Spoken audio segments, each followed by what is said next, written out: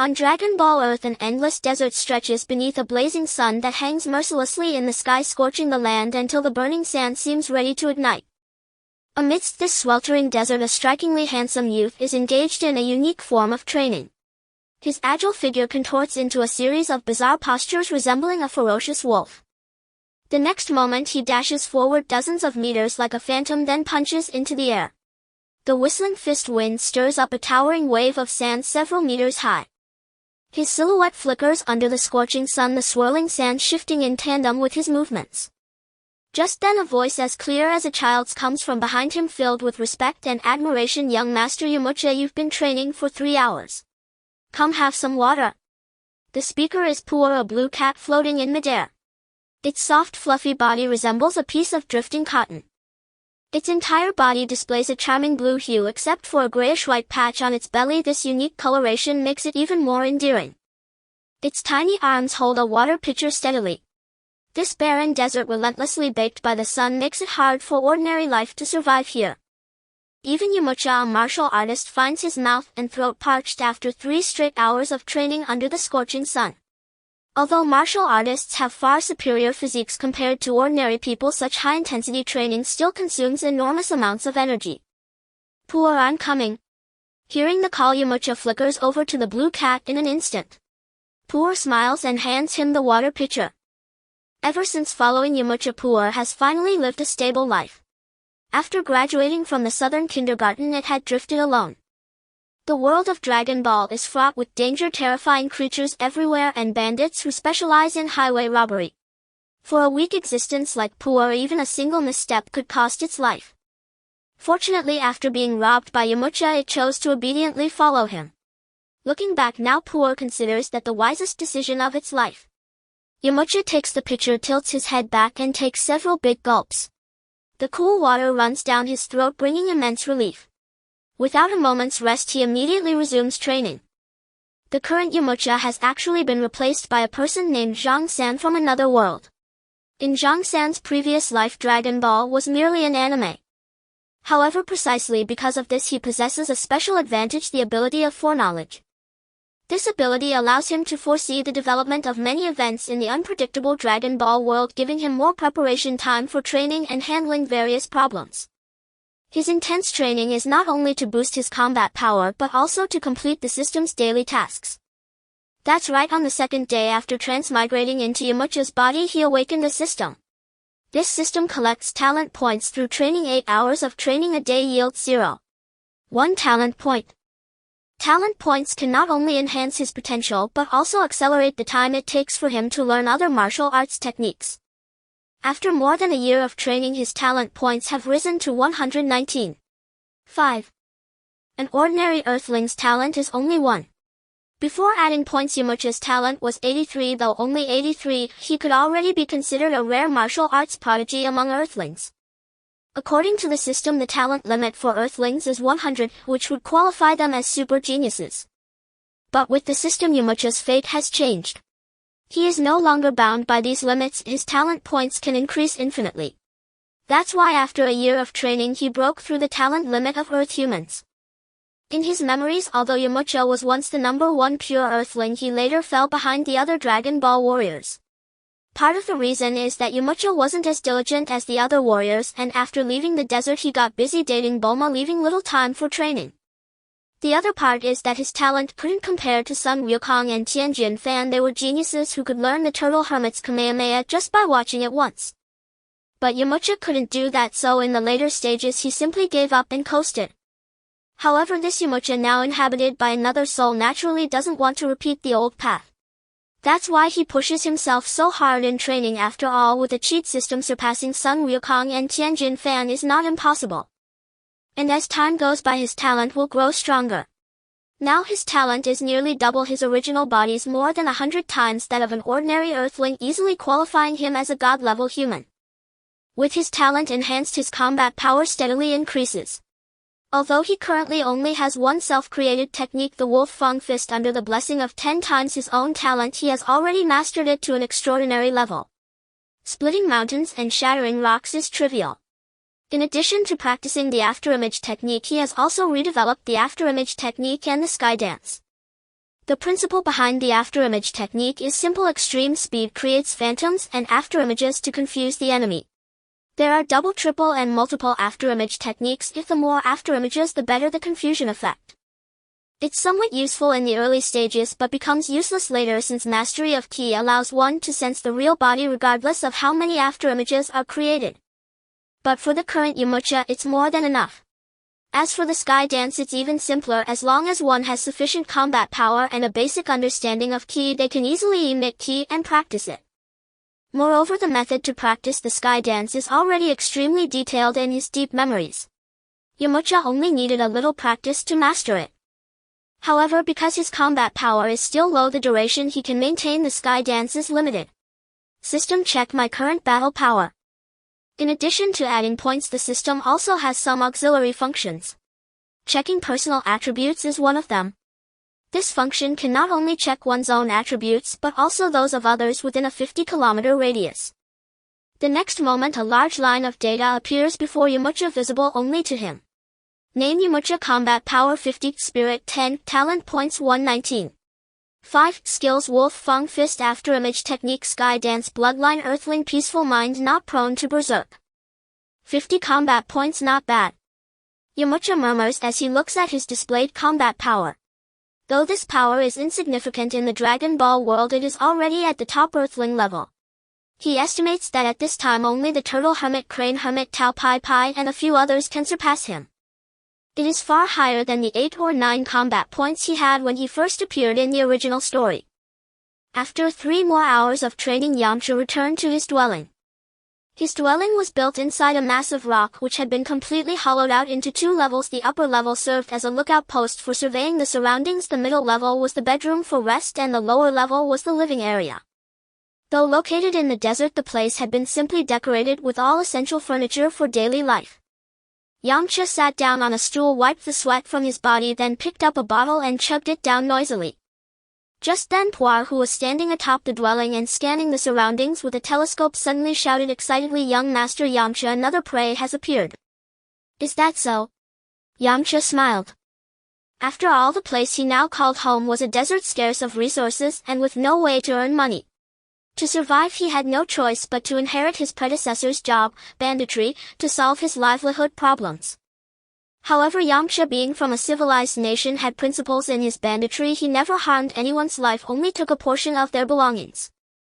He was known by locals as the Desert Bandit. As his reputation grew, fewer and fewer people dared to enter the desert. Yet even so, he never thought of leaving. He was waiting for the right person. Every time an outsider arrived, it was an opportunity for him to improve his life. Then Yamcha stood up, leaped over 10 meters high to the upper level, took the telescope from Puar and looked in the direction Puar pointed. That was a desert area 10 kilometers away. Through the lens, 3 figures appeared trudging along: a little boy carrying a stick, a humanoid pig, and a young girl of about 15 or 16 following behind. From this group, Yamcha immediately recognized their identities. Were these not the destined companions he had been waiting for? According to the plot, they should be heading to Fried Bread Mountain, hundreds of kilometers away. And those 3 should be Sun Wukong, Bulma, and Oolong.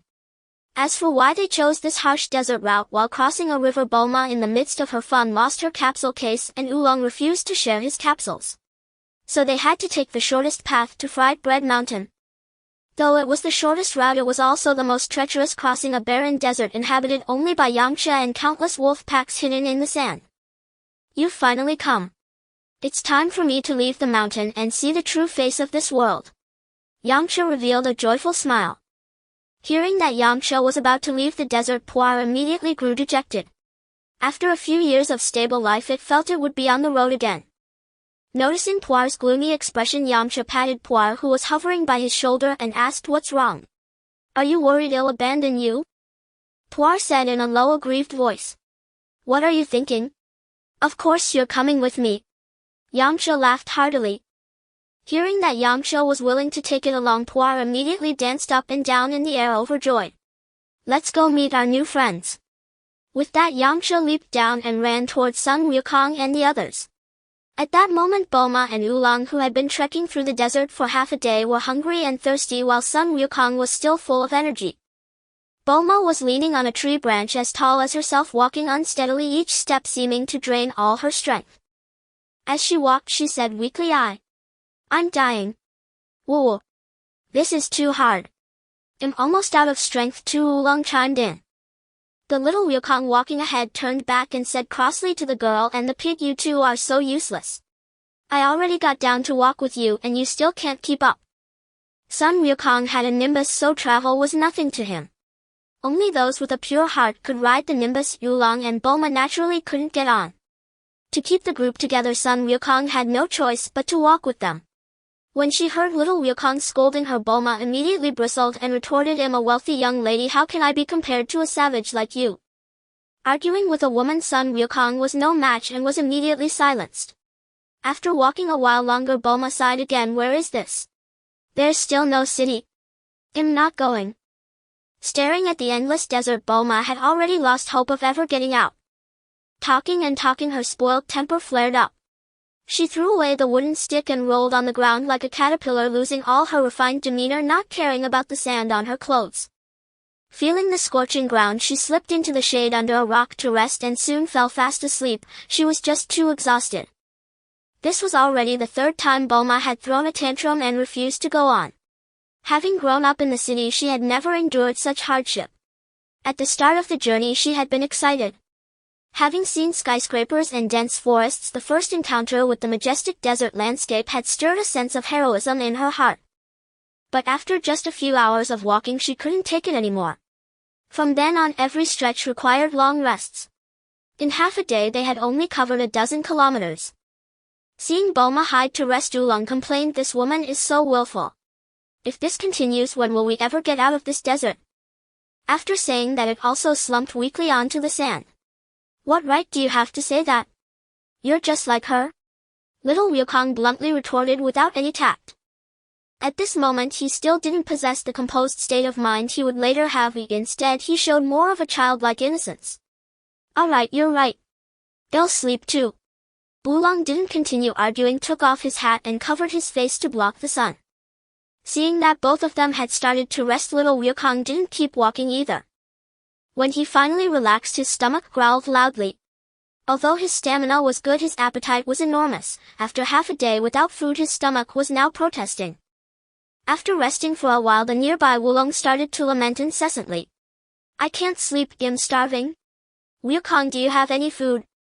Little Wukong watched as one fell asleep from hunger while the other was weak and knew that if they didn't find a way to solve the food issue, they probably wouldn't make it out of the desert. He then stood up and said, You'll go look around to see if there's anything to eat. After finishing his words, he prepared to summon the Nimbus Cloud to scout the area. Suddenly, as if remembering something, he turned to Oolong and asked, By the way, do you like pork? His eyes were filled with endless sincerity. However, this question was extremely grating to Oolong, who as a pig-headed person found eating pork to be the most taboo. Originally listless, Oolong jumped up as if injected with hormones, glaring at little Wukong and roaring, Look at me. How could I like eating pork? Little Wukong looked at the furious Oolong, remaining calm and not understanding why Oolong suddenly got angry. While the two were staring each other down, distant thumping footsteps echoed through the silent desert, creating a stark contrast. Little Wukong looked up in the direction of the sound and saw a black dot the size of a bull rapidly approaching them. As it ran, it kicked up a cloud of dust behind it. What is that? Oolong, also drawn by the rapidly approaching black object, asked little Wukong. The black object was a few kilometers away and stirred up a lot of dust. Even with good eyesight, little Wukong couldn't see clearly what it was. He could only exclaim, What incredible speed! In just a short time, the black figure became clearer, stopping about 10 meters away from little Wukong and the others. Once the dust settled, a tall and handsome young man emerged. It was Yamcha, rushing from his residence. Yamcha immediately focused his attention on the crab-headed child. This was the object of his childhood admiration in his previous life, and he felt an urge to befriend him at last, but being a person of 2 lifetimes, he still had some composure. With a malicious sense of humor, he put on a fierce demeanor and coldly declared, I am Yamcha, the thief who dominates the entire desert. Then Puar jumped out from behind Yamcha and said in his childish voice, Him Puar. Hearing this young man declare himself a thief, Oolong was so scared he hid behind little Wukong. Upon hearing that the blue cat introduced himself as Puar, Wulong's heart involuntarily stirred, peeking at Puar like it was a game of hide and seek. Little Wukong, having encountered few people since coming down the mountain, naturally didn't understand what a thief was. All he felt was the joy of seeing another of his kind in the wild. What is a thief? Can you eat it? Little Wukong was solely focused on how to solve the food problem for the three of them. You idiot, he wants to rob us? Wulong was somewhat speechless at Little Wukong's ignorance and reminded him, correct answer, if you want to live, hand over everything valuable on you including the universal capsule or you'll regret it. His words were laced with threats. After speaking, Yamcha watched with interest as Little Wukong and Wulong reacted. Upon hearing Yamcha's words, Wulong trembled in fear. He knew Yamcha's reputation for robbing valuables without harming lives, but he had hidden treasures that he had saved for many years. If Yamcha discovered them, wouldn't they all be snatched away? Now, with a sudden burst of inspiration, he could only try to build rapport, pointing at Puar and saying, "You're Puar, the crybaby Puar." However, this attempt at building rapport was as foolish as his own head. Puar, upon hearing the pig-headed person call him, looked Wulong up and down, recognizing him as his classmate from the southern kindergarten, and immediately asked, "Wulong?" Wulong, dressed in green clothes and a military cap, looked quite different from his time in the southern kindergarten, which made Puar not recognize him at first. Seeing that Puar had recognized him, Wulong immediately felt smug, placing his hands behind his back, resembling a person of high status. Yamcha, knowing their relationship wasn't good, smiled and asked, "Puar, do you know him?" Though Wulong felt good about himself, Puar had many bad memories and replied, "Yes, it was him who often bullied me in southern transformed kindergarten. Yamcha, please teach him a lesson for me. It's wrong for young people to bully the weak." Yamcha said, tightening his fists, which made cracking sounds, and nodded at Puar. "Don't worry, Puar. I'll teach him a lesson and make him understand what it means to respect the elderly and love the young." Puar nodded slightly. Hearing that the other party intended to teach him a lesson, Wulong broke into a cold sweat, tremblingly saying, "Puar, why are you so vengeful? That was just a trivial matter from kindergarten. Why are you still holding a grudge? I don't have classmates like you peeping Tom who only stares at girls' underwear." Puar turned his head away and continued to fan the flames, even sticking his tongue out at Wulong. "Yo, you're really a hopeless guy, then let me teach you a lesson, you pervert," Yamcha said as he prepared to teach Wulong, who was hiding behind Little Wukong. Wulong was truly terrified. His only reliance was the Sun Wukong in front of him, so he quietly said to Little Wukong, "Aren't you very powerful? It's your turn to take action now." Little Wukong was still confused and hurriedly asked, "Are they bad guys? Why do we have to fight them?" Yamcha suddenly darted behind Little Wukong, trying to catch Wulong. Although Little Wukong found Wulong somewhat annoying, he couldn't let Yamcha harm him as he was still his companion. He then took action to stop Yamcha from hurting Wulong. The two instantly engaged in combat, and Yamcha wanted to test Little Wukong's abilities, so he didn't use his full strength. During the fight, Yamcha opened the system and began to observe Little Wukong's current personal attributes. Name: Sun Wukong. Combat Power 10. Mental Strength 1. Talent Points 500. Skill: Rock Paper Scissors. Bloodline: Saiyan, increases combat power 1 year death. Little Wukong's skill panel was even worse than Yamcha's, with low combat power and mental strength. Only the talent points were somewhat terrifying. Yamcha initially thought his 3 years of talent accumulation should have surpassed Sun Wukong's, but he didn't expect the gap to still be so large. The arrogance that had come with acquiring the system was thoroughly crushed. If Wukong had such talent, then the other Dragon Ball warriors like Broly and Buu must be even more terrifying, making Yamcha put away his underestimation. However, even though Little Wukong had extraordinary talent, his combat skills were very immature, with many defensive gaps in his offense and defense. Although Yamcha only displayed part of his strength, he could easily overpower Wukong. After all, having lived 2 lives, Yamcha's combat mentality was much more agile. Even with equal power, Little Wukong couldn't compare. Moreover, Little Wukong was currently in a state of hunger, so he couldn't exert much of his strength. Just after a few exchanges, Sun Wukong was sent flying by several punches from Yamcha. He fell into a pile of rocks behind him. Seeing Sun Wukong's defeat, Wulong immediately became nervous, wearing a fawning smile as he spoke to the approaching Yamcha, imitating Puar's tone and flattering him. "I knew that young master Yamcha is the strongest. Do you think that will make me let you go?" Yamcha, not appreciating Wulong's flattery, continued to threaten him. At that moment Sun Wukong, who had just been buried under the rocks, leaped out again, showing no signs of having been severely injured. The Saiyan physique is indeed impressive, having endured a tenth of my strength in attack, yet it seems you are completely unscathed. Sun Wukong shouted loudly at Yamcha, I haven't lost yet, just watch me play rock paper scissors. Is that so? Yamcha swaggered over and stood in front of Sun Wukong. Though Sun Wukong was unwilling to admit defeat, he recognized that the strength of this young man before him was certainly above his own. His expression became much more serious.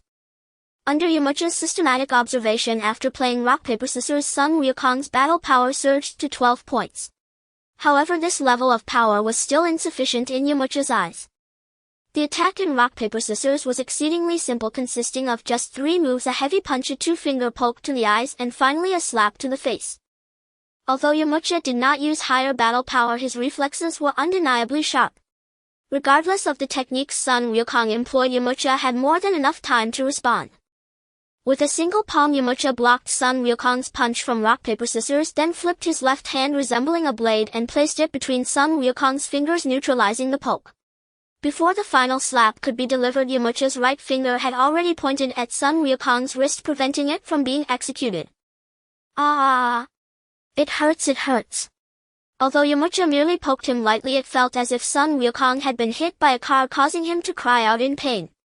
Your rock paper scissors is nothing more than a child's play, Yamcha scoffed disdainfully. This infuriated Sun Wukong greatly, for this was a martial art taught to him by his grandfather Sun Wufan, and now it was being looked down upon by this youth. In the next moment Sun Wukong charged at Yamcha once more. Full of spirit, but still not enough. Boom, boom, boom. The Wolf Fang Fist was unleashed again, with Yamcha moving like a swift wolf, his hands striking Sun Wukong's vital points like phantoms.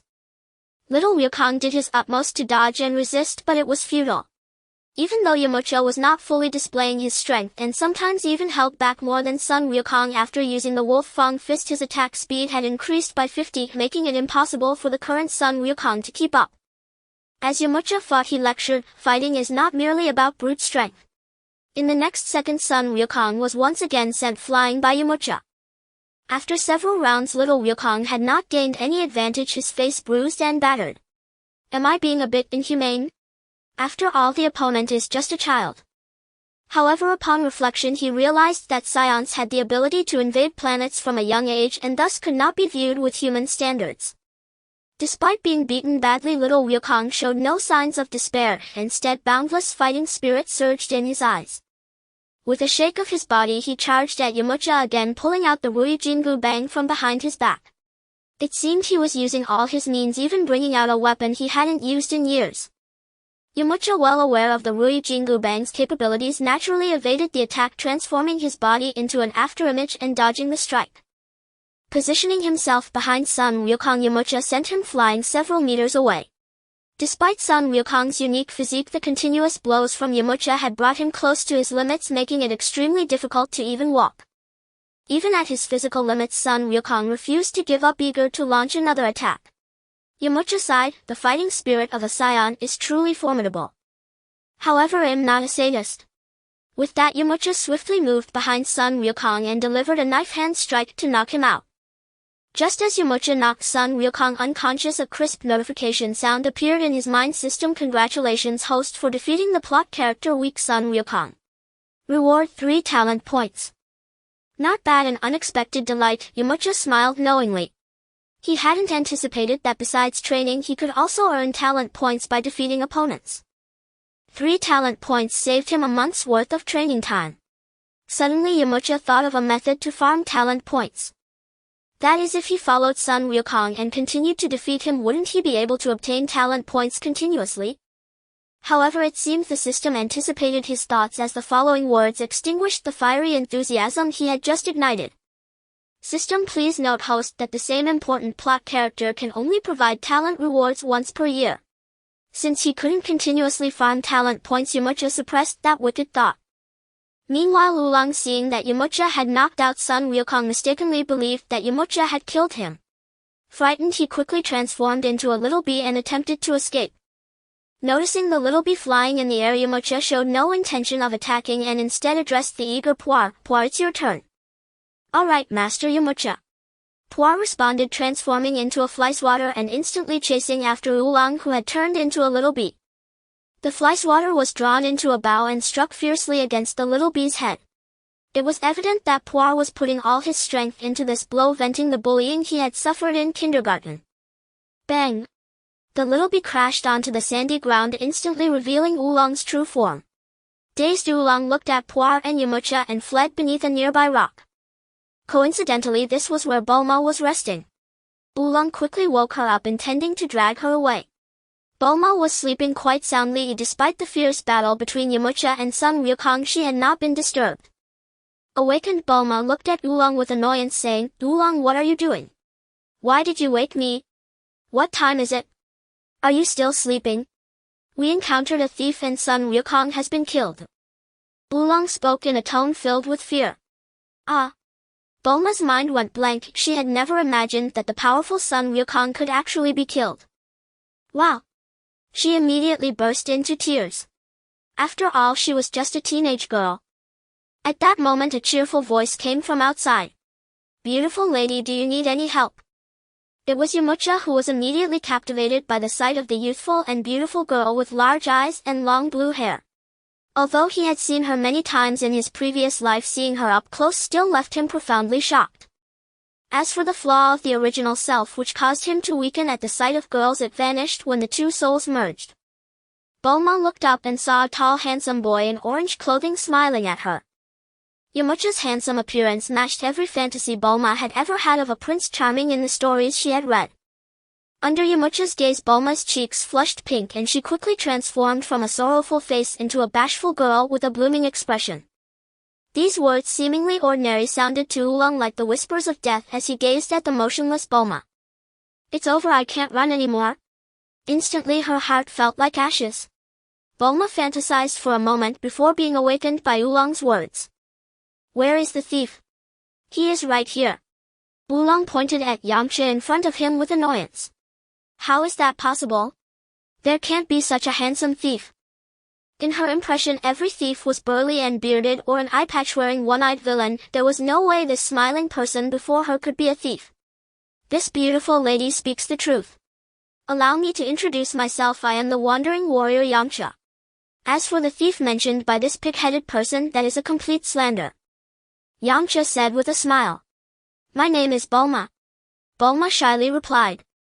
Seeing this, Oolong was dissatisfied. Yet this woman had previously either beaten or scolded him, yet she was so gentle towards this thief who threatened her. Ah! Yamcha's ability to change faces left Oolong momentarily speechless. You also killed Sun Wukong." Oolong stammered on as if trying to expose Yamcha's lies. "Is that true?" Bulma looked at Yamcha with her gentle eyes. Yamcha spread his hands and said, "It's a misunderstanding.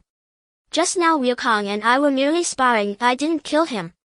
He should be sleeping now. If you don't believe me, go check." Oolong, unconvinced, went to where Wukong was lying. Before he got close, he heard Wukong snoring. "This is impossible. Oolong, you are not only lecherous but also a liar." Bulma glared at Oolong angrily. Yamcha held a fondness for Bulma, although in his memories the original never ended up with her. That did not hinder his desire to interact with her. Although Yamcha knew that women would only affect his combat power, Bulma was not an ordinary woman. She was one who could enhance his combat power. Basically, whatever you can think of, she can create. Yamcha thought that once he became stronger, he would explore other universes. "Bulma, my home is not far from here. I invite you to rest at my place." Yamcha extended an invitation to Bulma. Upon hearing there was a place to rest, Bulma immediately became excited, having had enough of walking in the endless desert. "Great! How far is your place from here?" "Not far, only 5 kilometers away. You'll be there in the blink of an eye," Yamcha replied casually.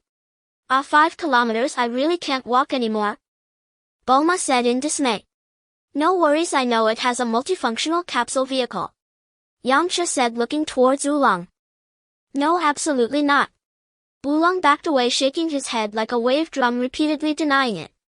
Yet his performance seemed so fake to the discerning eye, clearly hiding his inner panic.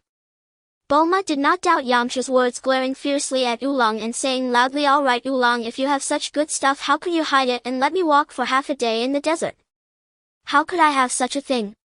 As he spoke, he attempted to escape again, as that multifunctional capsule was something he had painstakingly treasured. If taken out, it would surely be stolen by this thief. However, under Yamcha's watchful eye, escape was impossible. Before Oolong could react, he found himself lifted upside down by Yamcha. "Let me go, let me go!" Oolong shouted.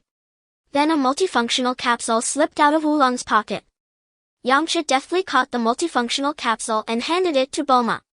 Bulma quickly found the switch for the capsule, placed it on the ground, and in the next second a 5-meter-long 2-story-high vehicle appeared on the sand. The vehicle had the words Oolong written in large letters on its exterior.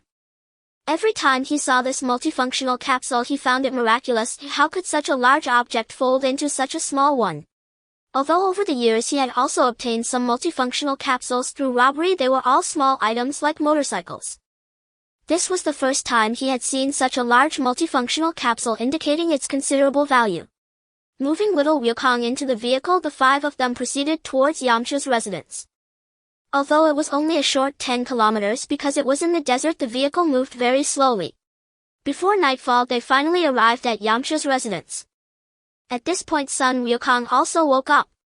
Under Yamcha's persuasion, the misunderstanding among them was resolved, while Oolong became a tool for everyone to use. They eat so much. Just in this short time they have consumed a month's worth of my rations, he muttered to himself while putting the stored meat into the oven, transforming into a professional chef. Several times Oolong thought about secretly drugging the food to knock everyone out and then sneaking away, but he gave up each time. As for why he didn't do it, it wasn't because he had a change of heart, but because there were always eyes watching him. Those eyes belonged to Pure, who knew Oolong very well and was aware that Oolong harbored ill intentions, keeping a close watch on his movements. It was clearly impossible for Oolong to pull any tricks under Pure's watch, who also had the ability to transform. This time, due to Yamcha and Pure's presence, Oolong dared not add sleeping pills to the food. While they enjoyed Oolong's service, danger quietly approached. Since Sun Wukong and the others collected the Dragon Balls, they had been targeted by Pilaf and his companions, but due to Sun Wukong's strength, Pilaf could only resort to special methods. 500 meters away from the vehicle, behind a rock, Pilaf, Xiaowu and Ashu were hiding there. Sun Wukong really runs fast, making us chase so hard. Next, watch how I send him to hell. Pilaf revealed an evil smile, pulling out a remote control and several explosive devices from his pocket. These explosive devices were no ordinary ones, they were powerful C4 bombs. Xiaowu, Ashu, you go install these explosive devices under the vehicle. When the time comes, we'll send them to meet the King of Hell. Understood. Ashu and Xiaowu replied in unison. Immediately the two of them began to act with the explosive devices in hand. To facilitate hiding, they drove 2 octopus-like robots towards the vehicle. These 2 robots were painted gray, moving through the desert like 2 moving rocks. At a distance of 100 meters from the camper, the 2 paused slightly to observe the reactions of the people inside. Seeing that they were still chatting and eating, they felt a sense of relief. However, the number of people inside the camper exceeded their expectations. Why is there an extra person and a cat? Ashio murmured to himself. Yet they had already arrived here and there was no time for further contemplation. Sun Wukong and the others were in the midst of their meal, making it the perfect moment to plant the bomb. They continued to approach the camper stealthily. Just as they were 50 meters away, Yamcha, who was enjoying roasted meat, suddenly twitched his ears. Although Yamcha had not yet learned the technique of sensing chi, his sensitivity was unparalleled, far beyond ordinary people. With intentional enhancement, he could detect any disturbance within 100 meters. Despite being inside the camper, one of the windows was open for ventilation, allowing his ears to catch a faint sound. After greeting everyone, he stepped out of the camper and swiftly appeared before Xiaowu and Ashio. Startled by Yamcha's sudden appearance, Ashio and Xiaowu jumped. Just as they thought of escaping with the octopus robot, they found it completely unresponsive. Yamcha effortlessly lifted them both and crashed them together. In the next moment, the 2 octopus robots disintegrated, revealing Ashio and Xiaowu. With a wicked smile, Yamcha tossed them out and they soared through the air like meteors. As they flew through the sky, they heard Yamcha's voice echoing in their ears. Don't come over to disturb me, or next time you won't be so lucky. For the mischievous trio, Yamcha had no intention of killing them. After dealing with them, he returned to the camper. Although the commotion was minimal, it was still detected by the sensitive Sun Wukong, prompting Yamcha to brush it off as an encounter with a wild beast. The night passed without incident. The next day Yamcha naturally followed Sun Wukong and Bulma toward the bread-exploding mountain, embarking on their Dragon Ball journey. While Bulma, Oolong and Po were inside the camper, Yamcha was running outside. As someone with prior experience, he understood the importance of exercise, maintaining a high-intensity workout as a warrior. Yamcha is so full of energy, Bulma exclaimed with a starry-eyed smile watching Yamcha run. Since his arrival, she had completely changed, no longer concerned with collecting Dragon Balls. She also abandoned her former dominant persona, interacting with Xiao Wukong and Oolong as a delicate young girl. At this time, Sun Wukong had yet to receive guidance from Master Roshi. Although he possessed the innate advantages of a Saiyan, he had not yet developed the mindset of a martial artist. With a puzzled expression, he asked Per, "Yamcha, why are you running on the ground instead of coming up to sit in the car?" Per, in its unique voice, proudly replied, "Young Master, Yamcha said that to become a powerful martial artist one must endure rigorous training and cannot afford to slack off. Only through relentless honing can one become a formidable martial artist." "Yamcha is truly impressive," Bulma praised with a smile. "Is that so? No wonder Yamcha is so strong." Sun Wukong pondered for a moment, revealing a look of realization. "I see. Then I must train as well."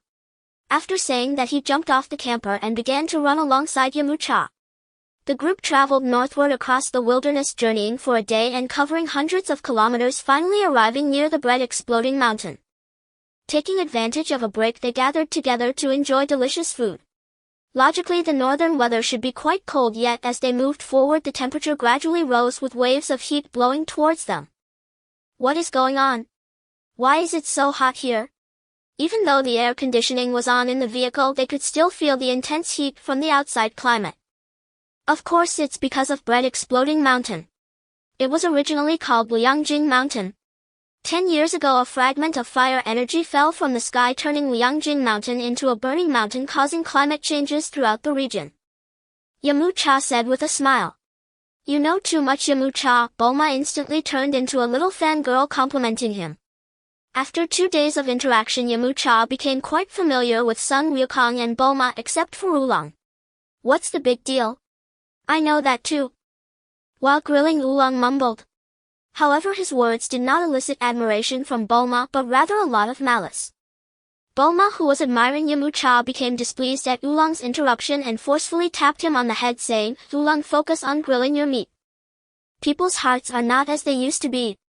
Oolong felt thoroughly oppressed by Bulma and the cunning Yamcha, feeling like he had become a tool for exploitation. Yet every time he tried to escape, they would catch him back. "Look, it's the evening glow ahead," Xiao Wukong exclaimed, staring at the fiery red clouds in the distance. "So beautiful."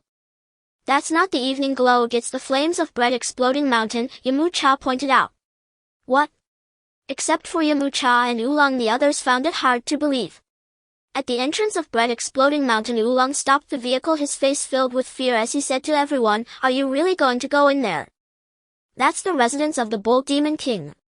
The infamous reputation of the Bull Demon King was synonymous with evil in the north, a character that made children stop crying at the mere mention. Oolong considered himself a small Karami and dared not provoke the notorious Bull Demon King. "You've been talking about the Bull Demon King. Is he really more powerful than Yamcha and Wukong? Since meeting Sun Wukong, I have never escaped. Naturally, I have great faith in him. As for Yamcha, being handsome is the ultimate truth. Handsomeness equates to strength." Bulma was so blindly devoted. "You really don't know what you're talking about. The Bull Demon King is known as the King of Demons.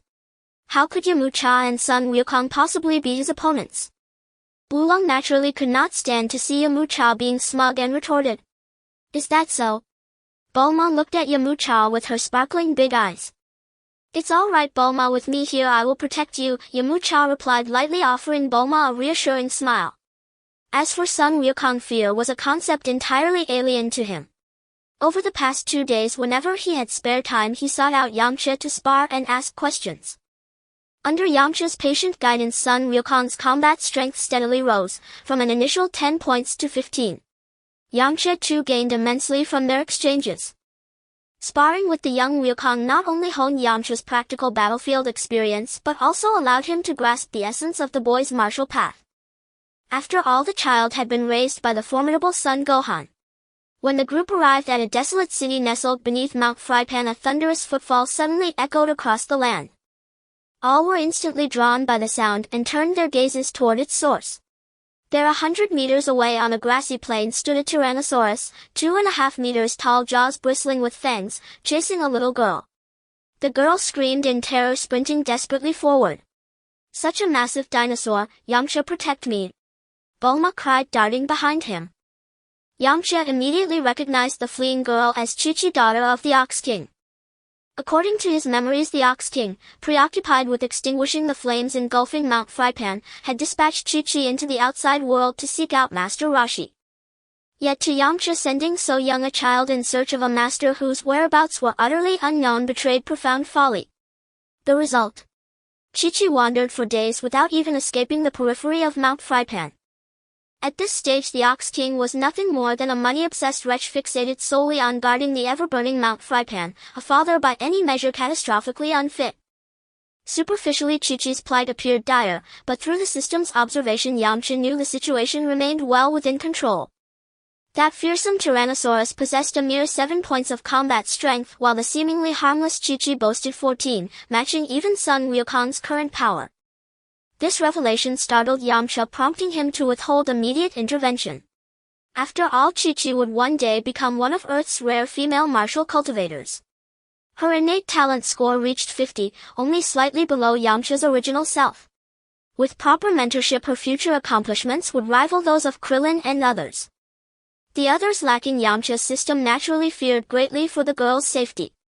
The first to act was young Wukong, as he stepped forward to assist.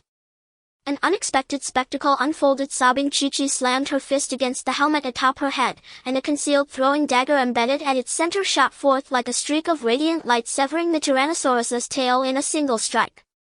The dagger whirled in a perfect arc and re-embedded itself into the helmet. The Tyrannosaurus stood frozen in stunned disbelief, the agony of its severed tail yet to register in its brain. Chi-Chi's movements did not cease. With 2 plump infantile fingers, she pressed firmly against either side of the helmet, and instantly a tightly focused beam of energy erupted from a circular aperture at its center. The beam traced swift, precise strokes through the air. Before the dazed Tyrannosaurus could utter even a cry of pain, it was sliced cleanly into scattered fragments. What? A collective gasp rose from the onlookers. None had anticipated such a complete, breathtaking reversal. The hunted had become the hunter. The seemingly innocent child had transformed in an instant into a terrifying force capable of obliterating a Tyrannosaurus. Even Son Wukong sensed lethal danger radiating from that helmet-emitted beam. Among those present, only Yamcha possessed the capability to withstand such an attack head-on. Clearly, Chi-Chi's extraordinary offensive power stemmed entirely from the mysterious helmet she wore. That helmet was no technological artifact, it bore the unmistakable aura of a treasured artifact. Thus, though the Ox King had sent Chi-Chi forth alone, he had not done so without equipping her with life-saving safeguards. This world abounded with astonishing anomalies. Even the unremarkable Golden Horn and Silver Horn brothers wielded a treasure gourd potent enough to threaten Son Wukong himself. The sudden appearance of the petite, adorable Chi-Chi instantly captured everyone's attention. Though she had vanquished the Tyrannosaurus, she remained crouched on the ground weeping. "Little sister, why are you wandering alone in the wild?" Though sensing Chi-Chi's latent danger, Bulma summoned her courage and approached. Startled by the greeting, Chi-Chi instantly tensed, then relaxed upon seeing a beautiful elder sister before her, her wary gaze softening. With luminous eyes fixed on Bulma, she wept. "My name is Chi-Chi. I'm searching for Master Roshi, but I don't know where he is." "Wawa. What? Why on earth would you seek out that lecherous old man?" Bulma bristled at the mention of Roshi, muttering under her breath. "Where is your home? Let me take you back." Chi-Chi pointed toward the distant flame-lit horizon. "My home lies inside Mount Frypan, but I can't return now." "Wawa." Her sobs resumed. Realizing tears alone wouldn't resolve the matter, Bulma beckoned urgently to Oolong and Puar.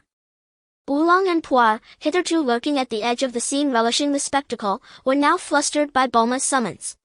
After all, this girl appeared harmless, yet had dispatched a Tyrannosaurus in mere moments. Such terrifying prowess left them trembling. Yet under Bulma's commanding presence they had no choice but to obediently fly over. At the sight of the two small animal-like beings, Chi-Chi instantly ceased her crying. Leaving Chi-Chi alone in the wilderness was unthinkable. The group set off toward Mount Frypan, with the village at its base reached in barely 10 minutes.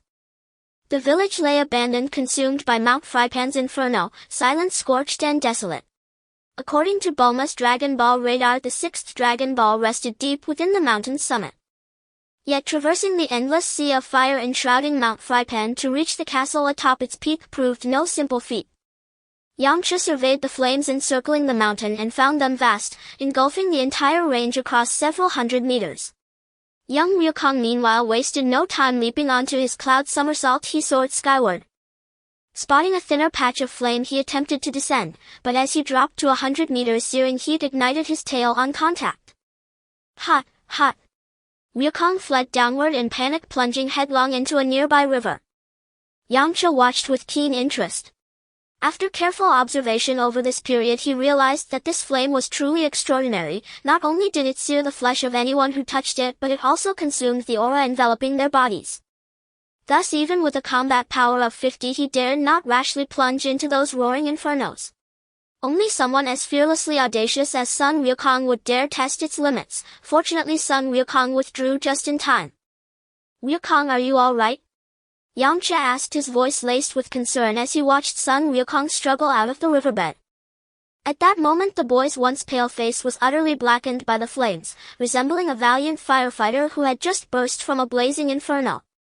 "This fire burns with terrifying intensity," Sun Ryukong murmured, still shaken. As they spoke, suddenly, a massive axe shrieked through the air like a falling star. The axe hurtled forward with overwhelming force, yet neither Yamcha nor young Sun Ryukong were ordinary fighters. At the very instant it neared them, both sprang aside with lightning reflexes. Unimpeded, the axe slammed into the boulder behind them, detonating with a sharp, thunderous crack, like heaven itself splitting open. Startled, they whirled around, and there, standing not far away like a living mountain, loomed a giant over 2 meters tall. 2 colossal ox horns crowned his head, a crimson cloak vivid as spilled blood billowed about his frame, and his eyes, large as bronze bells, blazed with savage ferocity, locked unblinkingly upon them. "Thieves who dared steal my treasures, today you shall taste bitter retribution." Before Yamcha or Sun Ryukong could utter a word in defense, the giant lunged forward like an avalanche, crushing an egg, each step shaking earth and sky. Yamcha instantly recognized him. This was Ox King, master of Zhamian Shan. Sun Ryukong, seeing the beast-like charge, showed no trace of fear, only eager anticipation, his fists already clenching in readiness. A thought flickered across Yamcha's mind, and instantly Ox King's profile materialized before him. Name: Ox King. Combat power 46. Mental strength 5. Talent points 47. Lineage Earth Human. Skills: Demon Fist, Iron Body. Yamcha was startled. The Ox King's battle strength reached 46. No wonder his aura was so overwhelming, far surpassing Sun Ryukong's current level. Sun Ryukong's Saiyan blood thrummed with innate belligerence. Without waiting for Yamcha's warning, he shot forward like an arrow loosed from a bow. Yet the chasm between their strengths was vast. Sun Ryukong's blows struck Ox King like gentle breezes against granite, leaving no mark whatsoever. Fortunately, seeing only a child assail him, Ox King withheld lethal intent, merely flicking a casual punch that sent Sun Ryukong flying backward like a severed kite. Pain. So much pain. Sun Ryukong clutched the spot where Ox King's fist had landed. Just as he prepared to rise and counterattack, Yamcha stepped forward, shielding him and declaring firmly, "Ryukong, you stand no chance against him, let me face him instead." Sun Ryukong gazed upon Yamcha's stern expression, then recalled the sheer might Ox King had displayed moments earlier, and nodded resolutely. "Yamcha, I entrust this to you." "Brat, do you also wish to be beaten senseless?" Ox King cracked his knuckles, the grating sound seeming capable of shattering eardrums. "Old man, if you've got any real skill, unleash your ultimate technique. Otherwise, when you're left groaning on the ground, don't come crying for your mother." Yamcha retorted, voice dripping with defiant bravado. "Such insolence from a brat, your tongue is sharper than your fists." Enraged by the youth's mockery, Ox King surged forward like a gale, closing the distance in an instant, and drove a fist down upon Yamcha with the crushing weight of a collapsing mountain. Demon Fist, Heaven-Shaking Strike. In that moment Ox King erupted like a volcano on the verge of eruption, unleashing the legendary martial art that had made his name feared across the land. The Demon Fist was a peerless boxing style crafted by Master Roshi specifically for Ox King's titanic frame. Though its forms were deceptively simple, it magnified Ox King's tectonic strength and adamantine resilience to their absolute zenith. Comprising 8 devastating techniques, each strike held the power to cleave mountains and shatter stone. With this art, Ox King had carved a legend across the northern realms, undefeated, unrivaled. Well met. Yamcha roared, fearless, launching himself forward like a tiger descending from its mountain lair. Boom! An explosive vortex erupted across the battlefield. Their fists collided like twin comets, both staggered backwards several paces. In that single cataclysmic exchange neither gained advantage, the clash ended in perfect thunderous parity. Remarkable brat, you blocked 7/10 of my full power. It seems I must now fight with everything I possess. Ox King shook his mountainous frame, planted his feet firm, and his eyes gleamed with fierce exhilaration. Though the blocked strike surprised him and ignited a long-dormant blaze of battle fervor within, years of tranquility had nearly dulled the edge of his warrior's spirit. From that impact alone he had already gauged the youth's true strength, equal to his own. Is that so? I too am eager to witness the authentic might of the famed Ox King. Yamcha stood unmoved, voice ringing like a temple bell, resolute and unwavering. A subtle shift crossed Ox King's features as he replied, "You know of me, yet speak so boldly. It seems this elder has been gravely underestimated by his junior. So he is the Ox King, no wonder his strength is so overwhelming." Sun Wukong murmured as if awakening from a dream. Meanwhile Yamcha and Ox King stood locked in escalating martial tension, 2 blazing conflagrations drawing ever nearer.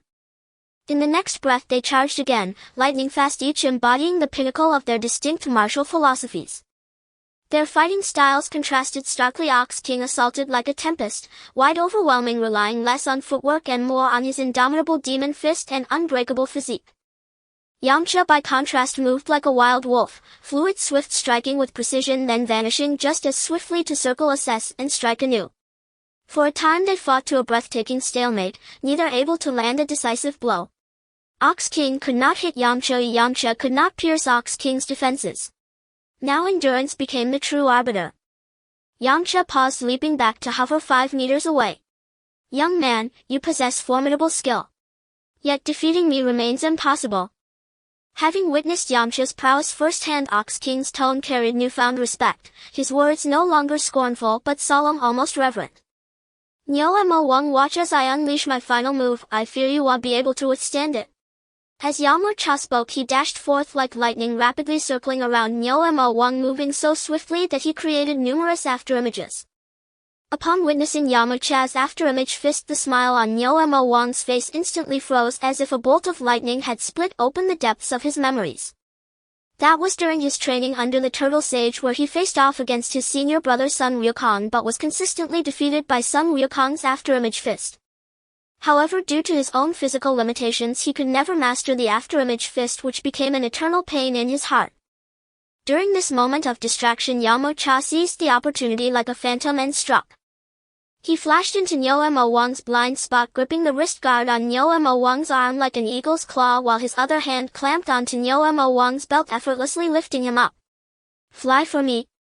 In the next moment Nyo Mo Wang was smashed into the small mountain by Yamcha like a cannonball, instantly buried beneath a pile of rubble. Caught off guard and momentarily dazed, Nyo Mo Wang fell prey to Yamcha's technique. "What kind of martial art is this? It's incredibly powerful." Nearby Sun Wukong excitedly shouted.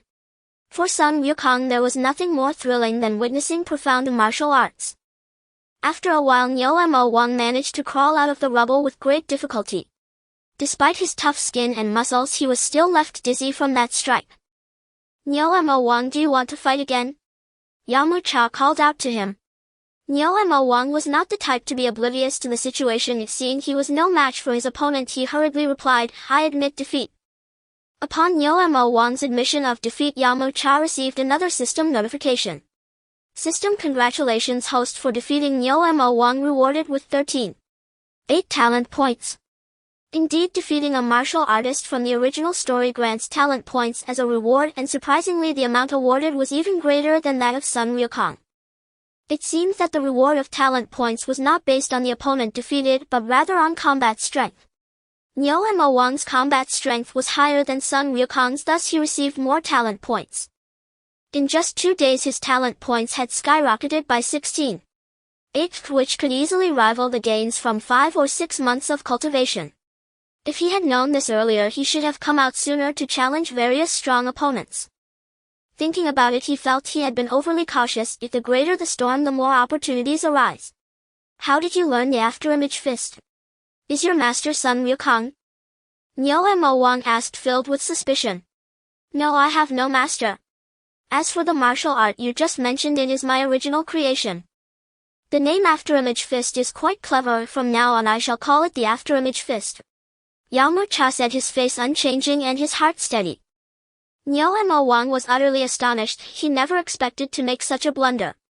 However, this youth could create a martial art identical to that of his master, showcasing an astonishing talent that left him in awe.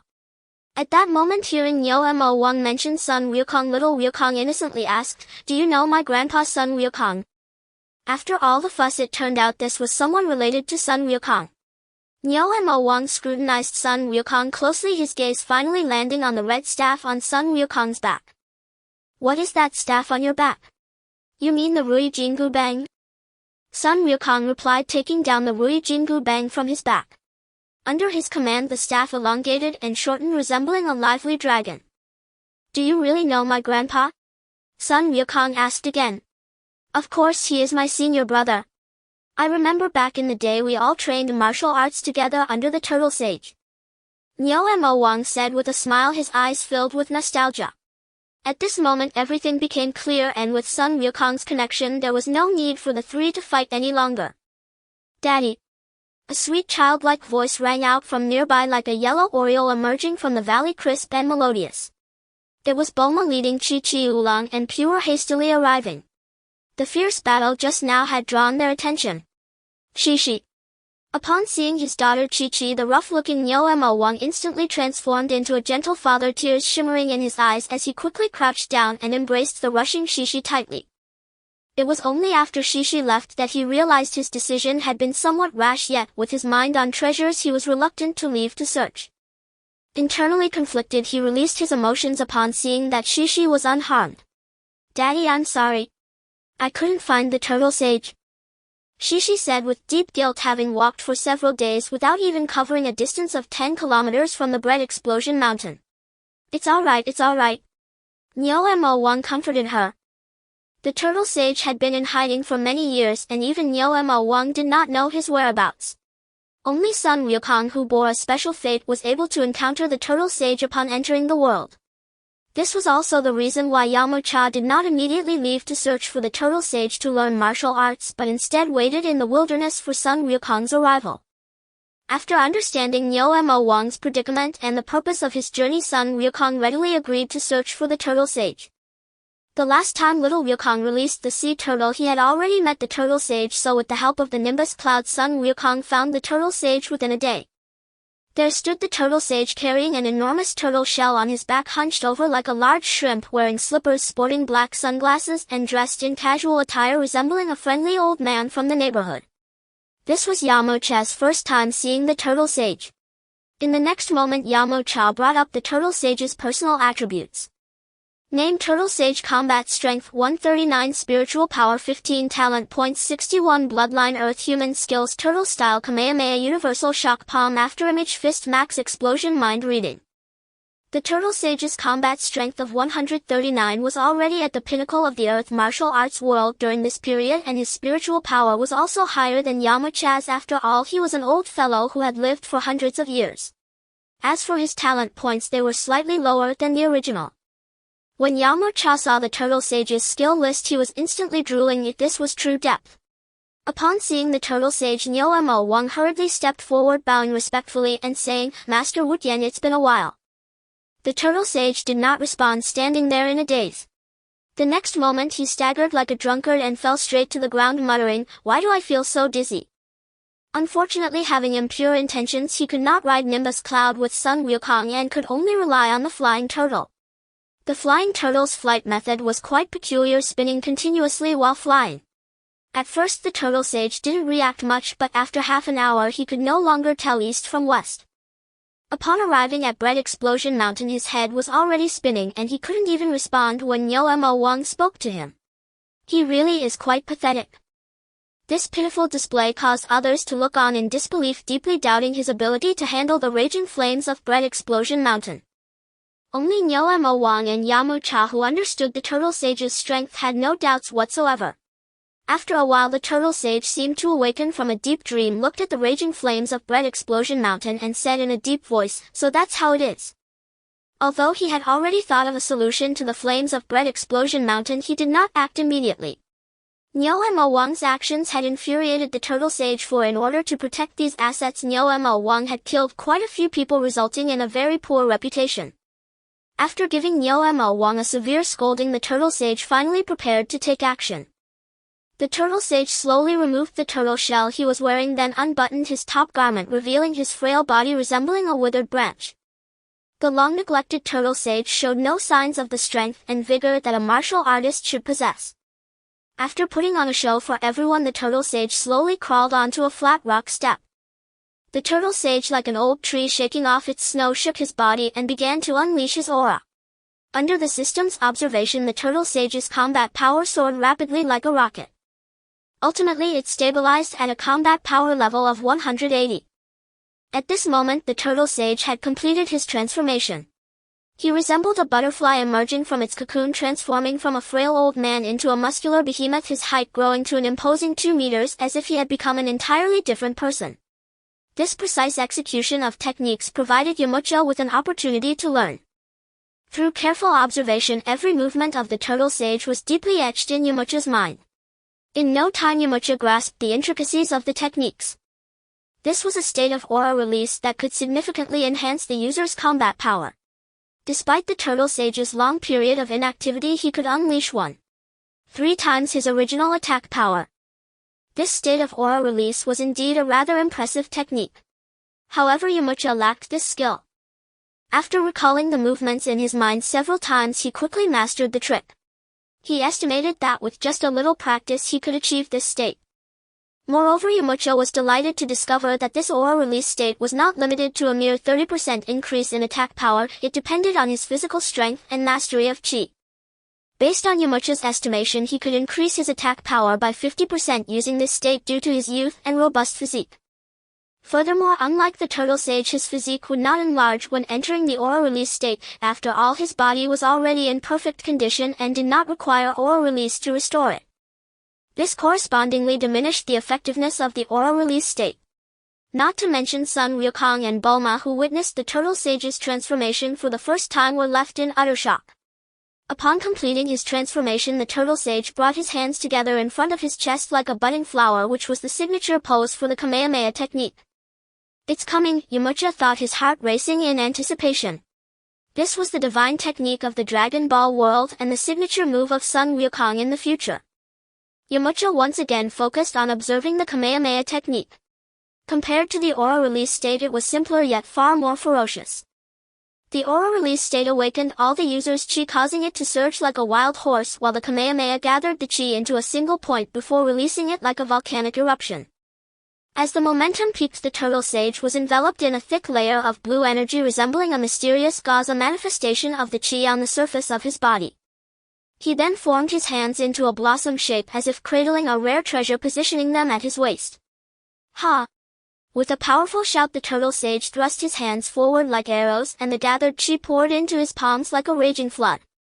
The originally blue energy rapidly coalesced between his palms, generating dazzling white waves of light akin to a massive laser surging towards the Bread Mountain with overwhelming force. In the next moment, the entire world was illuminated by the light waves emitted by the turtle sage's Kamehameha, as if plunged into a snowy kingdom. Boom boom. The deafening sounds of explosions followed as the Kamehameha collided with the Bread Mountain. At the moment of the explosion, a violent storm raged around, and even from over 10 meters away Yamcha felt an unprecedented shockwave sweeping towards him. This demonstrated the tremendous power of the earlier Kamehameha. As the dust began to settle, everyone realized that the turtle sage had reverted from his earlier feral state, returning to the appearance of an old man sitting on a rock panting heavily. Clearly the Kamehameha had taken a significant toll on his stamina. After all, using two powerful techniques simultaneously was no easy feat even in his youth. How much more difficult was it now for his frail body? Look, it was instantly obliterated, the turtle sage said with a slightly unsteady breath, though a proud smile adorned his face. It was evident that he had exerted himself fully to put on a show. That's incredible. Little Wukong exclaimed, his eyes sparkling with admiration as he witnessed the Kamehameha for the first time. Each person had a different focus. Yamcha and Sun Wukong were fixated on the two techniques just demonstrated by the turtle sage, while the Ox Demon King was concerned about the destruction of the Bread Mountain. The Ox Demon King pointed at the ruins of the Bread Mountain with a pained expression, saying, "Master, the fire is indeed extinguished, but..." "What?" The turtle sage's expression turned serious, revealing an air of authority. "But the mountain and the city have been destroyed as well," the Ox Demon King continued, his face a picture of despair. The turtle sage looked back, and the once mighty Bread Mountain and its castle were now nothing but rubble, unrecognizable from their former state. He awkwardly scratched his head, apologizing. Yamcha knew that this was all a deliberate act by the turtle sage, meant to teach his unworthy disciple a lesson. However, none of this concerned Yamcha. He had already gained what mattered most to him. The system now featured two new techniques, one being the Kamehameha, allowing him to concentrate his chi to unleash an attack exceeding his original combat power, the magnitude of which depended on his mastery of chi. The other technique was the turtle sage's muscular transformation, which Yamcha dubbed the aura release mode. With these two techniques, Yamcha's combat style had become much richer. Indeed, being with Sun Wukong meant he had access to the spoils, whereas had he relied solely on his own understanding, he wouldn't know how long it would take. While Yamcha was examining the system, Sun Wukong directly approached the turtle sage with the intent to learn the Kamehameha. To learn the Kamehameha you need 50 years of cultivation, the turtle sage explained, noticing that Sun Wukong was still too young and didn't want to teach him, especially since he hadn't trained a disciple in many years and didn't want to undertake such a thankless task. Upon hearing the turtle sage mention the need for 50 years, Sun Wukong's mind went blank. It wasn't that he doubted his ability to learn, he simply couldn't grasp how long 50 years was, especially with his limited mathematical knowledge, making it hard to count to 50 even with both hands and feet. Seeing the confusion on Sun Wukong's face, the turtle sage thought he was giving up on learning the Kamehameha. Meanwhile, he was chatting with the Ox Demon King. Sun Wukong began to recall the turtle sage's movements while performing the Kamehameha, mimicking his body. Suddenly inspiration struck him and he formed his hands into the blossom shape at his waist, brewing for a few seconds before unleashing a blast. An incredible scene unfolded as a wave of light emerged from Sun Wukong's hands, directly obliterating the nearby Oolong's RV. "Sorry, Oolong," Sun Wukong scratched his head, apologizing. Oolong naturally accepted the apology easily, but only after Bulma promised to give him a bigger RV. "Indeed, you are the grandson of senior brother Sun Wukong," the Bull Demon King couldn't help but exclaim. "What? The grandson of Sun Wukong?" Only then did Master Roshi awaken from his daze, realizing that this little boy was indeed his disciple Sun Wukong's grandson. No wonder his strength at such a young age is so extraordinary. He learned the Kamehameha in just one go. He couldn't help but feel curious about Sun Wukong. He strode up to Sun Wukong and asked, "Child, how is your grandfather, Sun Wukong?" "My grandfather has already passed away." Sun Wukong's voice carried a hint of melancholy. His feelings for Sun Wukong were as deep as the ocean. "Is that so? His passing is truly a great loss." Master Rose, his face was filled with sorrow. However, as someone who had experienced 500 years of life, he had long since come to terms with life and death. He just didn't expect that his newly accepted disciple would also leave him, causing him to feel a sense of loss. After feeling sad for a moment, Master Roshi quickly adjusted his emotions and extended a sincere invitation to Sun Wukong. He hadn't taken a disciple in a long time, and seeing such talent in Sun Wukong made him yearn to cultivate him. "So how about it? Come train with me, perhaps one day you could surpass me." "Really?" Sun Wukong's face broke into a joyful smile, but thinking of his promise to Bulma to help her find the Dragon Balls, he added, "But I can only come after I find the last Dragon Ball." "No problem." Master Roshi smiled with satisfaction. Thanks to Sun Wukong's connection to Sun Wukong, he found himself quite fond of this young boy. Meanwhile, Yamcha, witnessing Sun Wukong successfully become a disciple, felt tempted as well. Although he had already learned two of Master Rose's ultimate techniques, Master Roshi, being an old monster who had lived for hundreds of years, surely had more than just two techniques. With the thought of reaping benefits, he earnestly asked Master Roshi, please accept me as well. Master Rose's expression became serious as he finally noticed the young man before him. Upon closer inspection, his demeanor grew increasingly grave. Upon Master Rose's arrival, Yamcha had not overly showcased himself, causing Master Roshi to somewhat overlook his presence. Now, under his perception, he discovered that Yamcha's aura was actually on par with his disciple the Bull Demon King, and even seemed to vaguely surpass it. It should be noted that the Bull Demon King had been cultivating martial arts for 30 years with strength that few could rival apart from some old-timers. And now a teenager in his teens appeared whose strength surprisingly surpassed that of a martial artist who had dedicated 30 years to hard training, and that martial artist was one he had personally taught. Who is your master? Master Roshi asked, furrowing his brows at Yamcha. I taught myself, I have no master, Yamcha replied with a smile. Although Yamcha's foundation was built in a martial arts school, his proudest techniques such as the Wolf Fang Fist and the Afterimage Fist were all self-developed, showcasing his remarkable talent. Self-taught, interesting. If you want me to teach you, you need to earn my recognition, Master Roshi stated seriously. How can I earn your recognition? Like how Sun Wukong did just now? Yamcha asked respectfully. Master Roshi shook his head and demonstrated a starting stance. Yamcha instantly understood Master Rose's intention. Earning recognition was of course about testing Yamcha's martial arts foundation and strength. Naturally, Yamcha wouldn't be coy. He had come out to continuously improve himself and find his shortcomings. Forgive me.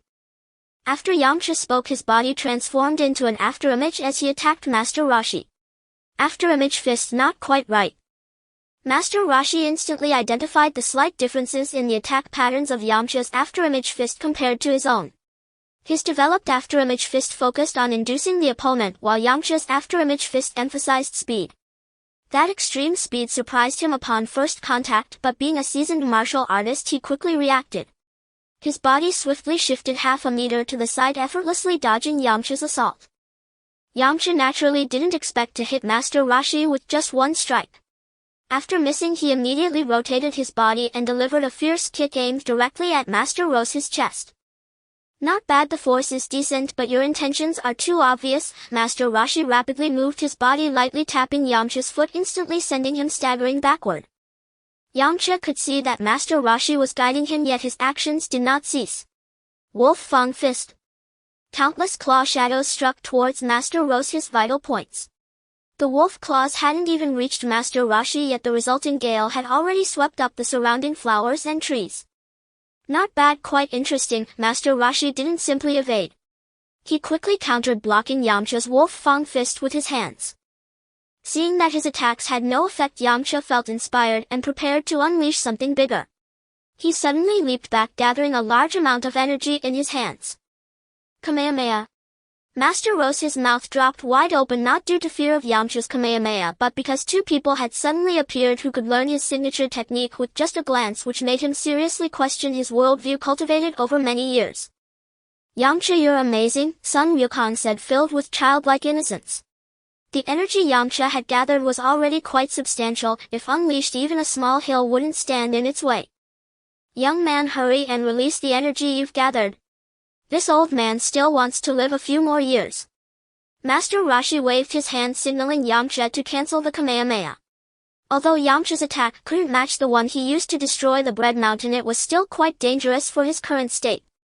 Upon hearing Master Rose's words, Yamcha naturally felt embarrassed to continue. He then dissipated the energy in his hands. Master Roshi, what do you think of me? Yamcha asked with a smile. Very impressive. I initially thought Sun Wukong was a rare talent. I didn't expect your strength to surpass my expectations as well.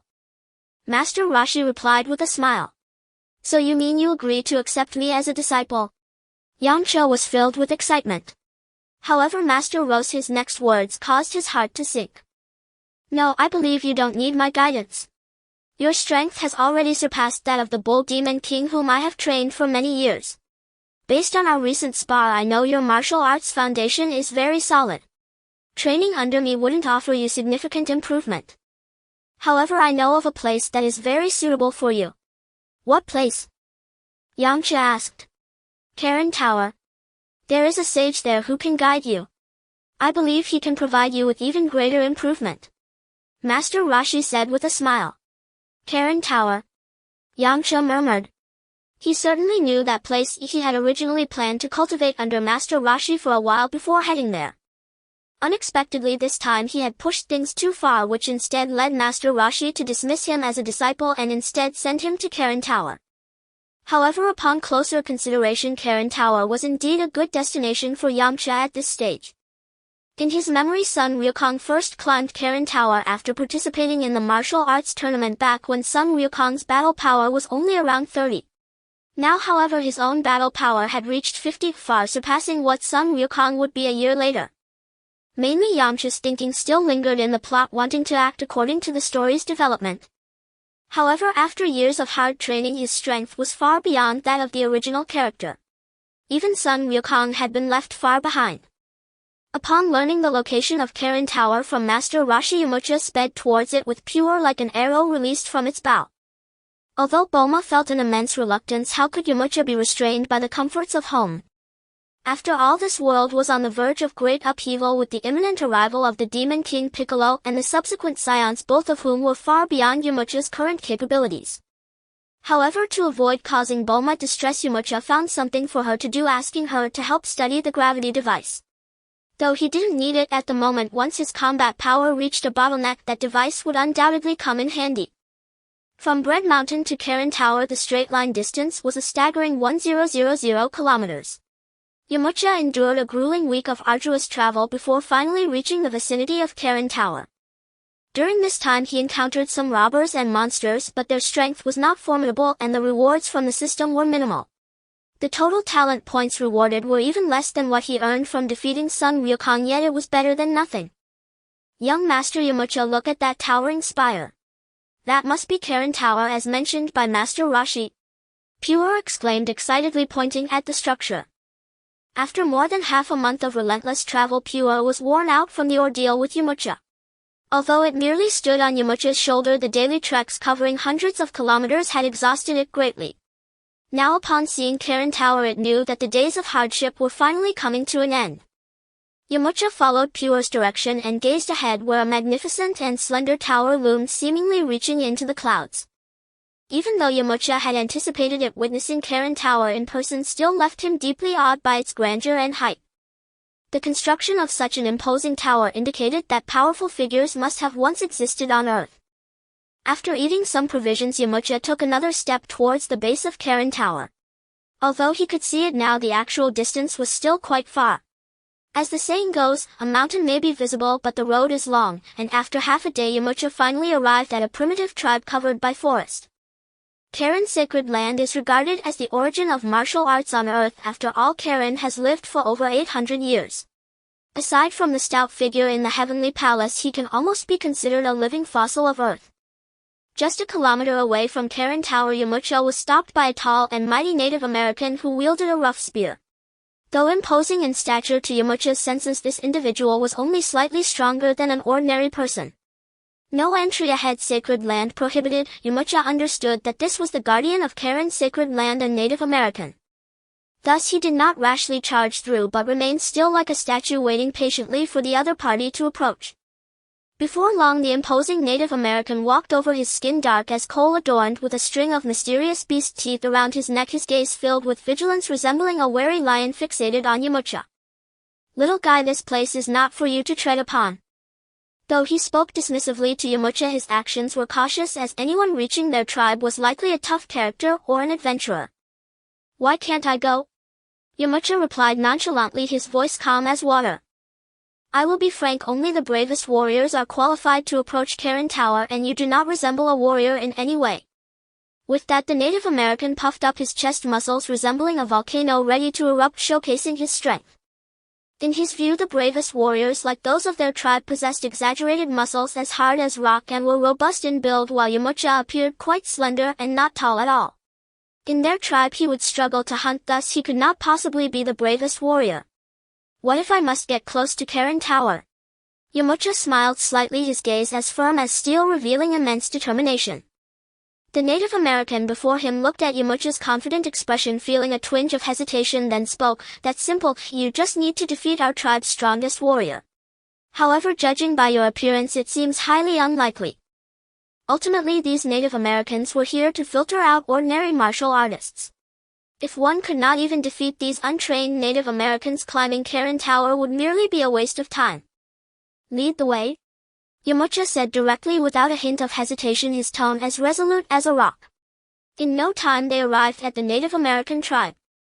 The tribe was small, resembling a modest village with only a few dozen simple dwellings.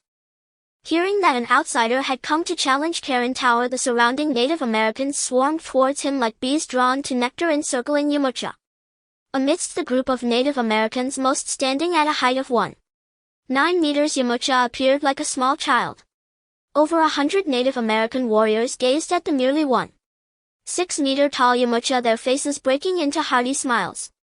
To them this was nothing more than a comical farce, and no one believed Yamcha could defeat the strongest warrior of their tribe. "Chief, let me take him on. This little guy looks like an easy target, no need for Bra to intervene. Let me do it," the muscular men called out to an elderly man with a white beard who leaned on a cane. Before the old man could respond, a harsh voice rang out. "One at a time is too troublesome, you all come at me." Yamcha had no intention of playing their childish games. After all, he would frequent this place in the future, and to avoid unnecessary trouble later on, he reluctantly agreed to spar with them. Hearing Yamcha's arrogant declaration, the previously bustling Native Americans fell silent instantly. His casually spoken words seemed like endless ridicule directed at them. They had never expected that it was usually them teaching outsiders a lesson, yet today they were belittled by a little outsider. Although fewer outsiders had come to challenge Karen Tower in recent decades, they had not vanished entirely. Those outsiders, despite claiming to be martial artists, were merely lambs to the slaughter in the face of their tribe's valiant warriors. Today was truly a rare sight. In an instant, the warriors of the Native American tribe were all eager to show this boastful outsider what they were capable of. The tribe chief, whose eyes were slightly narrowed, suddenly had a gaze as sharp as a hawk. "Very well, outsider, I admire your courage, and I will not bully the weak." Turning to the tallest figure within the crowd, he called out, "Bra, you shall face this outsider in combat." Yamcha couldn't help but smile wryly. They claimed not to bully him, yet they selected the strongest one to fight. However, to Yamcha it was all the same. Yamachi's reckless actions pierced the chief's heart like a thorn, leaving him feeling resentful. The ordinary Native Americans towered like giants, with Bora standing out among them, reaching a height of 2.1 meters, his muscles exaggerated as if forged from steel, resembling a coach stepping off a bodybuilding stage. His combat power was the highest among the Native Americans present, reaching a remarkable 16 points. While the Native Americans around him simmered with indignation, Yamcha was already lost in thought, contemplating the system rewards that would come after defeating Bora. With 16 points of combat power, he could gain a decent amount of talent points. Bora stood opposite Yamcha, wielding a bone spear like a formidable god of war. He declared to Yamcha, "Draw your weapon and let us engage in a fair contest." "My weapon is these hands. Come on," Yamcha replied calmly. Bora, the strongest in the tribe, did not exhibit arrogance despite facing Yamcha, who was a few sizes smaller. Instead, he approached cautiously like a leopard. When the distance between them closed to 2 meters, Bora struck like lightning, swinging his bone spear as if it were an illusion, creating a fan-shaped attack that surged toward Yamcha's body. Though Bora's spear seemed to move quickly to Yamcha, it appeared as if in slow motion. He moved gracefully, leaping back 3 or 4 meters, effortlessly dodging Bora's attack. Yamcha could tell that Bora had not used his full strength in that strike due to his concern about Yamcha's abilities. He turned to Bora with a smile, saying, "Don't hold back or you won't get a second chance to strike." Hearing Yamcha's words, Bora's heart sank. His previous probing attack had only utilized half of his strength. Even so, the fiercest lions on the prairie would find it difficult to dodge such a blow. However, he never expected that Yamcha would evade it so easily. "I admit you are a powerful martial artist. Next I will unleash my strongest attack."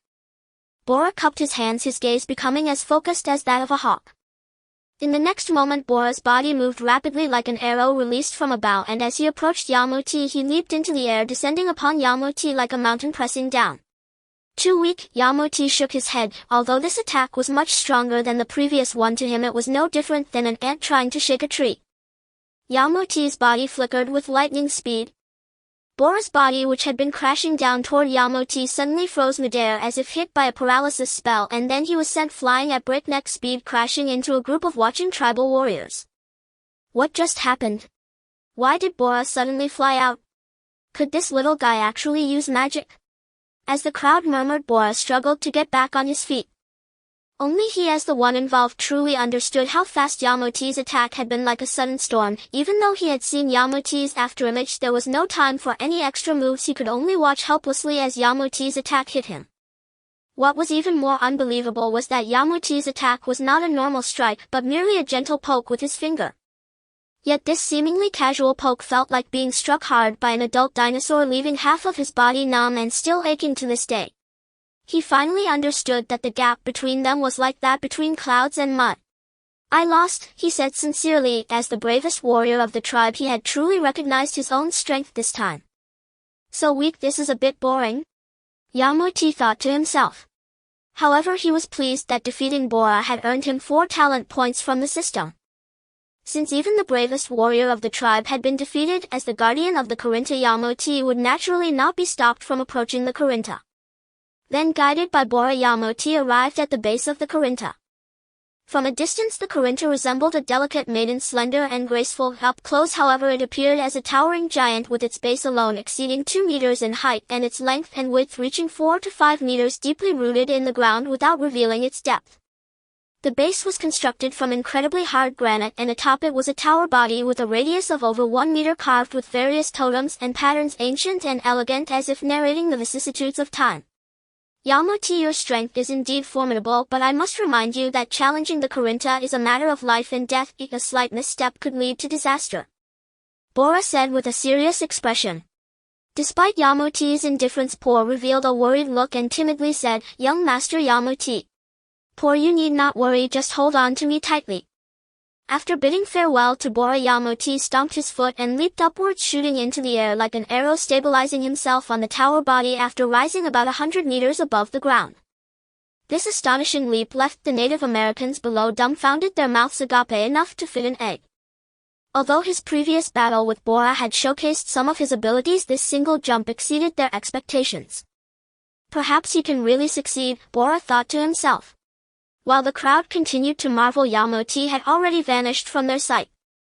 On the tower, shrouded by clouds, Yamcha moved like a swift lone wolf racing up its body. Occasionally he glanced back, noting how the tower appeared distorted due to its height, resembling a fantastical optical illusion. As he ascended, the oxygen in the air thinned and the temperature plummeted like falling into an ice cellar. The exact height of the Corinta was unknown, but according to the original text, Sun Wukong, with a combat power of around 30, had taken 2 days and nights to climb it. Based on Yamcha's estimation, the Corinta must have plunged into the middle layer of the Earth's atmosphere. He ran a frenzied 20 kilometers before finally pausing at the position of the Earth's stratosphere. The air here had become extremely thin, making it difficult for ordinary humans to survive. Only seasoned martial artists could endure. To conserve energy, Yamcha had to slow his pace. Although Yamcha could soar into the sky using his sky dance technique, climbing the Corinta itself was a form of training. Yamcha, who had yet to reach the pinnacle of the world, naturally would not indulge in pleasure. Moreover, the climb of the Corinta was a test imposed by the Corinta immortal on challengers, revealing their strength through the speed of ascent. After resting briefly, Yamcha resumed his journey. After running for about 3 to 4 more hours, he finally caught sight of a round tower top resembling a brilliant pearl shining with mysterious light in the clouds. "Young Master Yamcha, we are almost there." Bora could not hide his excitement. Although climbing Corinta only required him to tightly hold onto Yamcha's body, hanging high in the air for an extended period still frightened him. Fortunately, they were about to reach their destination.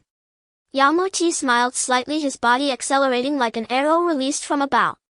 After another half hour, he arrived at the base of the circular tower.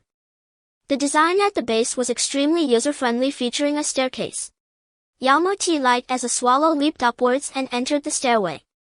The stairway wound and twisted, resembling a giant dragon coiling upward in Yamcha's perception. After passing through the stairway, Yamcha arrived at a spacious area. It resembled a pavilion, but the area was quite vast, covering several hundred square meters with another level above the platform, and above that was an umbrella-shaped roof. Yamcha knew that the umbrella-shaped roof not only sheltered from wind and rain but also served as the base for the Temple of the Gods. Not far from the entrance there were several large water tanks and a small bed. These 3 large water tanks were extraordinary, resembling mirrors of time, allowing glimpses into the past, present, and future. Filled with curiosity, Yamcha gently lifted the lid of the first water tank. Instantly the surface of the water unfolded like a magnificent painting akin to a movie screening depicting Yamcha himself practicing in the desert, representing the past. Next, Yamcha opened the middle tank and the image inside revealed Bulma's figure. At that moment Bulma was in a classroom.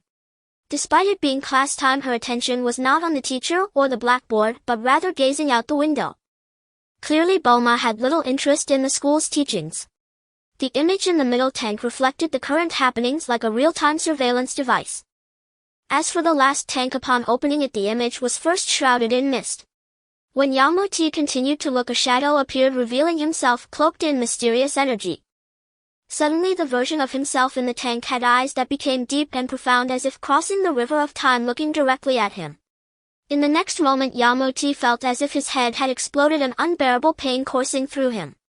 The Yamcha in the tank seemed to be warning him that the future was unpredictable. Not daring to delay, Yamcha quickly closed the lid, refraining from further investigation. Leaving the first floor, Yamcha shot up the stairs like an arrow. Just after reaching the second floor he saw a ornamental white-haired cat smiling at him like the warm sun of spring. Holding a cane, the cat squinted its eyes, resembling a kindly old man, and said gently, "Young man, you remarkably climbed Corinta in just half a day. That is truly impressive." Before Yamcha could respond, Per, who had been hiding in his clothes, suddenly jumped out like a curious child, exclaiming in surprise, "Oh, there's also a cat here." The cat's initially mysterious demeanor was instantly shattered by Per's words, like an impenetrable wall being easily breached. For many years no one had dared to call it a cat. People revered it as the sage Corinta. Clearing its throat a few times it spoke with a proud expression, "Ahem, what cat? I am the sage Corinta." It glanced at Per again and added, "You are fortunate to follow this young man up here. Of course young Master Yamcha is incredibly powerful." In Per's heart Yamcha was undoubtedly the strongest person on earth. "Stay humble," Yamcha smiled slightly, addressing Per. He then bowed deeply to the cat sage, saying, "Sage Corinta, I Yamcha pay my respects to you." Habitually he checked the cat sage's information through the system. Name Corinta. Combat power 180. Mental strength 500. Talent 72. Bloodline Earth Cat Clan. Skills Phantom Fist, Sky Dance Technique, Chi Perception, Mind Reading Technique, Foresight Technique. As the leader of martial arts on Earth in the Dragon Ball world, the cat sage was naturally much stronger than Yamcha at present. A combat power of 180 was already at the pinnacle level on Earth. In terms of mental strength he was far superior to Master Roshi. Perhaps this was the accumulation of the cat sage over hundreds of years. His talent points were also high. If it weren't for the influence of Earth martial arts, his combat power would likely be much stronger.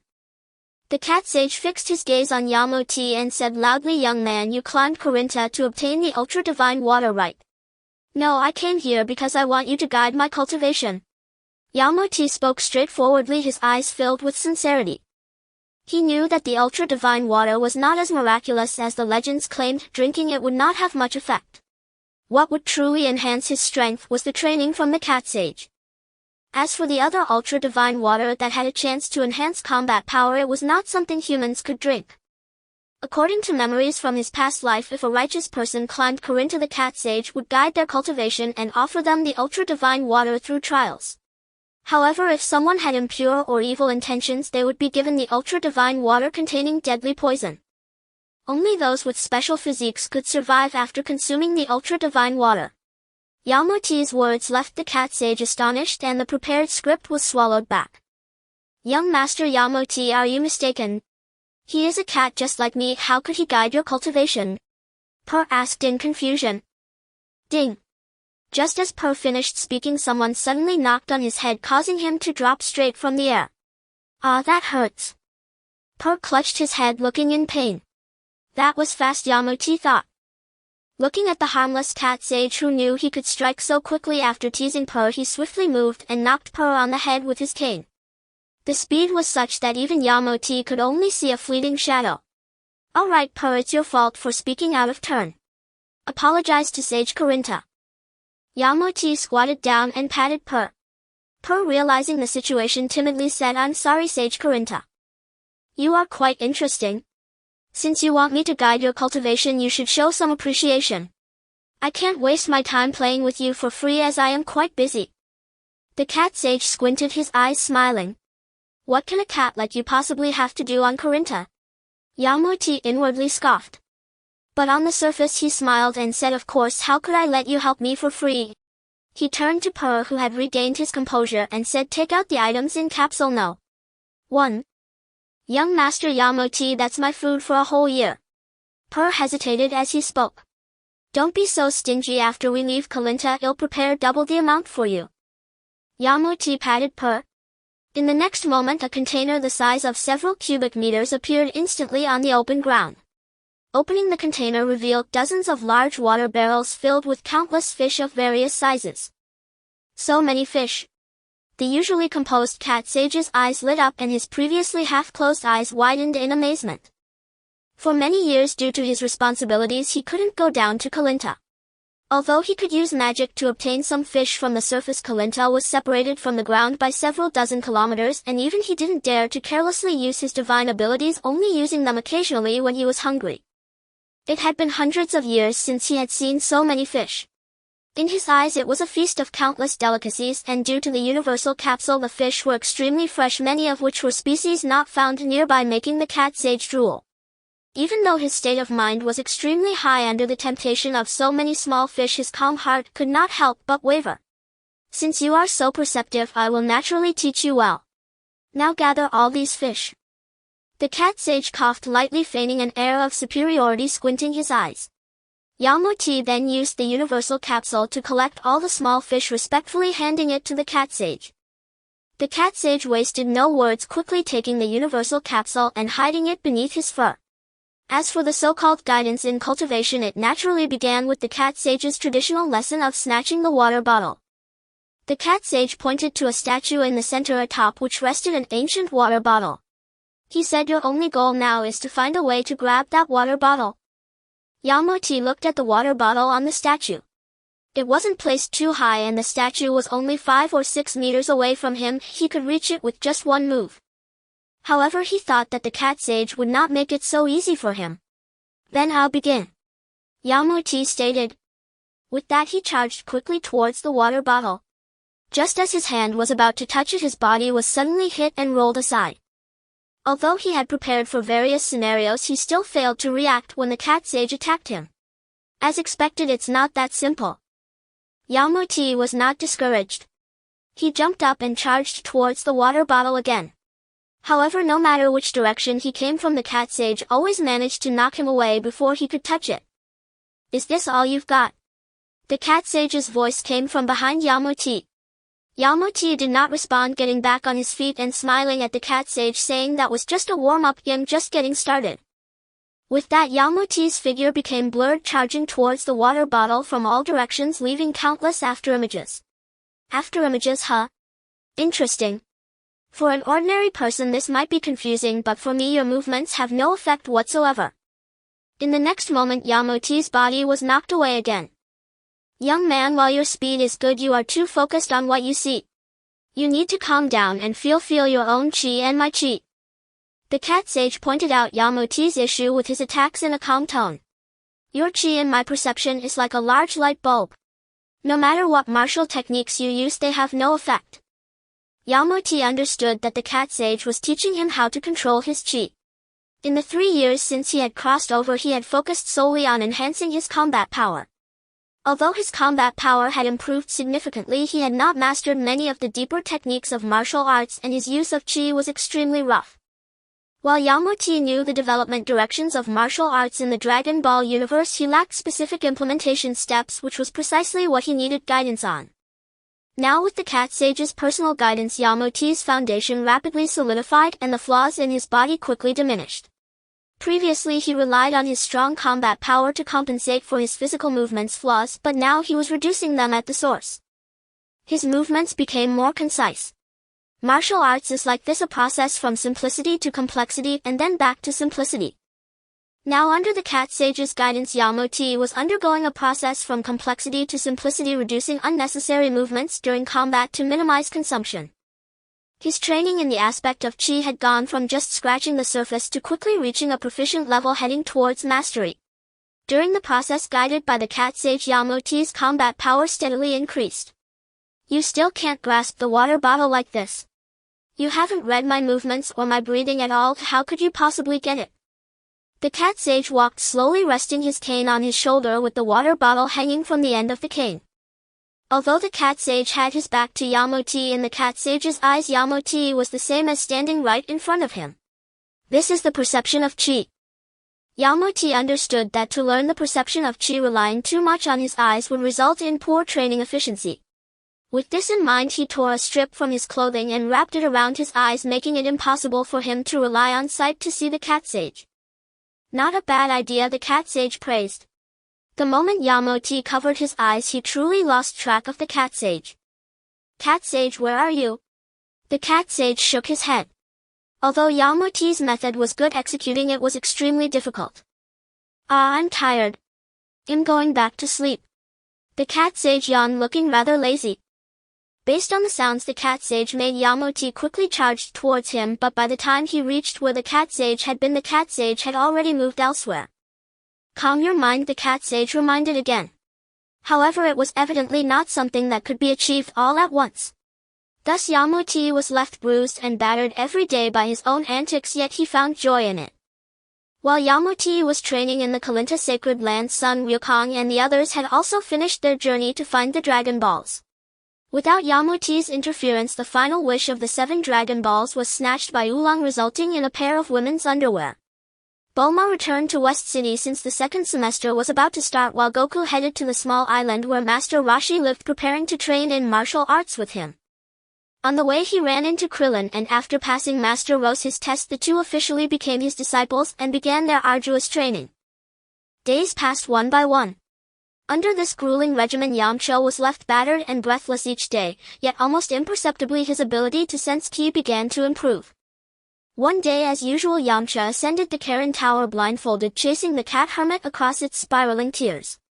His body had grown more supple, his movements no longer reckless or unrefined. He began focusing inward, attuning himself to the subtle currents of air around him, to the faintest ripple of ki stirred by the cat hermit's motion. The cat hermit deliberately slowed his pace, curious to see whether Yamcha would notice the shift. Suddenly Yamcha sensed a gentle breeze brushing against his left side. Without hesitation he lunged in that direction. Oof! He missed entirely, slamming headfirst into a nearby pillar. Haha! Yamcha, you're beginning to sense me, but your precision still falls short. The cat hermit's voice drifted from his right. Yamcha rubbed his sore temple undeterred, and instead brimming with excitement, Master, I truly felt movement on my left. It seems success is drawing near. Don't grow complacent, you've miles yet to travel. The cat hermit shook his head lightly, then resumed guiding Yamcha. In the days that followed, Yamcha's progress became increasingly evident. No longer did he dash about blindly, and now he could roughly deduce the cat hermit's position solely from the flow of ki. That day, as always, the cat hermit dangled his water-filled staff before Yamcha's blindfolded face. Yamcha drew a slow deep breath and stilled his mind. Within his consciousness the ambient ki resolved into a clear vivid map, and he perceived the cat hermit standing just ahead of him. Treading with deliberate lightness, Yamcha advanced toward the source of that presence, each step silent, each motion calibrated to preserve his delicate sensory focus. As he closed in, he shot out his hand, aiming straight for the water gourd. The cat hermit blinked in mild surprise. He hadn't expected such pinpoint accuracy so soon. Still, with effortless grace he sidestepped, leaving Yamcha grasping at empty air. Well done, well done. You can now locate me precisely by ki alone, but your speed remains wanting. The cat hermit nodded, satisfied. Though Yamcha had failed to seize the gourd, joy lit his face. He needed only proof of his own advancement. True, he lacked Son Goku's astonishing aptitude. The boy had grasped ki sensing in just 3 days, but over these past 2 weeks Yamcha himself stood on the very threshold of mastery. With time, Yamcha's ki perception soared to a new height. He could not only detect people and objects around him with uncanny clarity but also gauge their relative strength by the intensity and resonance of their ki. During a sparring simulation with the cat hermit, Yamcha, relying solely on his refined ki awareness, successfully snatched the water gourd from the staff. By then 20 days had elapsed since his arrival atop the Karen Tower. Yamcha tilted the sacred water vessel and drank deeply, though he knew full well this sacred water was merely ordinary water devoid of any power-enhancing properties. Still, he was eager to taste it. After several hearty gulps, his parched lips softened, but nothing else changed. Enough drinking, come roast fish. From nearby, the cat hermit stood tending a sizzling grill. Ever since sampling Yamcha's cooking, he'd become utterly devoted to his grilled fish. Yamcha set down the gourd and hurried over. With practiced ease, he reached for the seasonings and began enhancing the fish's aroma and depth. The cat hermit watched, eyes wide, mouth watering. Soon the air filled with an irresistible fragrance. Unable to wait, the cat hermit seized a fillet and devoured it with rapturous delight. Truly exquisite. Yamcha, your culinary artistry grows ever finer. Naturally, Master Yamcha is peerless. Puar declared, feigning aloofness. Puar, eat, don't chatter. Yamcha chuckled, handing him a freshly grilled fillet. Then he took one for himself, and ate heartily. Between bites, the cat hermit mused, Yamcha, your talent is extraordinary. The last warrior to ascend this tower, Master Mateto, took nearly 3 years just to grasp ki sensing. As for claiming the sacred water, he stole it while I napped. Master Karen, my talent is modest at best. I know someone whose aptitude dwarfs mine. Yamcha thought of Son Goku's staggering aptitude score of 1000. Even with daily system-assisted training, it would take him 23 years to match that level. Such a prodigy exists. I'd dearly like to meet him. The cat hermit voiced skepticism. Yamcha's own aptitude already surpassed his. Perhaps he'll arrive at the Karen Tower before long, Yamcha replied with a knowing smile. You have mastered the essence of ki perception. Next you must learn to wield ki in combat. Will you descend the tower to train alone, or remain here? The cat hermit regarded Yamcha, eyes gleaming with quiet anticipation. Indeed, life atop the Karen Tower had grown rather solitary, and companionship, however unconventional, was welcome. In these 20 days Yamcha had elevated his ki manipulation to fluency, and his battle prowess surged by 20 points, reaching over 70. Though he was now technically permitted to descend, Yamcha had no intention of leaving yet. First, he wished to further solidify his ki control, to lay a flawless foundation for future ascents. After all, seizing the sacred water gourd once did not signify perfect mastery, only that he had formally entered the gate of ki manipulation and could now advance independently.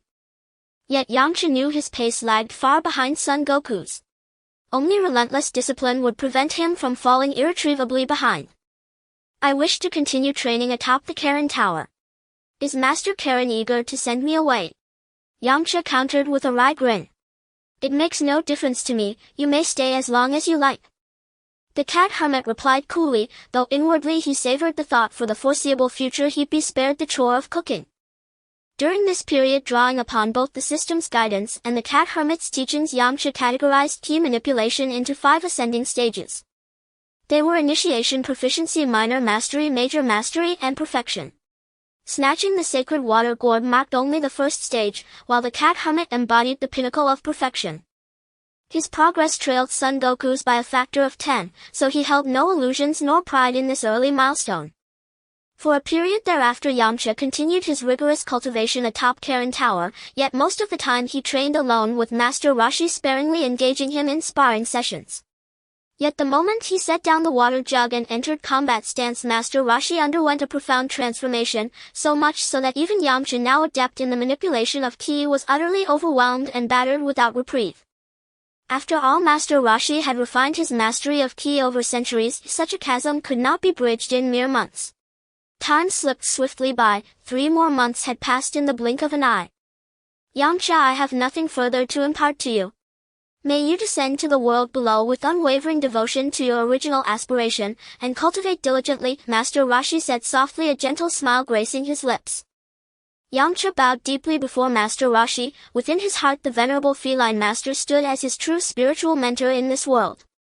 Through over 4 months of arduous training, Yamcha had at last clarified the path of his martial cultivation. His command of ki surged forward in leaps and bounds, advancing 2 full tiers to the minor accomplishment stage, his movements now exuding the poise and authority of a true grandmaster. Puar, I entrust him to your care. Indeed, Yamcha had no intention of taking Puar with him down from Karen Tower. He resolved instead to leave the young shapeshifter under Master Roshi's tutelage, so that Puar might learn both arcane arts and the cultivation techniques for senzu beans. Before departing, Yamcha naturally acquired a generous supply of senzu beans from Master Roshi, courteously if somewhat opportunistically. At this time the senzu beans had yet to be squandered by the gluttonous Yajirobe. 2 ample jars remained brimming. Yamcha requested, and received, an entire jar. His intent was not greed but foresight. He sought to ensure these miraculous beans would fulfill their greatest potential in the days ahead. Master Roshi, still unaware of the beans' full significance, offered no objection, and Yamcha in parting delighted him further with an abundance of exquisite delicacies. Rest assured, Master Roshi replied with serene nonchalance, his affection for this younger kinsman evident. In the solitude of Karen Tower the presence of a respectful junior companion had brought him genuine joy. After bidding farewell to Master Roshi and Puar, Yamcha vanished from the sacred precincts of Karen Tower like a wisp of drifting mist. Yet Puar remained at the window, tears streaming unceasingly, gazing out upon nothing but tranquil drifting clouds where no trace of Yamcha lingered. Ever since Yamcha rescued him from the desert 2 years prior, Puar had never strayed from his side. His attachment to Yamcha ran deep, bordering on absolute dependence. Young Master Yamcha, Puar murmured softly. Though he grasped Yamcha's hopes for him, the childlike Puar still felt a pang of abandonment, a quiet ache beneath his understanding. There's no use looking, he's long since vanished without a trace, Master Roshi sighed, shaking his head with gentle resignation. Seeing Puar remain frozen in sorrow, Master Roshi added, once you master the arcane arts I shall teach you. You may journey down to seek Yamcha yourself. At the mere mention of finding Yamcha, the previously dazed Puar instantly ignited with fervor, his spirit soaring, his resolve sharpened like tempered steel. He whirled about and pleaded earnestly, then I beg you, Elder Master, please teach me. That's the spirit. And so Master Roshi resumed his role as instructor, though now his pupil was Puar and the subject shifted from martial discipline to arcane mastery. Indeed, the very same extraordinary magic. As a venerable relic of antiquity, Master Roshi was not only a peerless martial sage but also a consummate sorcerer. Only such profound arcane insight could have yielded the miraculous senzu bean.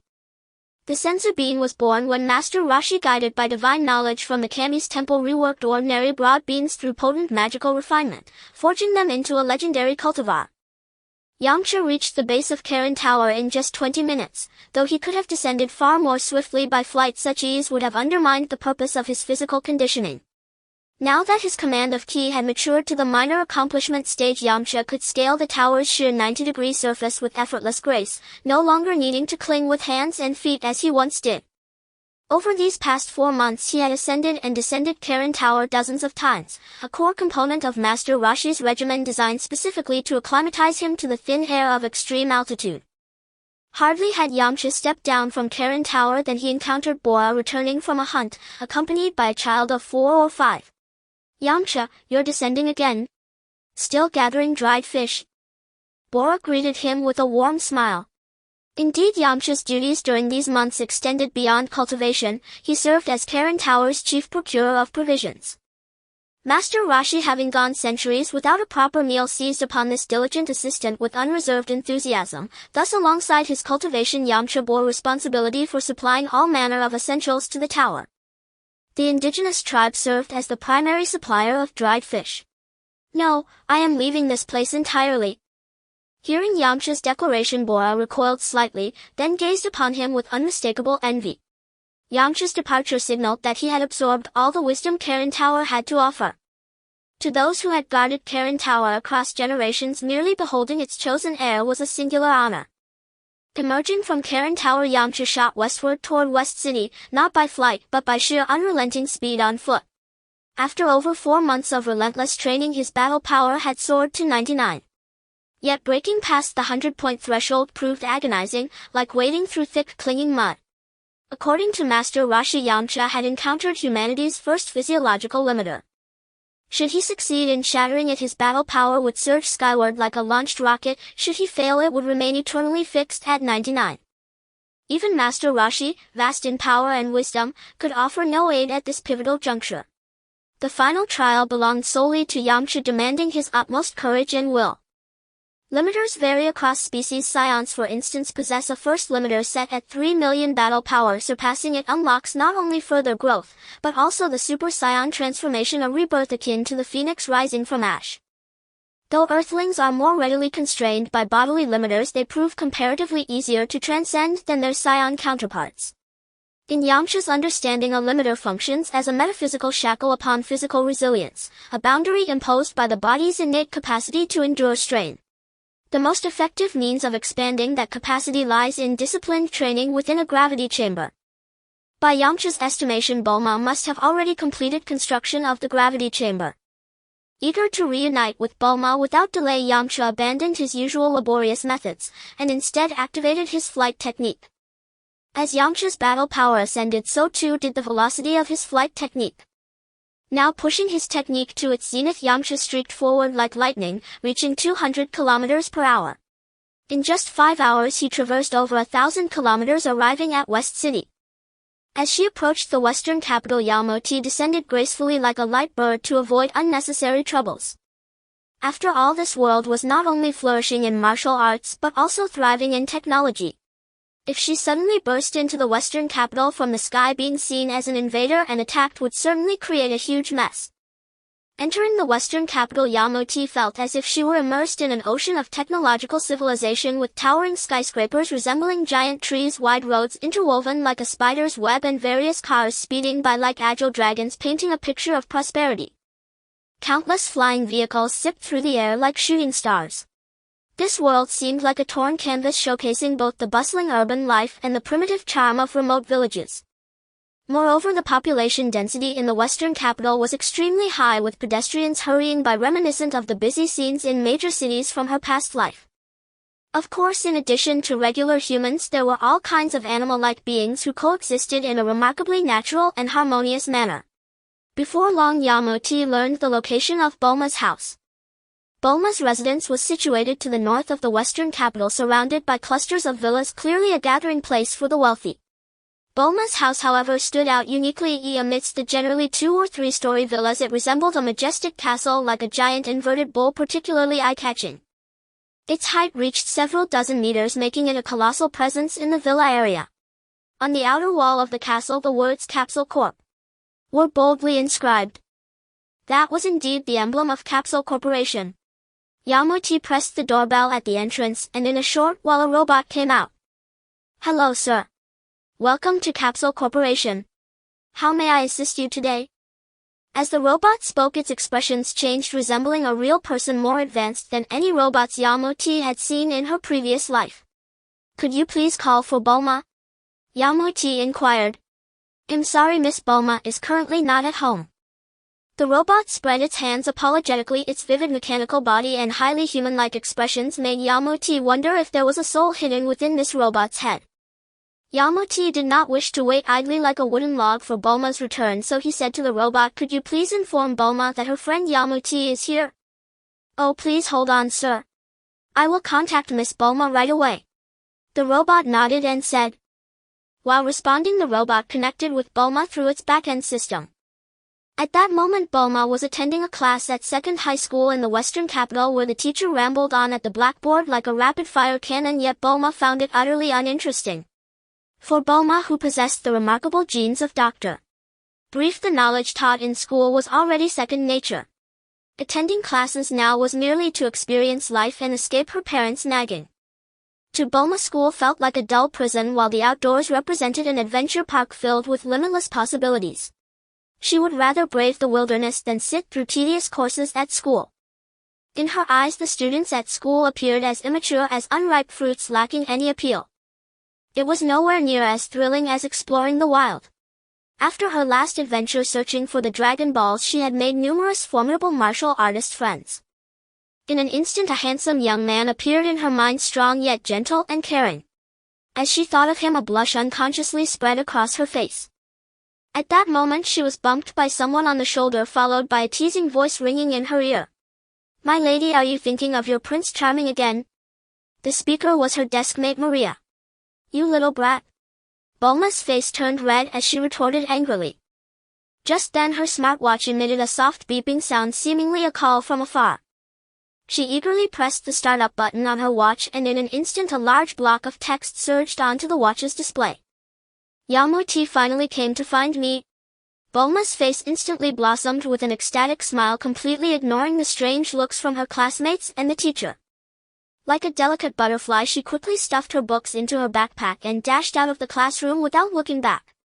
In any world, the wealthy and powerful were akin to privileged nobles. As the daughter of the world's largest corporation, Bulma could act however she pleased at school without anyone daring to stop her. Stepping out of the classroom, Bulma arrived at the corridor outside. Instead of heading towards the stairs like everyone else, she leaped onto the corridor's railing like a nimble leopard and jumped down without hesitation. It should be noted that she was currently on the 10th floor of the teaching building. As Bulma descended, she quickly pulled out her universal capsule remote, and the next moment a jet motorcycle appeared beneath her. The motorcycle perfectly caught her, and then she forcefully twisted the throttle with her right hand, propelling her into the air. This series of actions flowed seamlessly, clearly indicating it was not her first time doing this. Second high school was not far from her home. It only took Bulma a little over 10 minutes to return. As soon as she landed, she spotted Yamcha waiting at the door. Dismounting the flying motorcycle, Bulma sprinted towards him like a cheerful little bird, her face blooming with a radiant smile like spring flowers. "Bulma." "Yamcha." Just as Yamcha was about to embrace Bulma after their long separation, Bulma's face suddenly clouded over with frost and she slapped him directly. "You scoundrel, Yamcha, didn't you say you'd come find me in a month? It's been over 4 months now." As she spoke, tears streamed down her face like a flood breaking through a dam.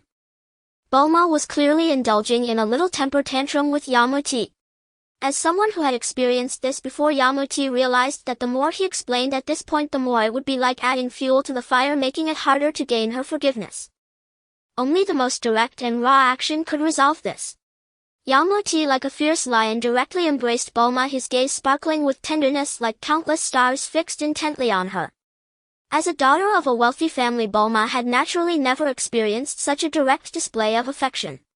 In the past, her classmates would merely express their feelings with sweet words, and it was almost unthinkable to be so bold from the start. Feeling Yamcha's powerful chest, which felt like a mountain, Bulma's heart raced like a startled deer. "Bulma, I am afraid that if I come to find you, I will inadvertently forget about my training."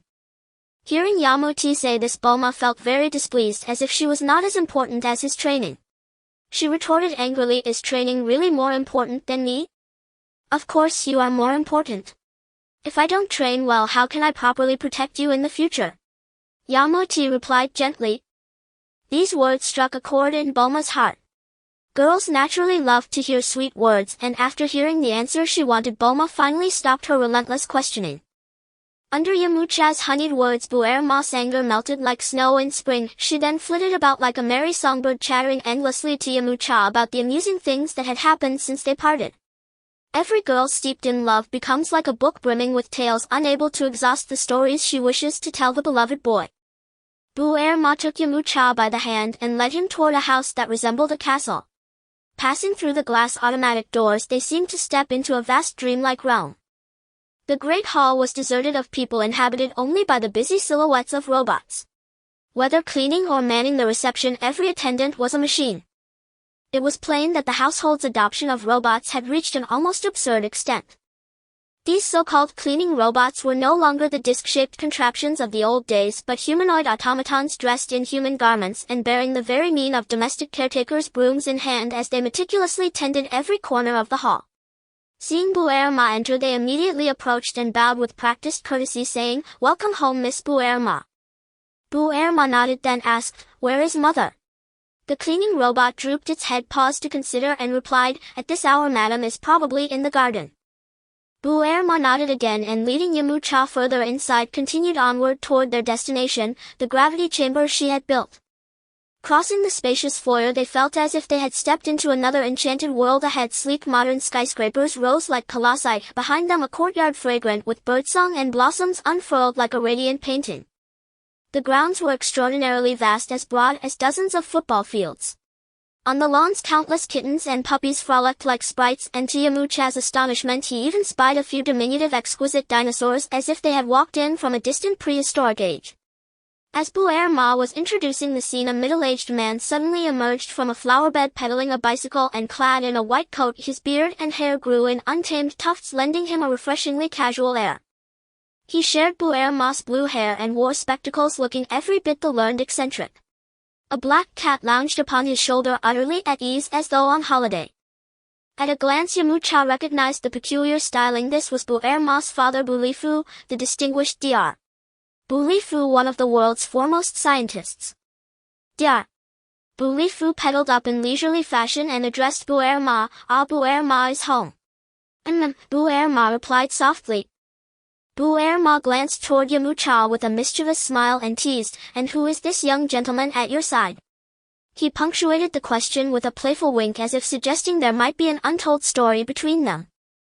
Bu-erma understood at once. Her face flushed a delicate crimson. She stamped her foot and all coquettish protested, "What nonsense! This is my friend Yamcha." "Oh, I see then." Dr. Bulifu laughed heartily, his expression betraying a hint of disbelief. The more Dr. Bulifu laughed, the more Bu-erma's face fell, and at that moment an impeccably stylish woman approached. She wore a cascade of glossy yellow curls. "Bu-erma's mother by Gni. Haha, what is so amusing?" she asked with bright laughter.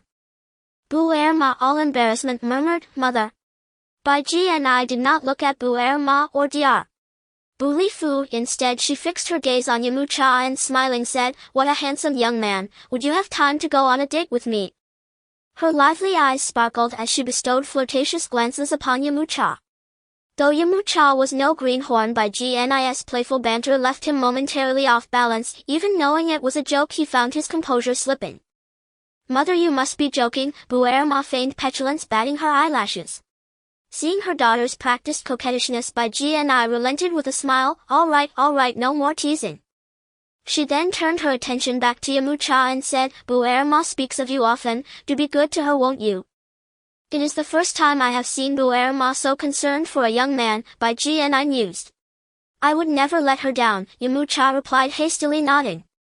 Just as Bai Gni was about to ramble on, Bu-erma seized Yamcha's hand and hurried him toward her secret base, calling over her shoulder as they ran, "Mother, father, we have things to attend to," and then fled as if escaping.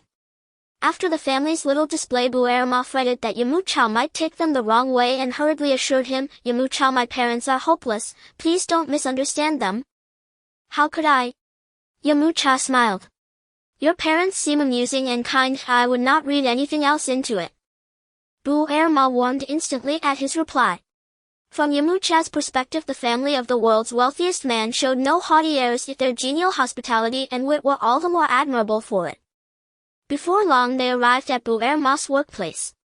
At the center of a vast factory hall stood a hemispherical structure 3 or 4 meters high, looming like a mysterious fortress. Bu-erma beamed like a spring blossom and announced, "Yamcha, this is the gravity chamber you've longed for. I poured 2 months of effort into crafting it, what do you think?" Pride shone on Bu-erma's face as she clasped her hands behind her back, eyes bright with expectation. Quick to read the moment, Yamcha understood that she sought his praise. "Bu-erma, you are undeniably brilliant, and nothing can best you," Yamcha said with a smile. "Of course, I'm the unparalleled prodigy Bu-erma," she replied, lifting her chin with pride. Their gazes met, and in an instant an intimate current surged between them like the incoming tide. Yamcha found Bu-erma increasingly irresistible. Before he fully realized it, he leaned in and pressed a gentle kiss to her lovely cheek. Bu-erma, already rosy as a blooming peach, flushed crimson as a ripe apple, and half playful shoved Yamcha away. Knowing the matter required patience, Yamcha did not press further. The two then turned their full attention to studying the gravity chamber. The interior of the gravity chamber was filled with intricate precision-engineered equipment. Control panels and operational buttons lined every wall. I built this gravity chamber specifically for you using only the materials currently available. In theory, we can adjust the gravitational multiplier inside the chamber via this console. Bulma explained, a quiet pride gleaming in her eyes. Yamcha gazed curiously at the array of buttons and asked, so what gravity level is it set to right now? Bulma lightly tapped several buttons. The data on the large display flickered momentarily. It's currently calibrated to standard Earth gravity, 1G. If you'd like to try it, you can gradually increase the gravity. This will help you adapt and enhance your physical strength. Yamcha nodded, his heart brimming with anticipation. He well understood that rigorous training under intensified gravity could rapidly elevate both endurance and raw power. The chamber's operation proved remarkably intuitive. Under Bulma's guidance, Yamcha mastered its controls almost immediately. Without hesitation, Yamcha eagerly said, Bulma, please step out for a moment. I want to test the chamber's training effect right away. Alright, just be careful. With that, Bulma exited the chamber and sealed the heavy door behind her.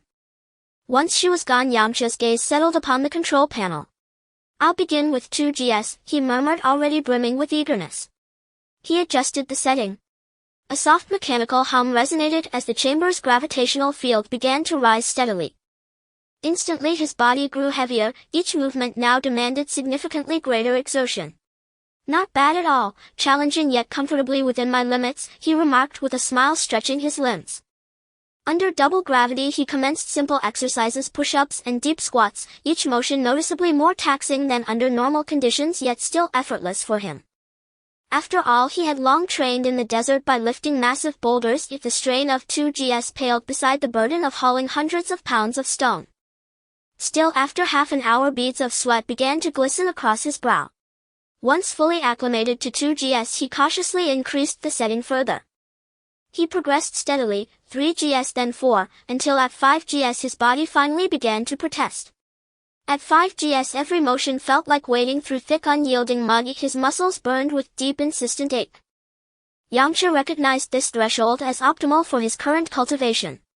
Though material constraints limited the chamber's maximum output to 60GS, that ceiling was more than sufficient, for now. Having spent over an hour calibrating and testing, he realized Bulma must have grown anxious. He reset the gravity to 1G and stepped out. Night had fallen. Bulma paced restlessly outside the chamber, back and forth before the sealed door.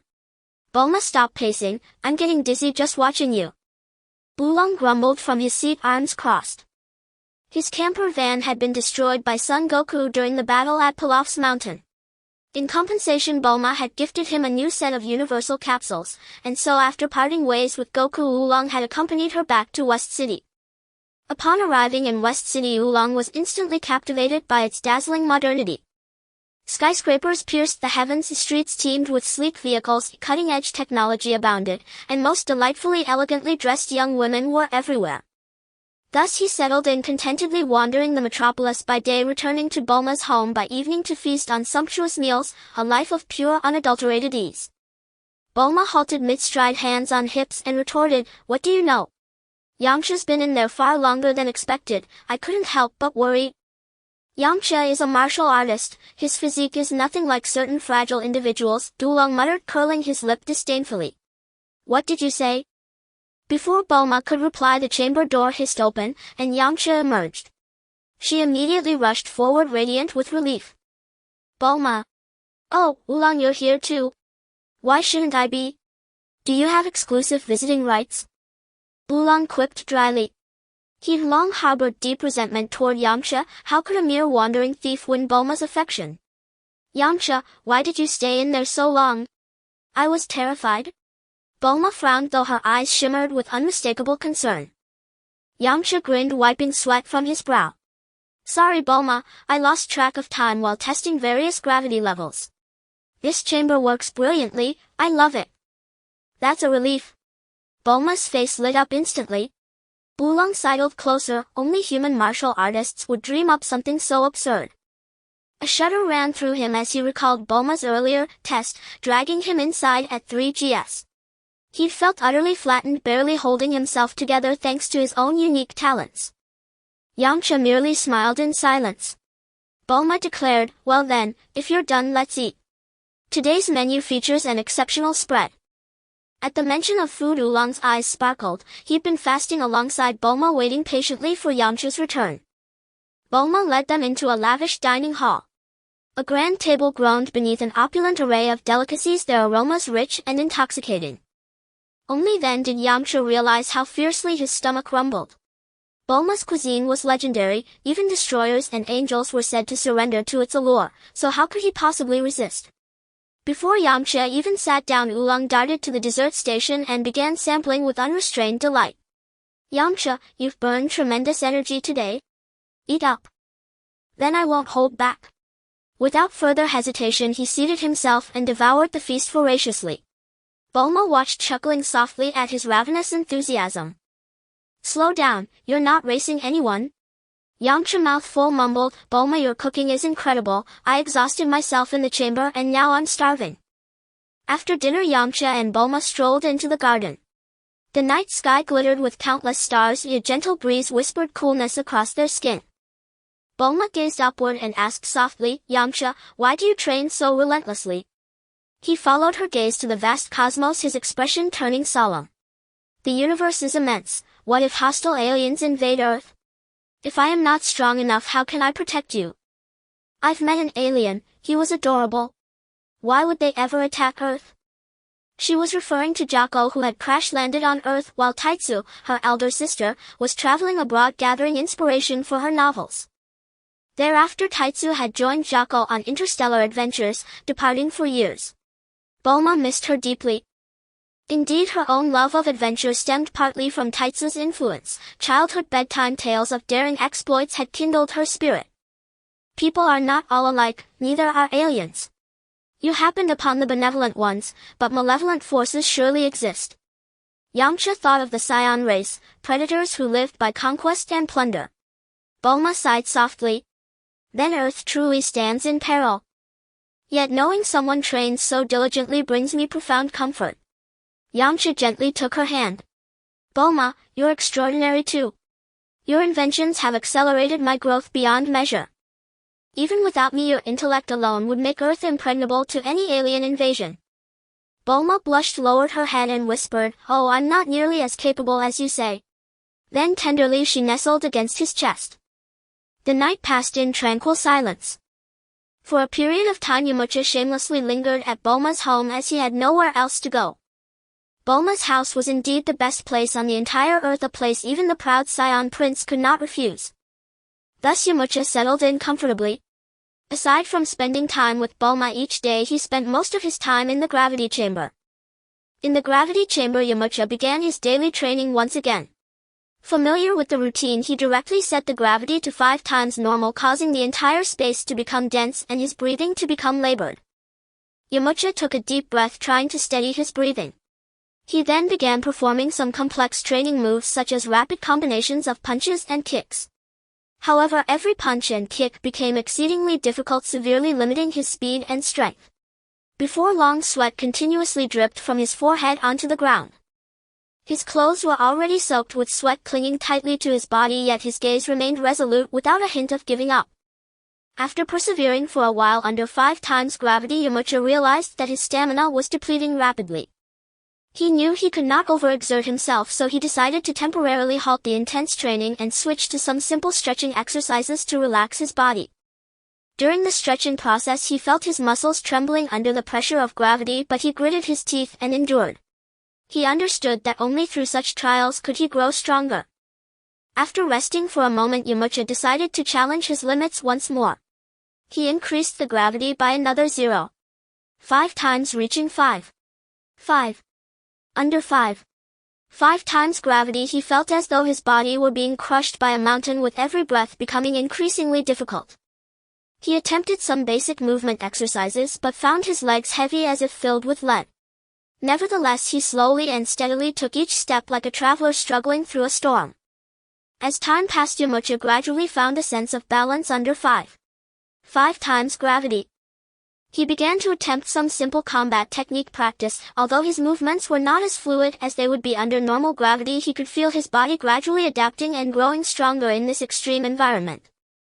In the gravity chamber, Yamcha battled against the powerful force of gravity alone, his will as steadfast as steel, continually pushing his limits and striving for a higher realm of strength. Before he knew it, Yamcha felt his stamina nearing its limit. Acknowledging he could not continue, he slowly adjusted the gravity back to normal. At the moment gravity returned to normal, he felt as if his body had become incredibly light, as if a heavy burden had been lifted. He sat down exhausted, breathing heavily, yet a satisfied smile spread across his face. He knew that his training in the gravity chamber had yielded excellent results, and he felt that his limits were about to be broken. Half a month flew by in the blink of an eye. During this time Yamcha spent every day training. On this day, while in a 7 times gravity environment, he suddenly felt an unprecedented surge of power within him. His body felt as if it were ignited, every cell rejoicing and celebrating. This sensation was marvelous, as if all the pressure he had previously endured had transformed into a driving force propelling him to a higher level. Yamcha tightly shut his eyes, fully concentrating on sensing the changes in his body. He could perceive that his muscles were undergoing subtle reorganization, becoming firmer and more elastic, as if forged like fine steel. The fatigue accumulated from overtraining gradually faded away, replaced by an endless surge of vitality. His breath also became extraordinary. Where it had been somewhat stagnant during circulation, it now flowed smoothly like a clear stream through his meridians, and the volume of his breath was continuously increasing. With every breath it felt as though he were absorbing the energy of the heavens and the earth, making his body stronger. Yamcha tried to move his body a little and found that both his speed and strength had undergone a qualitative leap. He leaped lightly and found himself at the top of the gravity chamber, landing silently like a feather drifting down. He threw a punch and the wind howled past, creating a strong airflow that formed a small whirlwind in the gravity chamber, a level of power he had never reached before. His senses had also become extraordinarily acute. He could clearly hear every minute sound emitted by the gravity chamber's equipment, as if these sounds were amplified several times right beside his ear. He could even sense the slight temperature differences on the walls of the gravity chamber and the flow trajectories of dust in the air. Yamcha excitedly realized that he had finally broken through his limits. This breakthrough was not merely an enhancement of strength, it was a new understanding of his own potential, with his capabilities becoming even stronger. Indeed, when he opened his personal attributes, a look of surprise crossed his face. Name: Yamcha. Combat power 120. Mental power 10. Talent points 200. Skills: new Wolf Fang Fist, after image fist, sky dance technique, Kamehameha explosive state. With this breakthrough his talent had increased by 50 points, equivalent to more than a year of accumulated training. Although he had not stopped training for a moment, coupled with the previous system rewards, he had only 150 points of talent before the breakthrough, which now instantaneously rose to 200, making him feel excited just thinking about it. Evidently, breaking through the limits of the human body would temporarily enhance talent, which was not a system reward but a reward from the rules of the world's operation. Additionally, his combat power had surged directly from 99 points, skyrocketing by 21 points, marking a significant leap in growth. After familiarizing himself with his current body, Yamcha chose not to continue training but to step out of the gravity chamber, knowing that balancing work and rest was the key. Upon exiting the gravity chamber, Yamcha discovered Bulma busy in the laboratory outside. Bulma noticed something unusual about him at first glance and smiled, saying, "Our training fanatic Yamcha, why have you come out of the gravity chamber?" "Of course it's to check on our beautiful genius girl," Yamcha replied with a smile. "Just flattering me?" Bulma rolled her eyes at Yamcha, knowing he was trying to please her. "I broke through," he said, extending his right hand to show off his bicep. "Really?" Bulma was well aware of Yamcha's situation, and seeing him finally break through his limits made her genuinely happy for him. "Indeed, you are the boy I have my eye on," Bulma said with a smile.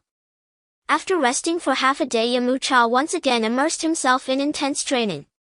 Following the breakthrough of his physical limits, Yamcha's combat power began to increase continuously.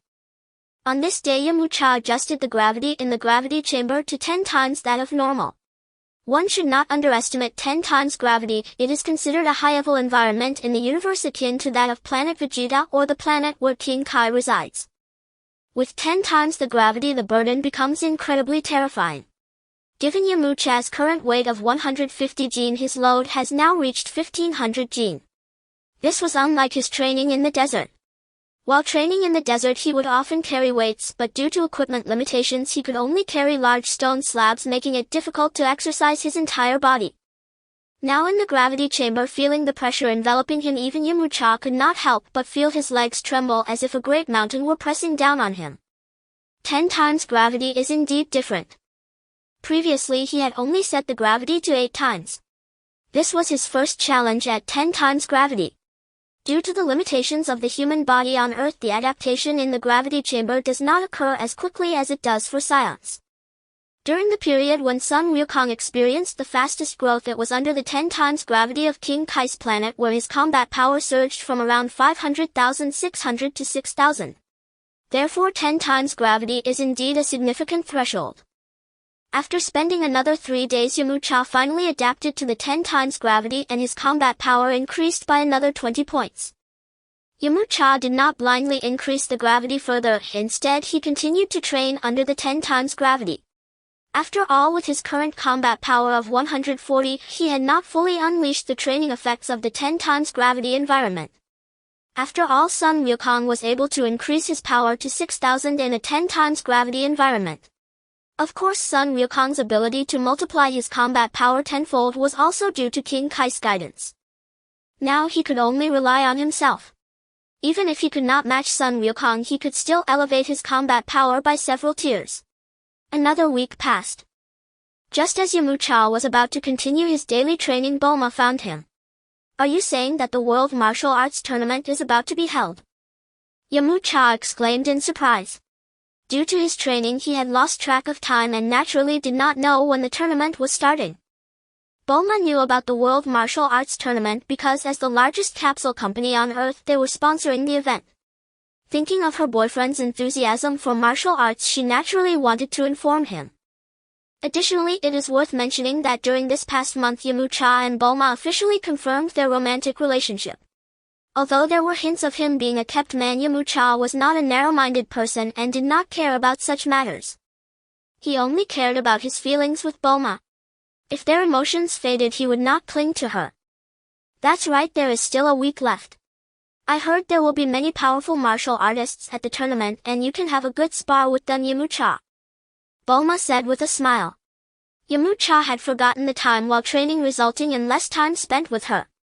Although Bulma was not the clingy type, she still felt a tinge of jealousy. Thinking of the upcoming World Martial Arts Tournament, he could enjoy some quality time together with her and relax. Yamcha thought for a moment and realized the truth in her words. Combining work and rest was essential, and exchanging ideas with other martial artists was also a good way to enhance his skills. Most importantly, the tournament was an excellent opportunity to earn system rewards, as he knew that relying solely on training would not allow him to surpass Sun Wukong's talents. Including training at Karen Tower, he had been training for half a year and it was time for the world to know of Yamcha's existence. Yamcha checked his combat power through the system, feeling confident, and smiled at Bulma, saying, "Bulma, do you want a championship trophy from the World Martial Arts Tournament?" Bulma immediately understood Yamcha's intentions. She rolled her eyes at him and said, "You've only been training for over 10 years and you already want to win the championship. Dream on. Although my training time is short, I am Yamcha. If I don't take first place, that would be too embarrassing for me," he said with a relaxed expression. The next day the two of them took Oolong and flew towards the island where the World Martial Arts Tournament was being held. Originally Yamcha did not want to bring along that lecherous pig, but Oolong insisted on coming after hearing that there would be many beautiful women at the tournament, so he clung to Bulma and insisted she take him with them. Bulma could not refuse him, so she brought Oolong along. What was once their private time now had a large light bulb joining them. 4 hours later they finally arrived at the island where the tournament was being held. At this point the island was already packed with people, clearly indicating that the World Martial Arts Tournament was as renowned as the Olympics in his previous life. "Hurry up, Yamcha. I heard that participants need to register first, otherwise they won't be allowed to compete." Bulma tugged at Yamcha, running towards a crowded area. "Bulma, you really know how to gather information," Yamcha remarked with a smile. "Of course. Didn't you say you wanted to win first place? I naturally had to investigate thoroughly, as I wouldn't want to miss out on such minor details." Upon reaching the registration area, the atmosphere felt distinctly different. On the outskirts of the island there were throngs of ordinary people come to watch, but at the registration area there was a group of martial artists radiating a formidable aura. They shone like brilliant stars representing the elite of various martial arts schools on Earth. With Yamcha's current perception of energy, he easily sensed the power of this group of martial artists. To him they posed no significant threat. Most martial artists had combat powers around 10, with only a few exceeding that. Just as Yamcha was feeling bored, he suddenly sensed a considerable energy fluctuation behind him, like a stone thrown into a calm lake creating ripples. He turned around and saw 3 figures approaching, 2 small and 1 large, like 3 shooting stars across the sky. It was none other than the long-lost turtle sage and Sun Wukong along with a bald-headed boy. Yamcha naturally recognized that the bald-headed boy was Krillin. He did not expect Krillin to follow the memories of his past life and become a disciple of the turtle sage. What he had just sensed was the presence of Sun Wukong and Krillin, while the turtle sage's energy was exceedingly restrained, appearing as calm as an ordinary person to Yamcha's perception. Bulma followed Yamcha's gaze and also spotted Sun Wukong and the others, then ran over to greet them like a cheerful little bird. Wukong. Bulma waved at Sun Wukong. Sun Wukong, who was wandering around, immediately noticed Yamcha and Bulma and responded, Bulma. Bulong. Yamcha. Soon everyone began to greet each other. The turtle sage, following behind Sun Wukong, subtly changed expression, feeling a ripple in his heart. He remembered that during the Bread Mountain incident, Yamcha's energy was like an overwhelming wave. Even from hundreds of meters away he could clearly sense Yamcha's brilliance. Yet now they were merely 100 meters apart and he failed to detect that brilliance from Yamcha, sensing instead an aura strikingly similar to his own yet restrained. It seemed that after training at Karen Tower, Yamcha had mastered the use of his energy to a certain extent. This made him feel shocked. After all, his mastery of energy took him 300 years of training on Earth aside from his time at Karen Tower. However, considering that Yamcha possessed the same talent as Sun Wukong, it was understandable. As for Sun Wukong, due to time constraints, he had not yet imparted the techniques of energy restraint to him. Nevertheless, after half a year of training, Sun Wukong's power had grown explosively, which brought him great comfort. As Master Roshi scrutinized Yamcha, Yamcha activated his system to observe Roshi's son Goku and Krillin. When they had last parted, Goku's combat power had been only 15. In just 6 months it had surged to 13, more than double. He had also acquired numerous techniques, including Roshi's signature aura amplification mode, and progressed at an astonishing pace. Yamcha then turned his attention to Krillin. Name: Krillin. Combat power 18. Spiritual energy 9. Talent points 80. Techniques: Dodon Ray, high-speed running, Kamehameha. Krillin's innate talent was indeed exceptional, slightly weaker than Yamcha's original self, yet already among the most gifted humans on Earth. After all, he was the very one who could secretly master the solar flare technique. Yet his combat power still lagged far behind Goku's, and even more so behind Yamcha's. After observing Yamcha for a moment, Roshi shifted his gaze away, reverting to his usual carefree, roguish demeanor, his shrewd wolf-like eyes leering lasciviously at Bulma. In this era of enduring peace, Roshi had long abandoned his pursuit of martial cultivation. Having drunk from the fountain of youth, his lifespan stretched endlessly, so naturally he sought diversions to fill the void. And for any man few pleasures rival gazing upon beauty. Much like a widely circulated street interview from a past life where a journalist asked an elderly passerby, "Grandpa, what is your secret to longevity?" "I watch beautiful girls every day," the old man replied with pride. "Nothing more, just to lift my spirits." Clearly Roshi lived by the same creed. Though Yamcha knew Roshi meant no true harm, the old master's lecherous stare fixed upon Bulma unsettled him deeply.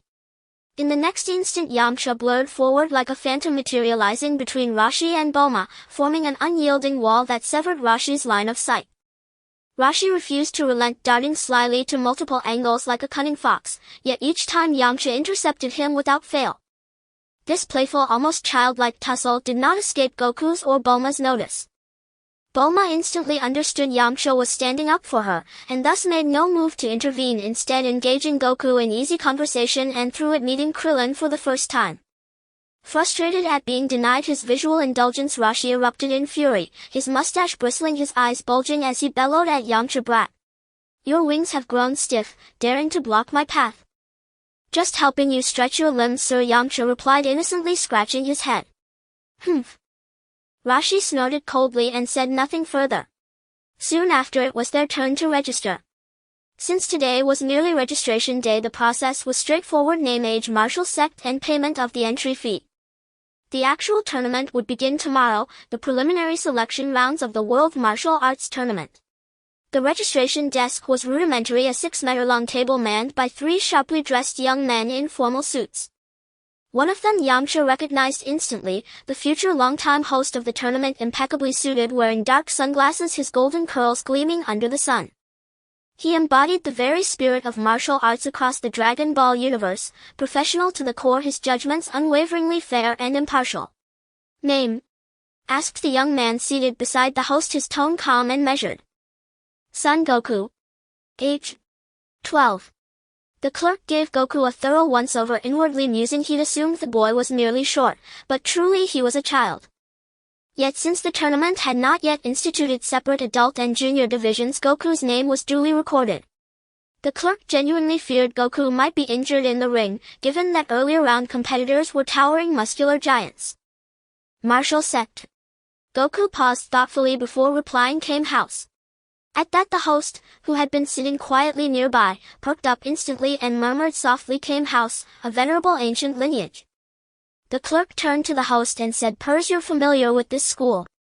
Pers, the host, smiled warmly and spoke with quiet authority. You see, my family has served as tournament hosts for over a century. Each generation passes the mantle to the next. And Kame House has claimed multiple championship titles. According to our family archives, 2 legendary warriors stand above all others, Son Gohan and Ox King. Hearing Pers' words, the other 2 registrars no longer dared underestimate the small boy before them. Pers added with genuine regret, yet for the past 5 or 6 tournaments none have represented Kame House, robbing the event of countless thrilling clashes. Their return rekindles my deepest anticipation for the matches ahead. Of course, Pers remained unaware that Rashi himself had competed many times before, merely never under the banner of Kame House. Rashi's face softened into a quiet, satisfied smile. Next came Krillin's turn, and emboldened by Goku's precedent, the registrars treated him with equal respect. Once Goku and Krillin had completed registration, it was Rashi's turn, yet he made no move, instead turning to Yamcha with a wry grin. Young man, it's your turn now. So won't you be competing? Yamcha asked, smiling broadly. I am but an old man now, worn thin by time. This world belongs to the youth. Rashi chuckled heartily. Yamcha said nothing more, giving his name and age, and for martial sect, wrote Wolf Fang style. Having honed his skills atop Korin Tower, Yamcha's martial prowess ranked among Earth's absolute finest. Founding his own school was only natural. After leaving the registration desk, Bulma suggested strolling around, when suddenly Rashi clutched his stomach and cried out, I can't hold it. I must find a restroom. You all go ahead. Perverted old man, you really are unlucky, Bulma quipped. Alas, age catches up with us all, Rashi replied cheerfully, then vanished into the crowd in a flash. A faint knowing smile touched Yamcha's lips as he watched Rashi's lean, agile figure recede, thinking to himself, such vigor belies illness. Though martial artists are not immune to ailment, this was no ordinary case. Sure enough, guided by his acute spiritual perception, Yamcha noted that Rashi, once swallowed by the throng, did not head for the restroom but veered sharply toward a secluded corner and changed attire. He re-emerged as a dignified elder in a traditional Zhongshan suit, silver-haired, upright and serene. Had Yamcha not been watching closely, no one would ever link the 2 figures, not by appearance nor by aura. Clearly, centuries of cultivation had endowed Rashi with countless subtle arts. Rashi strode directly back toward the registration desk and Yamcha ceased his observation. Good, this butterfly's flutter hasn't disturbed the story's flow. Otherwise this tournament would lose all its luster. Yamcha reflected silently within his mind. To satisfy the demands of the vast audience, the organizers racked their brains, transforming the entire island into a bustling metropolis with an array of dazzling goods overwhelming the senses, accompanied by a variety of delectable cuisines.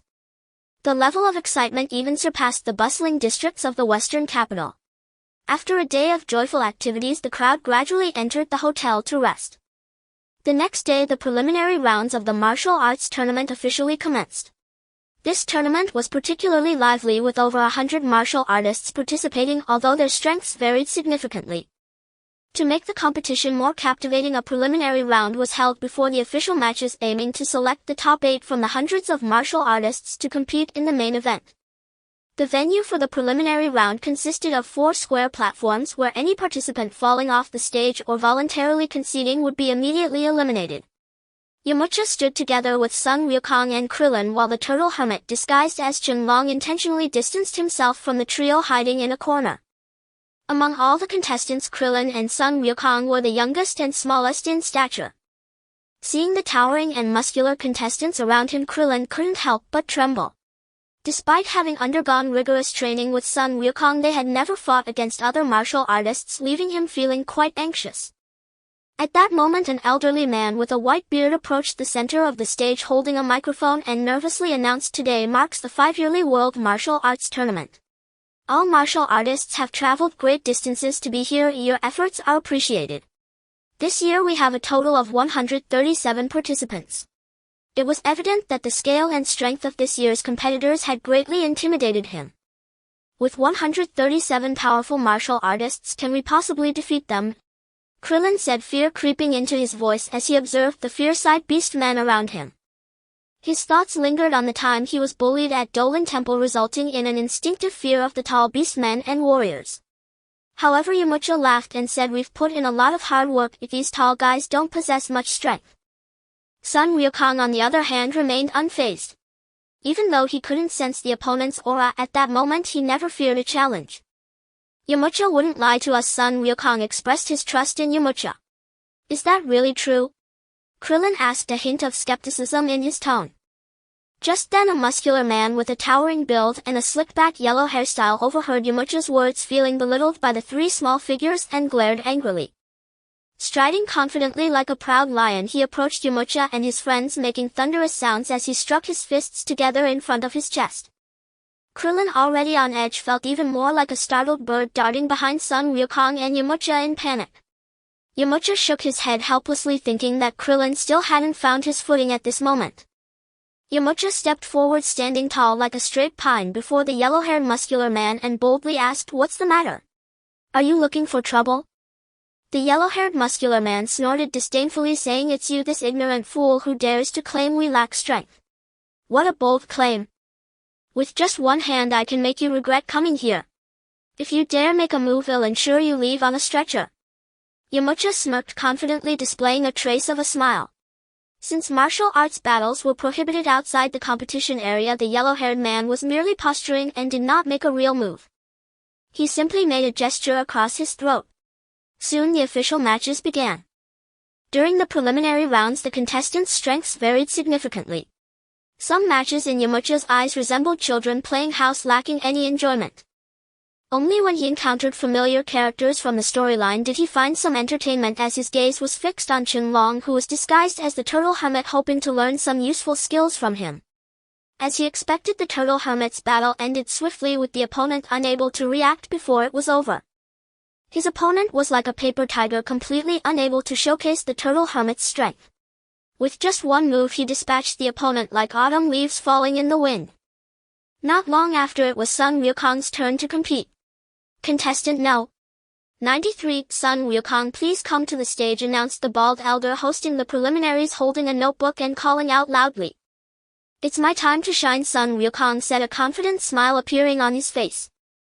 His opponent was a hefty man resembling a small mountain, wearing a wrestling onesie. Upon entering the stage, he attempted to seize Sun Wukong with his large hands akin to fans. However, he clearly underestimated Sun Wukong. Like a ghost, Sun Wukong darted behind the hefty man in an instant. The hefty man, who had not yet reacted, felt as though his legs were struck by a heavy hammer. An irresistible force surged through him, causing his body to lose balance and tumble off the stage like a kite with a broken string. This was undoubtedly Sun Wukong's doing. As Sun Wukong appeared behind the hefty man almost instantaneously, he merely extended a finger, lightly tapping the opponent's leg, akin to a dragonfly landing on water. To his surprise, the seemingly robust hefty man fell down so easily. Only after the referee announced Sun Wukong's victory did Sun Wukong realize the vast difference in strength between these ordinary competitors and himself. Sun Wukong's victory left the other contestants in shock. They seriously doubted that the hefty man in the onesie fell due to Sun Wukong's skills rather than his own clumsiness. Next up was Krillin, whose opponent was still his senior brother from Dolan Temple, tall and slender, dressed in a plain yellow training outfit. Upon entering the stage, he still wore an arrogant expression as though victory was assured. Krillin felt a natural fear towards the monk from Dolan Temple, his body feeling as though it were filled with lead, rendering him unable to move. The tall monk, seeing Krillin's despairing expression, revealed a cruel smile. In the next moment he moved swiftly, aiming to easily knock Krillin off the stage. However, unexpectedly Krillin reacted instinctively, delivering a flying kick that sent the tall monk flying out of the ring. This once again astonished the many contestants. As it was a preliminary round, each match lasted only a minute, leading to a quick progression, and soon it was Yamcha's turn. Yamcha's opponent was none other than the yellow-haired man who had caused them trouble earlier.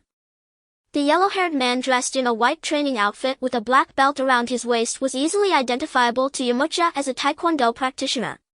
In his previous life, taekwondo was regarded as more of a showy display among martial arts, and in this world it held little power. Before the match even began, the yellow-haired man was already showing off, executing various flashy moves with his legs, seemingly trying to impress Yamcha with his martial prowess. The audience eagerly applauded after the yellow-haired man's performance.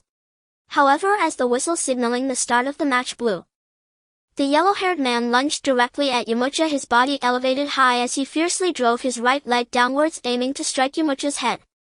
Yamcha, who had been waiting eagerly, watched his opponent's high kick, riddled with openings, and sneered contemptuously. With a casual sweep of his right hand, he effortlessly seized the powerful heavy leg.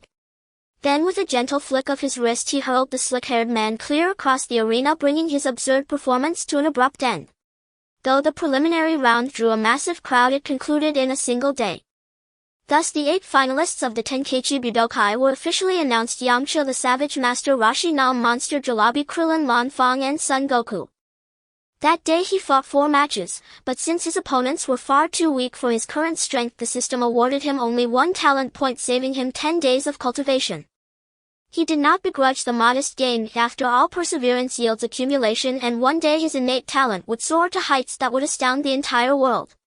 The following day the official tournament commenced like a grand jubilant celebration. The official arena was an open expanse of sky and earth centered upon a sacred platform measuring 50 meters by 50 meters. Broad passageways, each 5 or 6 meters wide, extended before to the left and to the right of the platform as if reserved exclusively for on-site personnel, while a sturdy fence standing precisely 1.2 meters tall encircled the rear. Anyone who set foot upon the island became a witness to this historic contest. At this time the Tenkaichi Budokai had not yet evolved, as it would over a decade later, into an event held within enclosed stadiums offering comfortable seating, nor had it become a commercial spectacle designed to generate ticket revenue.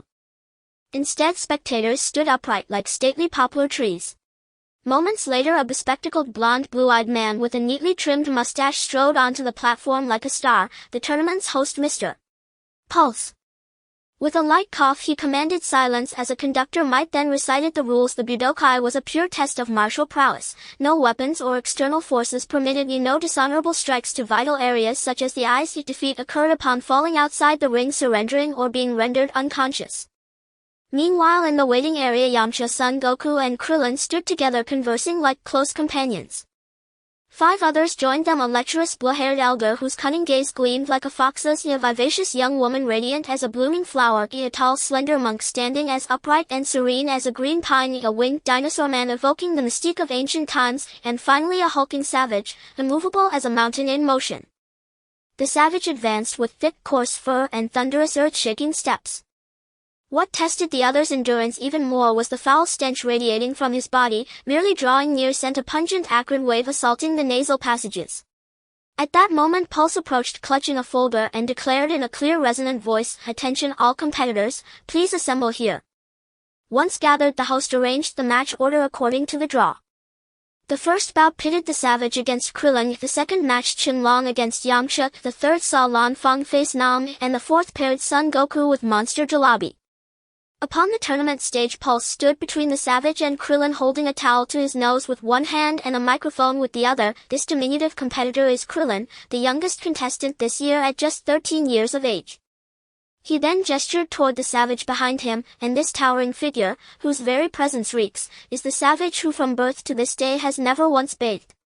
As Pulse finished speaking, the audience finally grasped the situation, and instinctively pinched their noses shut. Though seated dozens of meters away, the front row spectators still felt the stench creep toward them. Yet those watching intently fixed their attention on Krillin. His youth made him impossible to overlook. Even children are allowed to compete now? This Tenkaichi Budokai grows ever more hopeless, scoffed a middle-aged man. You blind old fool, Krillin is the disciple of that lecherous master and his strength is formidable? Bulma retorted, instantly her temper flaring as she jabbed a finger at him. Their heated exchange dissolved beneath the roar of the cheering crowd. Before the fight even began, Krillin was already drenched in cold sweat. The sheer disparity in height forced him to crane his neck upward just to see the savage in full. Moreover, during the preliminaries he had witnessed every one of the savage's opponents collapse, not from blows but from that unbearable stench. Even though Krillin himself possessed an unusually dull sense of smell, psychological dread now gripped him, a primal fear rooted in the very anticipation of that foul odor. The first match begins. At the resounding clang of the gong, the battle commenced. Though his heart pounded fiercely, Krillin assumed a textbook perfect defensive stance. The savage, however, threw back his head and laughed heartily, spreading his arms wide to unleash the putrid miasma trapped beneath his armpits. His assault had in truth already begun, silent, invisible, and insidious. In an instant a wave of stench far more potent than before engulfed Krillin. Krillin had seen this tactic many times before, and now as the reek enveloped him completely, his mind clouded, his limbs grew unsteady, and dizziness overtook him. His combat power plummeted by half. As the savage advanced with heavy, deliberate strides, Krillin instinctively retreated, one step forward for the savage, one step back for Krillin. Just as the savage believed victory assured, he struck, his right arm tracing a swift arc toward the dazed Krillin, aiming to seize him outright. To everyone's astonishment, Krillin sprang upward with explosive force, his lithe form twisting gracefully to evade the savage's grasp. The savage turned, grinning. Not bad, little one, your footwork is nimble indeed. Try this, the halitosis storm. With a wide-open mouth he unleashed a concentrated blast of rancid breath directly at Krillin. This gust of breath carried a stench even more nauseating than his body or armpits, teeming with bacteria and viruses. It assaulted Krillin like a toxic fog. The savage's halitosis rivaled a biochemical weapon. Krillin, who had barely withstood the earlier odors, now felt his limbs go slack, his defenses utterly forgotten. But it was not over. The savage rubbed his hand briefly against a private part of his body, and in the next instant his right finger shimmered with a stench surpassing even that of his breath. With a sinister smile he tapped Krillin squarely on the forehead. Instantly Krillin convulsed as if struck by lightning, his movements slowed, his vision blurred, his combat power vanished entirely, and he crumpled to the ground dazed and unconscious. At this moment Purse had already put on his gas mask and began reporting as he saw Klin faint. The battle has not lasted long and competitor Klin has already fainted. The foul smell combined with the stench of the barbarian is unbearable for anyone to endure. What a disgusting tactic. Klin, get up. The various disgusting maneuvers of the barbarian made even the audience, who were initially not optimistic about Klin, start to cheer for him. After a few seconds Klin finally regained his awareness and stood up again. Come on. Klin gathered his energy and said in a deep voice. However, before he could even assess the barbarian, he was firmly grabbed by both hands and lifted up, followed by the barbarian squeezing Klin's neck with great force. In the eyes of the barbarian there was no distinction between children and adults. The barbarian not only had a foul body odor but also possessed considerable strength, making it impossible for Klin to breathe under the pressure of his grip. As the barbarian's grip tightened, Klin's face turned red as if he could suffocate at any moment. Klin, keep going. With the shouts from the crowd and Yamcha, Klin finally found his spirit and forcefully broke free from the barbarian's grasp. He also kicked the barbarian, knocking him down. Instantly the audience erupted into enthusiastic applause, clearly eager to see the foul-smelling barbarian suffer a setback. 1, 2. Damn little brat. Before the host could finish counting down, the barbarian cursed as he climbed back up, evidently furious from Klin's recent attack. The barbarian, revealing a fierce gaze, advanced step by step while Klin retreated once again, quickly being cornered to the edge of the arena by the barbarian. If he retreated any further he would fall off the stage. Clint looked at the barbarian who was in a defensive posture and realized he did not have a guaranteed winning strike. He knew that although the barbarian seemed clumsy, his martial arts foundation was not weak at all. After all, no one who made it past the preliminaries had low martial arts skills. Suddenly Clint noticed a huge defensive gap under the barbarian's legs. He quickly slid towards it, trying to escape the barbarian's oppressive range. Just as Clint was about to pass under the barbarian's legs, the barbarian suddenly sat down, directly landing squarely on Clint. Ouch! The barbarian's several hundred pounds of weight immediately pressed Clint down, making him cry out. Clint had undergone extremely rigorous training under Master Roshi alongside Sun Wukong and quickly adapted. Just as the barbarian was about to continue pressing down on Clint with his rear, Clint turned around and lifted the barbarian's entire backside. Seeing that he could no longer push down, the barbarian remained unperturbed and showed Clint a strange smile. The barbarian then exerted force with both hands, pushing his internal chi towards his stomach. With a loud noise, a wave of indescribable stench instantly enveloped Clint. Yamcha outside felt a wave of nausea, wanting to unleash a Kamehameha against the barbarian.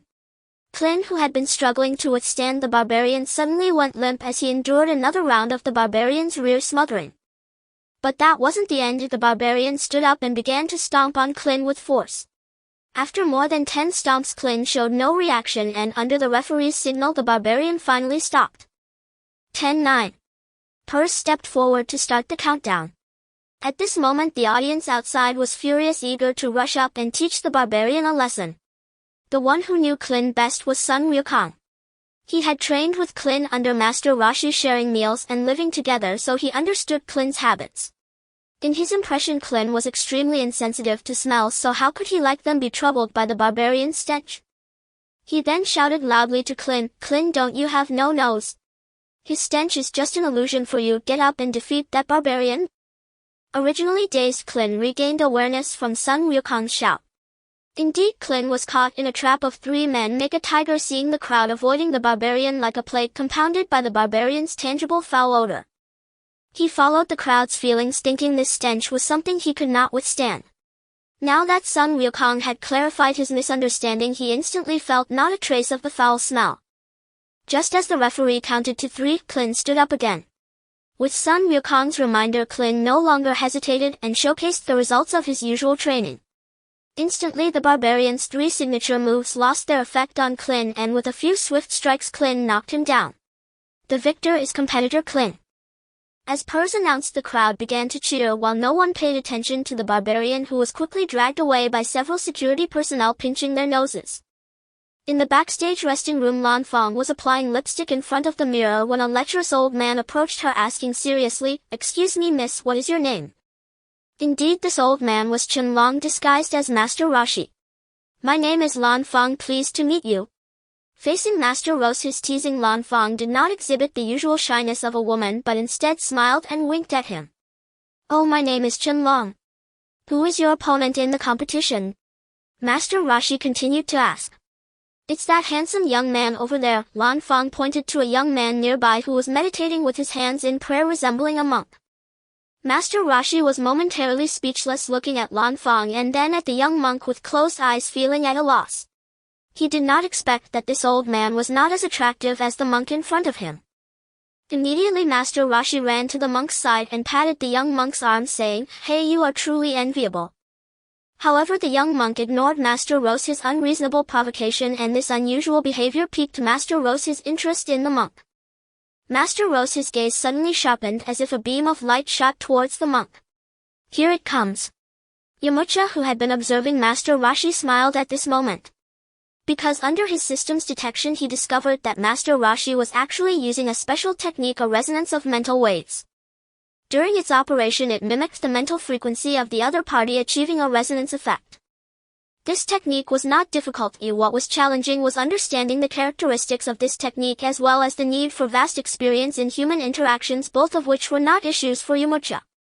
After trying a few times, Yamcha quickly grasped it. This technique was the mind-reading technique.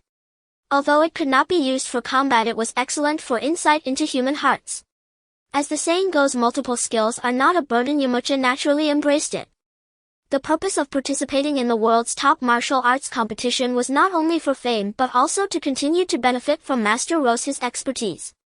With the Kamehameha and the explosive wave, this was already the third technique Yamcha had learned from Master Roshi. Having mastered the mind-reading technique, Yamcha began to focus his gaze on the monk.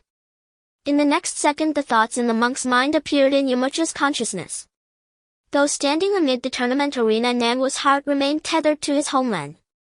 His village lay nestled within a barren desert. Scarce rainfall and relentless drought had withered crops to near extinction, leaving villagers struggling to secure even the most basic sustenance and drinking water.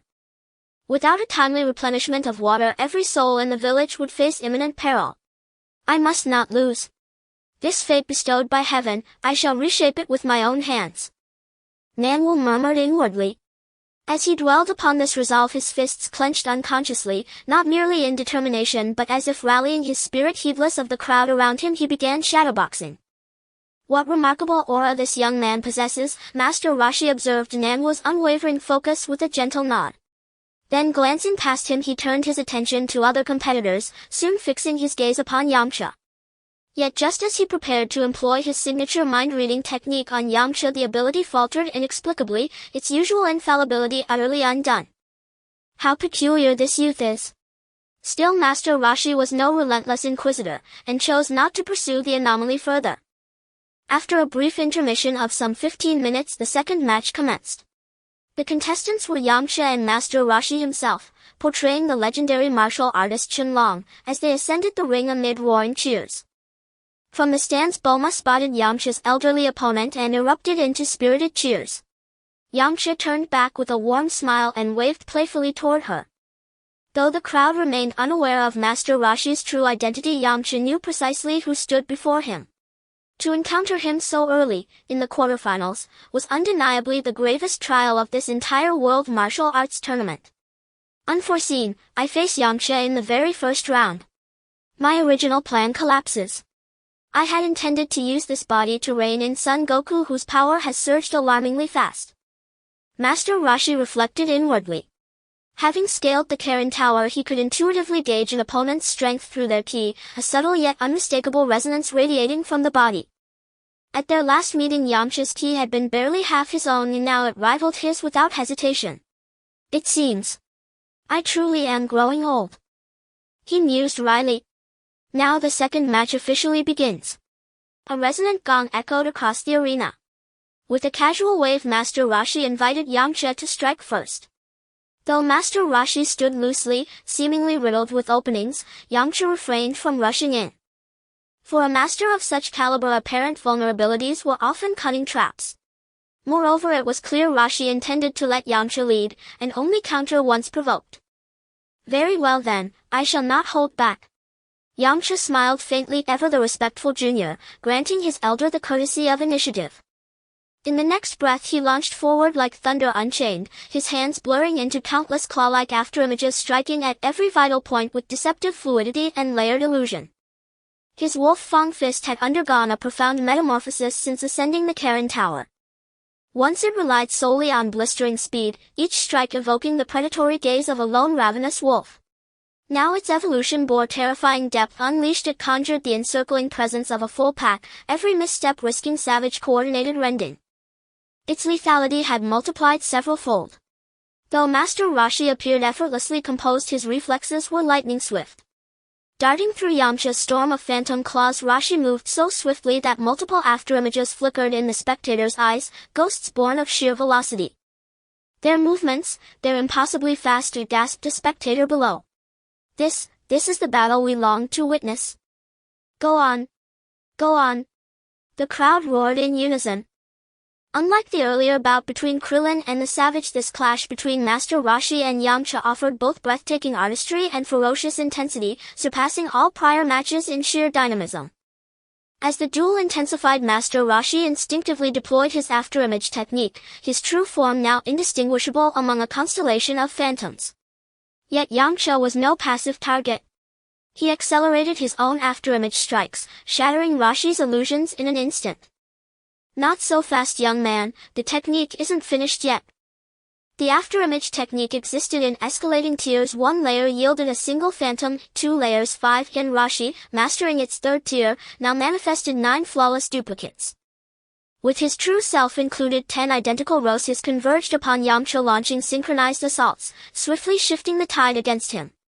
Though 2 hands could scarcely contend with 4, even Yamcha's Wolf Fang Fist found itself momentarily overwhelmed, until suddenly a quiet smile curled his lips. Your technique is formidable, but useless against me. Danger.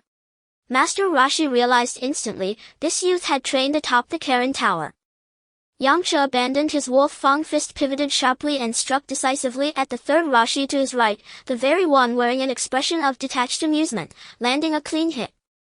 Rashi was forced to parry, yet the moment his hand moved the illusory forms dissolved. Such was the technique's fatal flaw, any physical action dispelled its mirage. No matter how refined the afterimage technique grew, it could never escape detection by T-sense. Then, it is time I grow serious. He had assumed decades of battlefield wisdom would suffice to subdue Yamcha easily, only to discover his conventional tactics now held little sway. In the next heartbeat, Rashi's demeanor coalesced, transforming from a carefree elder into a sovereign warrior radiating palpable awe-inspiring might. Now, that is more like it. Come, let us fight. Though Yamcha felt the overwhelming surge of Rashi's aura, no fear stirred within him, only exhilaration sharpened anticipation. Instantly they clashed, bodies flashing across the ring in rapid succession. To ordinary eyes they blurred into indistinct streaks, yet only the sharp percussive echoes of impact betrayed their motion. Only seasoned martial artists could discern fleeting silhouettes, ghosts of movement glimpsed at the edge of perception. After a sustained exchange, Yamcha disengaged and stepped back. Observing his retreat, Master Rashi chuckled warmly. Young man, your assault was swift, but for me still lacking refinement. Yamcha laughed softly, straightening his posture with quiet confidence. Is that so? Grandfather, what you witnessed was merely half the power of my Wolf Fang Fist. Should you persist in underestimating me, I shall send you from this ring before the next breath escapes your lungs. Master Rashi blinked, startled. He'd meant to impart wisdom as a senior master, only to find himself met with bold defiance. Very well, then show me just how far your Wolf Fang Fist has evolved. After a moment of concentration, Yamcha launched his attack once more. He unleashed the new Wolf Fang Wind Fist to its utmost limit, an invisible current enveloping his claws, roaring forth towards Master Rashi, compressing the space in which Master Rashi could move to an extremely small range. Master Rose, his expression immediately turned grave. At this point he had to resort to his ultimate techniques to counterattack. However, due to Master Rose his current state, he could not display some of the techniques he was proficient in, forcing him to use some seldom employed moves. Young man, you have some skills. But next I will reveal my true techniques. Witnessing my ultimate skill is quite remarkable. Master Rashi spoke earnestly. Both of his hands came together, and in an instant an intense current surged forth from his palms, enveloping them entirely in golden lightning. Universal Shock Palm.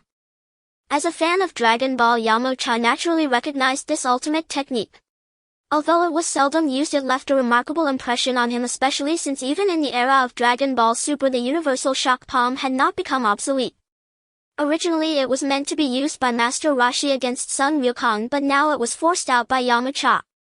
The current unleashed by the Universal Shock Palm could reach tens of thousands of volts. Although Yamcha was quite confident in his current physique, he did not dare to be hit by this current lightly. Moreover, the Universal Shock Palm was extremely dangerous. A moment's inattention could send the opponent flying. It was only against Yamcha that Master Rashi dared to use it. For Master Rashi wanted to see just how far Yamcha had progressed after training with Karen Tower.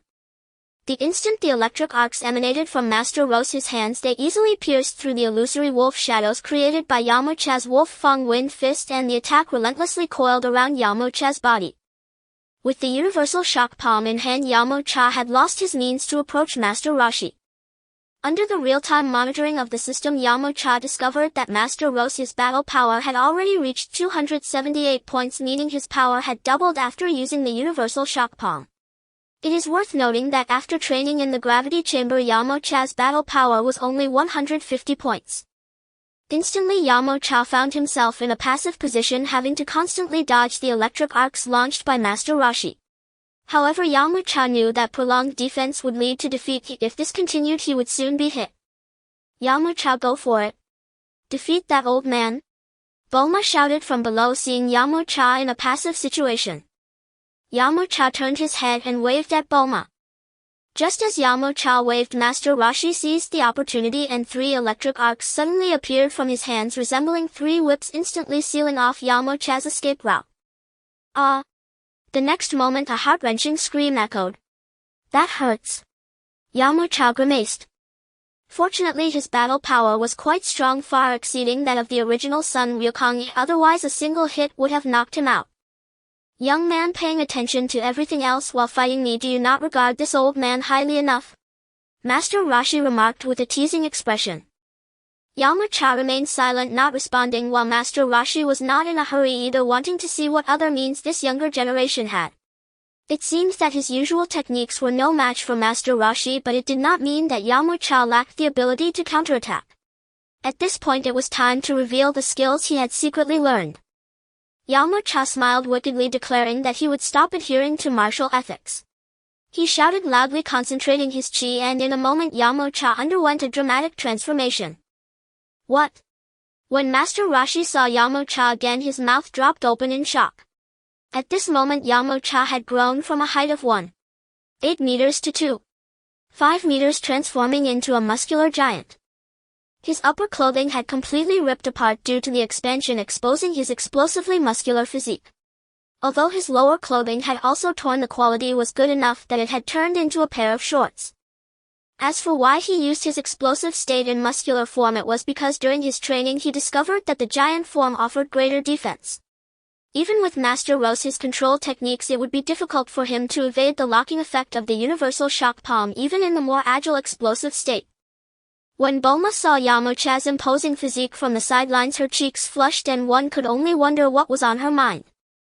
This is the explosive state he has previously used, giant max power. I don't think I taught him that. I only used it once when putting out a fire on Bread Mountain, and he learned it so quickly. This kid not only learned my Kamehameha but also secretly learned my giant max power state, Master Roshi thought to himself. Seeing Master Roshi's astonished expression, Yamcha smiled and said, "You noticed, old man? It must feel very familiar to you." Transforming into a muscular giant, Yamcha no longer dodged but boldly walked towards Master Roshi's universal shock palm. Master Roshi, being an old hand at this, was initially touched by Yamcha's use of his ultimate technique but quickly readjusted. With a look of approval he spoke, "Very well, let me see how much of my skills you have learned." He did not deny it, and seeing Yamcha recognize him, he accepted it calmly. With all his might, Master Roshi unleashed the electric arcs of the universal shock palm, instantly transforming the quiet current in his hands into countless electric arcs, forming a massive net that enveloped Yamcha from all directions. "Come at me!" Yamcha shouted, charging into the net formed by the electric arcs. Although his giant form enhanced his physique and defense, it correspondingly reduced his movement speed. Faced with the overwhelming electric net, he had no means to evade. In just a breath, countless electric nets completely wrapped around him, transforming Yamcha into a giant of lightning. The extreme current continually assaulted Yamcha's defenses. In his giant form, his resistance to the current was significantly enhanced. Though he was struck by numerous electric currents, it did not cause him to lose his battle power. However, the stimulation from the current made every step he took a struggle against immense pressure. At this moment, Yamcha had to expend enormous energy to maintain his explosive state while enduring the mental test posed by the electric stimulation. Yamcha descended like a demon god incarnate. Each step he took pressed down upon Master Roshi with crushing weight. Truly, the younger generation commands awe. Master Roshi had long held unwavering confidence in his 10,000 nations heaven-shaking palm, unbeaten for centuries, effortlessly overwhelming even his longtime rival Master Shen. Yet today this very technique had been halted cold by the youth before him. Outwardly he appeared to hold the advantage. Yet only he knew the truth. Advanced age and years of neglecting cultivation had exacted a heavy toll. Channeling the palm's full power now strained his body to its limits, leaving his breath ragged and shallow. In contrast, Yamcha's aura showed no sign of weakening. The earlier assault had left him with nothing more than superficial wounds. Master Roshi realized continued stalemate offered no path to victory. Better to withdraw now, and preserve dignity, than persist in futility. Instantly he reversed his palms and the crackling current surrounding him dissolved into silence. Yamcha, still surging with battle fervor, suddenly felt the oppressive current vanish, his body lightened at once. He fixed his gaze and saw Master Roshi had already ceased hostilities. With a smile Yamcha asked, "Elder, why halt so abruptly? Has your strength faltered? Young man, you show not the slightest courtesy to your elder." Master Roshi shot Yamcha a wry glance. "This is a martial arts contest, not a courtesy match," Yamcha replied with a light chuckle. Master Roshi sighed softly, "I had hoped to demonstrate firsthand to my disciples that beyond every peak lies a higher one, that heaven itself stretches beyond the sky. Alas, that lesson will remain untaught. The world now belongs to youth. An old man like me ought to retire." Before Yamcha could reply, he leapt lightly from the ring. Seeing only one fighter remain on the platform, Mr. Popo sprang forward at once to declare Yamcha the victor. Though victorious, Yamcha felt an odd sense of dissatisfaction. Master Roshi possessed formidable combat prowess, but had long since lost the razor-edged spirit of a true martial artist. Their clash had resembled a formal demonstration, not a life-or-death duel. Yet within just half a year Yamcha had surpassed Earth's former pinnacle warrior, a feat worthy of genuine admiration. A pleasant chime resonated instantly. "System, congratulations host, you have defeated Master Roshi. Reward 10 talent points." With 10 talent points secured, Yamcha instantly cast aside all lingering unease. Nothing brought greater joy than enhancing one's innate potential. Descending from the ring, Yamcha entered the rest area, where Son Goku and Krillin immediately gathered to offer their congratulations. Yet Krillin's gaze flickered evasively. Next would be their own bout, and having just witnessed Yamcha's clash with Master Roshi, he saw not a sliver of hope for victory. The third match pitted Nam against Lan Fang. To Yamcha it was little more than farce. Lan Fang attempted to ensnare Nam, who sought the championship with single-minded devotion, with seduction. But Nam remained utterly unmoved by feminine allure. Perhaps Master Roshi might have succumbed, but not he. In raw martial power Lan Fang fell far short of Nam. Ultimately Nam overcame her enticement and claimed victory. The fourth match pitted Son Goku against the monster Celebi. Celebi, having earned his place in the official tournament, wielded a unique skill. After exchanging several blows with Goku, he seized a moment of inattention to unleash his signature technique, the rubber ring. Like Guanyin Bodhisattva's tightening golden circlet, the ring bound Goku's arms and legs in unyielding restraint. Yamcha shook his head. At the instant Celebi deployed his technique, Goku had ample time to evade, or even counterattack. Yet he allowed the binding to take hold, an unmistakable lapse born of arrogance and careless overconfidence. Goku bore this flaw perennially. He often fell prey to tricks from opponents far weaker than himself. Even decades later he would not escape it. Yet this time Goku's combat strength far eclipsed that of the original canon, thanks to Yamcha's influence. Though Celebi's rubber ring was formidable, it crumbled helplessly before such an overwhelming disparity in power. Goku simply tensed, and shattered the ring apart. Seeing his prized technique broken, Celebi's swagger vanished. That ring had once restrained foes twice his strength. If Goku could burst free, his own power stood no chance against such a foe. That rubber ring is rather intriguing. It qualified as a martial technique, but one dependent entirely upon Celebi's unique physiology. Though Yamcha grasped its principle instantly, he could not replicate it. His human form bore no resemblance to Celebi's monstrous anatomy. Not unless he reshaped his body into Celebi's likeness, or transformed into something akin to Majin Buu. As Goku prepared to strike again, Celebi suddenly produced a small white flag from nowhere and declared without hesitation, "I yield." Upon Celebi's surrender, Mr. Popo swiftly announced Goku's victory. The fifth match paired Krillin, the previous victor, with Yamcha. "Yamcha, I know I'm outmatched, yet I won't yield. For I am Master Matato's disciple." Krillin gazed resolutely at Yamcha across the ring. Within, Yamcha smiled faintly. "You don't yet know your own master was just defeated by me." Though inwardly amused, he replied aloud with a gentle smile, "Is that so? Then let me see what Master Matato has taught you." Krillin, a pivotal Dragon Ball warrior, possessed exceptional martial aptitude.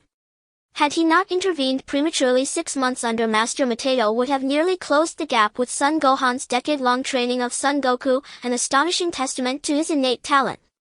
Yet present-day Krillin lagged far behind Goku. As the bout began, he charged Yamcha with a furious cry, launching his shadowless leg technique without delay. Against Krillin, Yamcha needed no true exertion. A subtle tilt of his body sufficed to evade the flurry, his demeanor serene, unruffled as mountain mist. Curses. Seeing his strike fail, Krillin lunged anew, fists clenched, aiming straight for Yamcha's vital points. Yamcha shook his head. Though Krillin's fundamentals, forged under Master Roshi, were solid, his openings remained glaringly obvious to Yamcha's discerning eye. In the next instant, Yamcha vanished from Krillin's sight. Your speed is commendable, but your intent telegraphs too clearly. Yamcha's voice brushed Krillin's ear. Before he could react, a chilling sensation flared across his back, then a colossal force struck, hurling him forward in a skid of 5 or 6 meters. What astonishing speed! Krillin exclaimed as if awakening from a dream. It is not speed that makes him formidable, but perception, Yamcha replied with a faint knowing smile.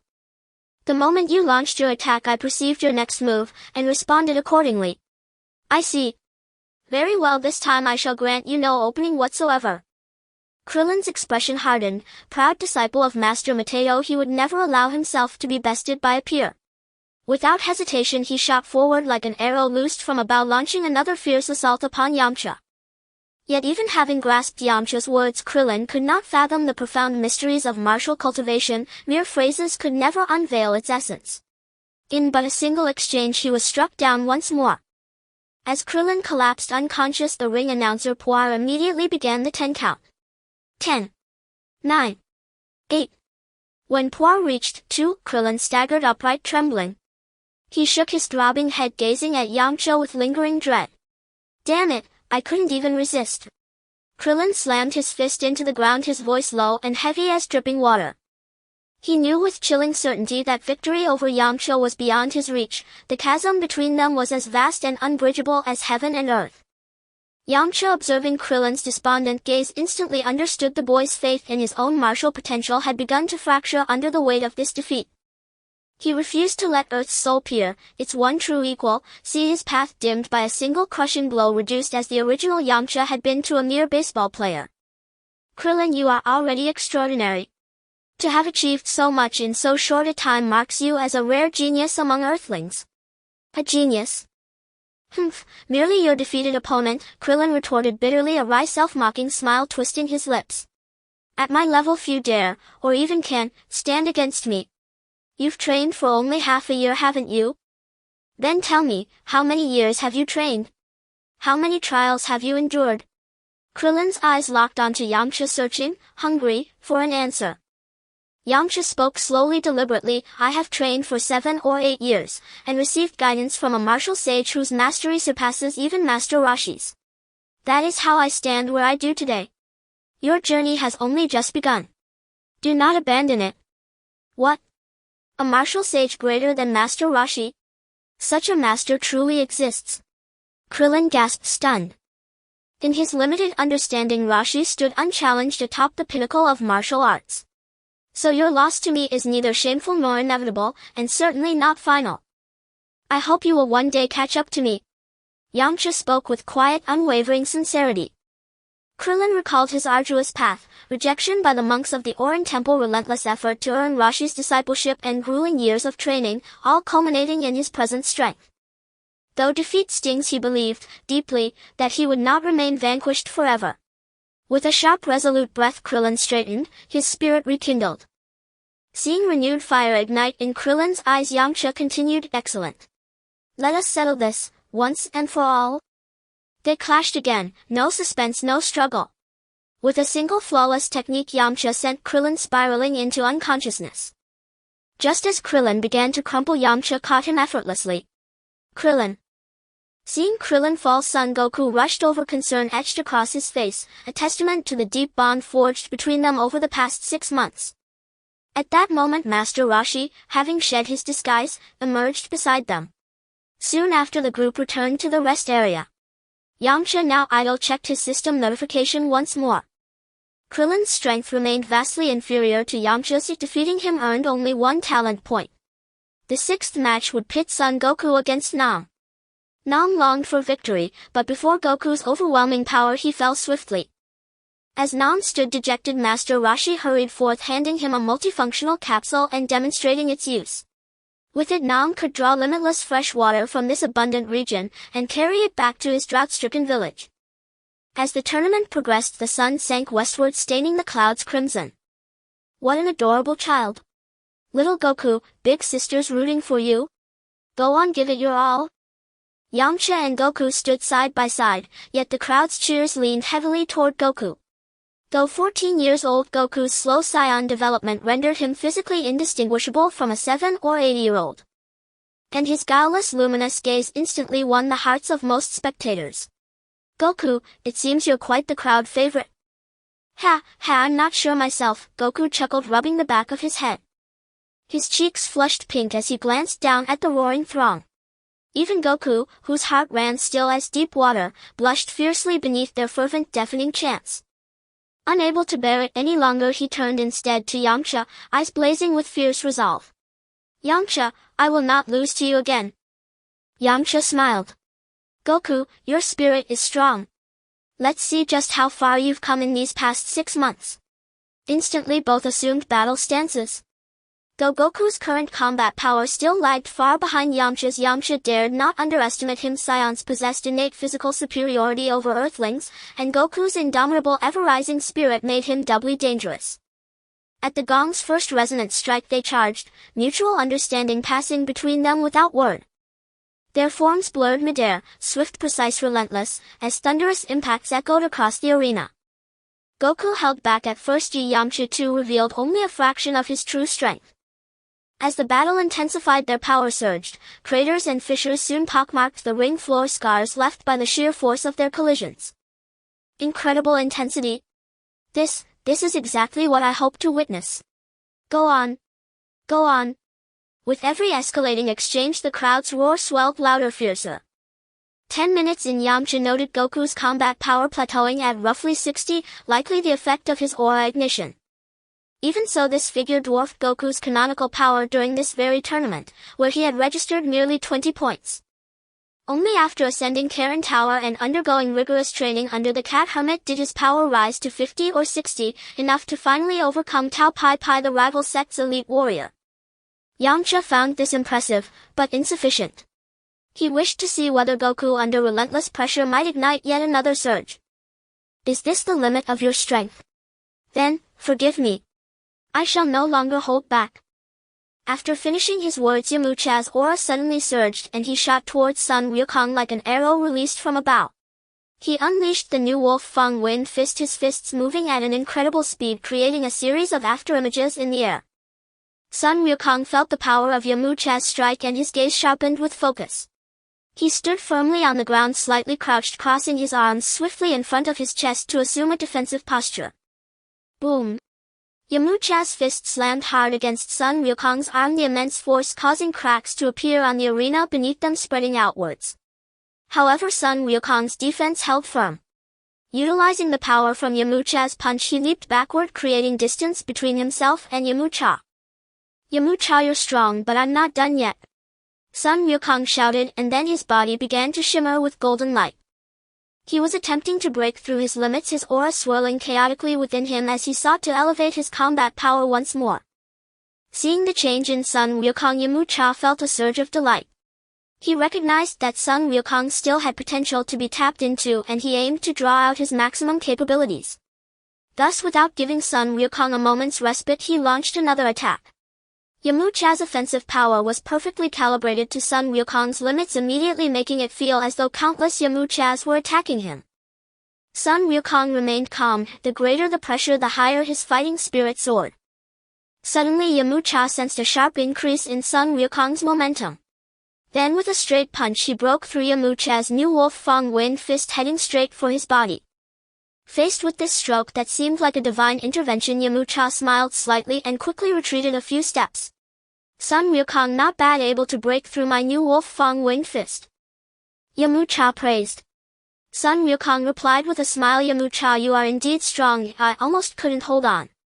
The spectators below were amazed at Sun Wukong's transformation. They had not expected the battle to be so thrilling, as both fighters' strengths exceeded their imagination. Yamcha's excitement grew as he witnessed Sun Wukong's combat prowess rise again. He knew he had achieved his goal. He charged towards Sun Wukong once more, this time elevating his combat power slightly. In an instant their figures vanished again and the arena shook violently. Immediately after, a small figure plummeted like a cannonball from the sky, crashing into the ground with a thud, creating a half-meter deep pit. Upon closer inspection, it was none other than Sun Wukong lying there. Just moments ago the two had engaged in rapid combat for several exchanges, and Yamcha seized an opportunity to land a punch on Sun Wukong's abdomen, sending him crashing to the ground. After Sun Wukong hit the ground, Yamcha gracefully landed, appearing remarkably composed. At that moment Pulse hurriedly spoke up. Bad news. Sun Wukong has been knocked down by Yamcha and seems severely injured. Is this how it ends? No, Sun Wukong is getting up. Sun Wukong would not remain down from just one strike. He dusted himself off, standing up nonchalantly, and joked, Yamcha, your speed is too fast, I couldn't even defend myself. Yamcha understood Sun Wukong's terrifying defensive capabilities. The force of his recent attack had reached an intensity of 80 in combat power.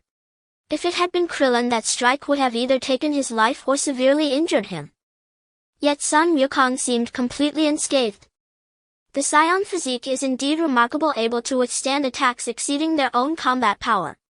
There were times when Yamcha wished he could exchange his bloodline for that of a Saiyan, but as a reincarnated person from Earth in 2 lives, he also held his own pride. He did not believe that Earthlings would necessarily lose to Saiyans, which was also why Yamcha had not collected the Dragon Balls to make a wish. Very well, let's continue. With Yamcha's increase in combat power, Sun Wukong naturally fell into a passive position, managing to retaliate only once or twice while Yamcha unleashed over 10 attacks. Minutes later, under Yamcha's relentless assaults, Sun Wukong was already on the verge of collapse. His ability to endure was solely due to the Saiyan's physique and willpower. Although Sun Wukong's combat power increased by 5 points during this time, it still had little effect. Is this all you can do? Yamcha thought to himself. Then he spoke, Wukong, you have no chance of victory, just admit defeat. Sun Wukong did not respond, merely watching Yamcha warily, clearly intent on resisting. Yamcha shook his head, uninterested in continuing. In a flash, taking advantage of Sun Wukong's moment of confusion, Yamcha moved behind him, wrapping his powerful arm around Sun Wukong's neck, proclaiming, Wukong, it's over. He aimed to force Sun Wukong to concede. Yet the Saiyan genes within Sun Wukong would not allow him to lose to Yamcha again. Even as Yamcha tightened his hold to the point of suffocation, Sun Wukong still stubbornly refused to admit defeat. Before long, Sun Wukong's face turned a deep shade of purple. Sun Wukong, you can't win, so just give up already. Yamcha reminded. Even the surrounding spectators could not bear to watch, calling out, kid, just concede. Though Sun Wukong heard the crowd's shouts, he stubbornly muttered, I will never give up. The energy within him, constrained by Yamcha's grip, surged towards his rear. With a pop, Sun Wukong's severed tail suddenly burst forth from behind him. Following that, Sun Wukong abruptly fell silent. Yamcha's expression shifted slightly as he looked down at Sun Wukong and murmured, I won't choke him to death, will I? Before he could finish, a massive surge of energy erupted rapidly from within Sun Wukong. Yamcha immediately sensed a formidable threat and had to release Sun Wukong, retreating quickly. How is this possible? Suddenly Yamcha realized something, looking up at the sky. When did the moon rise? In that instant he recalled the Saiyan transformation triggered by the full moon. Oh no! Sure enough, Sun Wukong was enveloped by a sphere of light. In no time at all, his body swelled to over 10 meters in height. Moreover, his appearance had completely transformed into a massive black-furred gorilla with sharp fangs and a fierce demeanor. The newly transformed gorilla appeared and began to wreak havoc, clearly having lost all rationality, intent on destroying everything in sight. Its first target was a building of equal height, which it smashed with a single blow. A 3-meter structure was knocked down with debris falling in all directions. What kind of monster is this? Run! The audience, still in shock, suddenly scattered like startled birds, no longer caring about the competition. Suddenly on the arena, Yamcha saw a half-meter-sized rock flying directly towards Bulma. If it hit her, it would be disastrous. Without hesitation, Yamcha flew over, disregarding the match. This is bad. Bulma, in a state of panic, suddenly lost her ability to move, as if accepting her fate, watching helplessly as the boulder flew towards her. At that critical moment, a tall man appeared in the air and kicked the boulder away. "Yamcha, I knew you wouldn't abandon me." Seeing that it was indeed Yamcha, Bulma immediately revealed a joyful smile. "Yamcha, the situation is urgent. You leave here first, and after I handle Goku, I will come to find you," Yamcha said quickly. Bulma, realizing the gravity of the situation, nodded at Yamcha. In just a moment, only Yamcha and the transformed Goku remained on the scene. At some point, Master Roshi, Krillin, and Bulma had gathered together. "This is bad."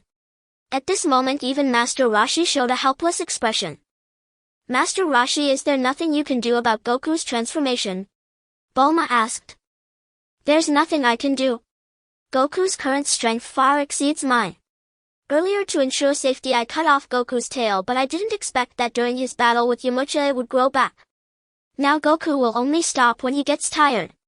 Otherwise the entire island will be in danger," Master Roshi said, his heart filled with trepidation. "Isn't there really any other way?" "Yamcha is in great danger," Bulma said anxiously. At this moment, under Yamcha's close observation, Goku's combat power surged like a volcanic eruption, multiplying by 10 to a staggering 450 points. The irrational Goku, like an uncontrollable beast, blindly wreaked havoc, completely oblivious to the tiny figure of Yamcha beneath him. Yamcha understood that to control Goku there were only two options: either cut off his tail again or destroy the moon. Only then would Goku's transformation be automatically undone. However, Yamcha did not act immediately, knowing that destroying the moon would not fundamentally solve the problem. Just like the future invasion of the Saiyans, Vegeta could still create something similar to the moon using his own energy. Thus the best solution was to cut off Goku's tail again. Although this would reduce Goku's potential, it was the only way to ensure Earth's safety. However, cutting off Goku's tail was not an easy task. One must not underestimate the gorilla-transformed Goku as merely a beast that would be fatal. The Saiyans, as a warrior race in the universe, are not to be taken lightly. Even in a state of madness, their basic combat instincts remain. Moreover, Goku inherited the combat instincts of Earth's own body, making him even more terrifying than an ordinary Saiyan in a state of madness. At this point, Yamcha no longer hid his power and instantly unleashed all his strength. However, he was still 300 points short of Goku. At this moment, the gorilla-transformed Goku began to move and destroy as he walked. Despite treating Yamcha as a serious threat, Yamcha was still in grave danger. Yamcha was just about to approach Goku when Goku's massive hand, like a giant palm, swiped towards him. If it weren't for Yamcha's mastery of his aura and his timely prediction, he would have been struck. Even so, he was still sent flying over 10 meters by the gust created by Goku's massive hand. Clearly, with his current strength, Yamcha found it difficult just to get close to Goku, let alone cut off his tail. The next second, Yamcha began to unleash his aura. A powerful aura erupted from his body, igniting the surrounding air and creating intense ripples. His hair flew wildly in the gusts of energy, and his gaze was filled with unwavering determination. Yamcha understood that this was a battle concerning life and death as well as the safety of Earth. He could not back down. He concentrated his chi in his feet, charging towards Goku like a bolt of lightning. Yamcha is so cool. The old pervert Yamcha should be able to defeat Goku. Bulma watched Yamcha in his powered-up state and couldn't help but smile, quickly asking, "Is it possible?" "No, he's still a bit short," Master Roshi said, dousing her enthusiasm. With his years of experience in sensing energy, he knew that Yamcha's combat power was still far below Goku's and that he would find it hard to inflict damage on the giant ape-formed Goku. This time his speed was several times faster than before, leaving behind a blurred afterimage in the air. However, as Yamcha's power increased, the irrational Goku also noticed the bouncing little insect that was Yamcha. Faced with Yamcha's approach, a glint of ferocity flashed in his enormous crimson eyes. Again he raised his massive arm and swung it forcefully towards Yamcha, creating a howling gale. This gale swept towards Yamcha like a blade. Yamcha sensed the powerful force rushing towards him and dodged early. This time, thanks to his speed, he easily evaded Goku's massive hand, and the gust did not affect him at all. Yamcha changed direction and continued to approach Goku, constantly adjusting his aura and maximizing his speed. At this moment, the distance between him and Goku grew closer. Just as Yamcha was about to reach Goku, Goku suddenly opened his large mouth and unleashed a scorching energy beam at him. The energy beam surged like a torrent, instantly threatening to annihilate Yamcha in its path. Fortunately, Yamcha stopped in time and did not advance further, otherwise the consequences were truly unimaginable. He saw the ground where the energy beam struck instantly create a deep pit of several dozen meters. It seems I underestimated my opponent. After that probing attack under the absolute suppression of power, the attack speed of the giant ape Goku was even stronger than his powered-up state. While this state is sufficient for survival in front of Goku, it's still not enough to quickly move behind him. Unless Yamcha can double his speed again. Suddenly he recalled a method from his past life in the Naruto world to increase speed, which was electrical stimulation. He had just learned this technique from Master Roshi, but this time it was not used on someone else but on himself, which was even more dangerous. If he was not careful, he could easily harm himself. However, time was of the essence. If the longer he delayed, the more people would potentially die at Goku's hands. Without hesitation, Yamcha placed both hands in front of his chest and a massive current quickly gathered between his hands before stamping it onto his chest. What is he doing? Why is he hurting himself? Yamcha's action left Master Roshi baffled. Before the turtle hermit could finish his lament, Yamcha's body emitted black smoke and collapsed stiffly to the ground, his limbs convulsing uncontrollably. How tragic! Why would he do such a thing? Yamcha! Bulma cried out in alarm. Fortunately, Yamcha's body trembled and he hurriedly drew a senzu bean from his pocket and chewed it. Seeing the senzu bean, the turtle hermit was astonished. 300 years ago, when he trained at Karen, the cat hermit guarded her senzu beans jealously and never allowed one to be taken. Unknown to him, the bored cat hermit had accumulated a great many senzu beans over the centuries and had grown weary of them, no longer treating them with the same reverence as before. Once the senzu bean took effect, Yamcha sprang to his feet in an instant. That was perilous. I nearly died. Good thing I had a senzu bean. Though he had failed this time, Yamcha gleaned the rhythm from the earlier experiment. He needed to let the lightning enter his body slowly at a specific frequency. Luckily, Sun Wukong had resumed his wanton destruction and was no longer focused on Yamcha, granting him a moment to catch his breath. Yamcha drew a deep breath to steady himself. He glanced at the rampaging Sun Wukong and silently resolved that he would master this power. He prepared to try again, closing his eyes and regulating his breath until his mind found calm. He then unleashed the 10,000 nations earth-shattering palm, once more cautiously guiding the currents of electricity from his palm into his body. This time he followed the rhythm he had discovered, allowing the lightning to seep inward slowly. He felt a tremendous energy coursing through him, but this time it was not agony. A thrill rose in Yamcha. He had found the correct method. He maintained the state, letting the lightning wander through his flesh and meridians, invigorating his muscles and channels. His aura seemed to surge as if he had assumed a Super Saiyan transformation. His hair stood upright though it remained black. As time passed, Yamcha's presence grew increasingly fierce and volatile. Under the systems monitoring his combat power had breached the upper limit of a burst state, reaching 350 points, only 100 points shy of Sun Wukong's great ape form. Not bad. I thought this state would only increase speed. I didn't expect my strength to grow so much. Yamcha clenched his fist, feeling the transformation within. From afar, the turtle hermit and Bulma could sense his change. This fellow has truly come up with something extraordinary, the turtle hermit marveled. At last, as Yamcha's momentum swelled, the great ape Sun Wukong noticed the grasshopper at his feet and in fury raised his foot to stomp where Yamcha stood.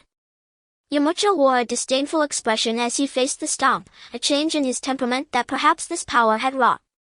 Although to onlookers the stomp seemed unleashed at full speed, to Yamcha the motion appeared as if in slow motion. After evading the stomp, he darted to Sun Wukong's chest and unleashed a flurry of savage punches. Each blow landed on the great ape with a thunderous clang.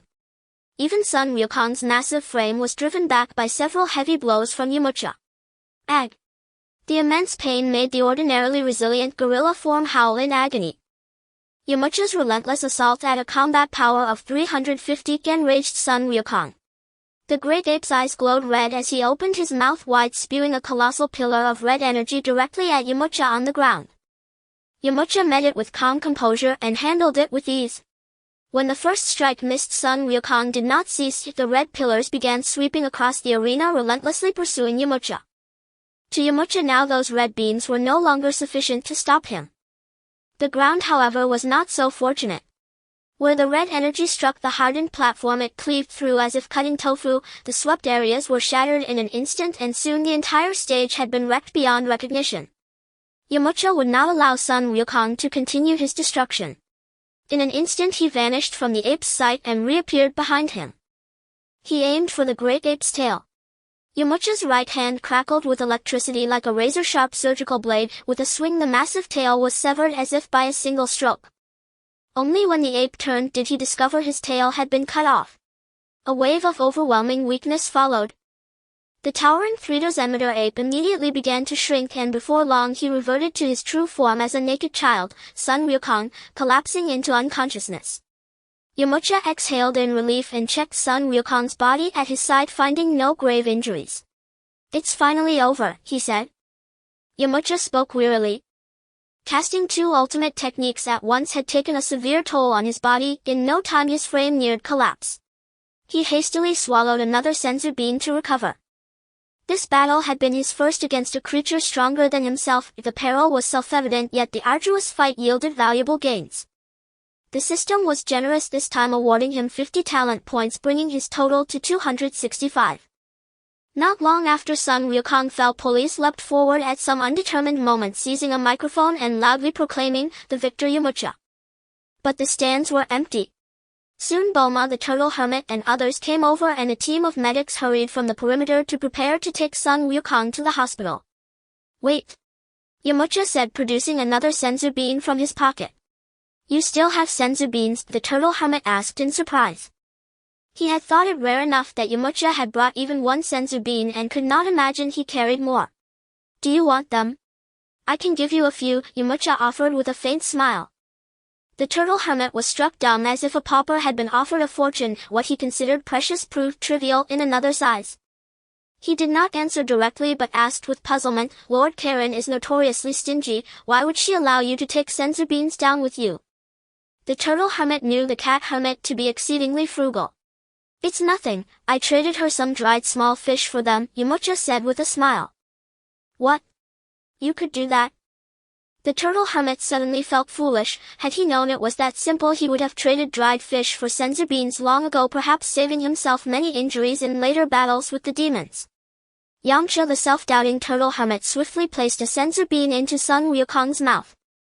Dazed Sun Wukong instantly sensed the senzu bean in his mouth and, captivated by its fragrant aroma, could not help but start chewing.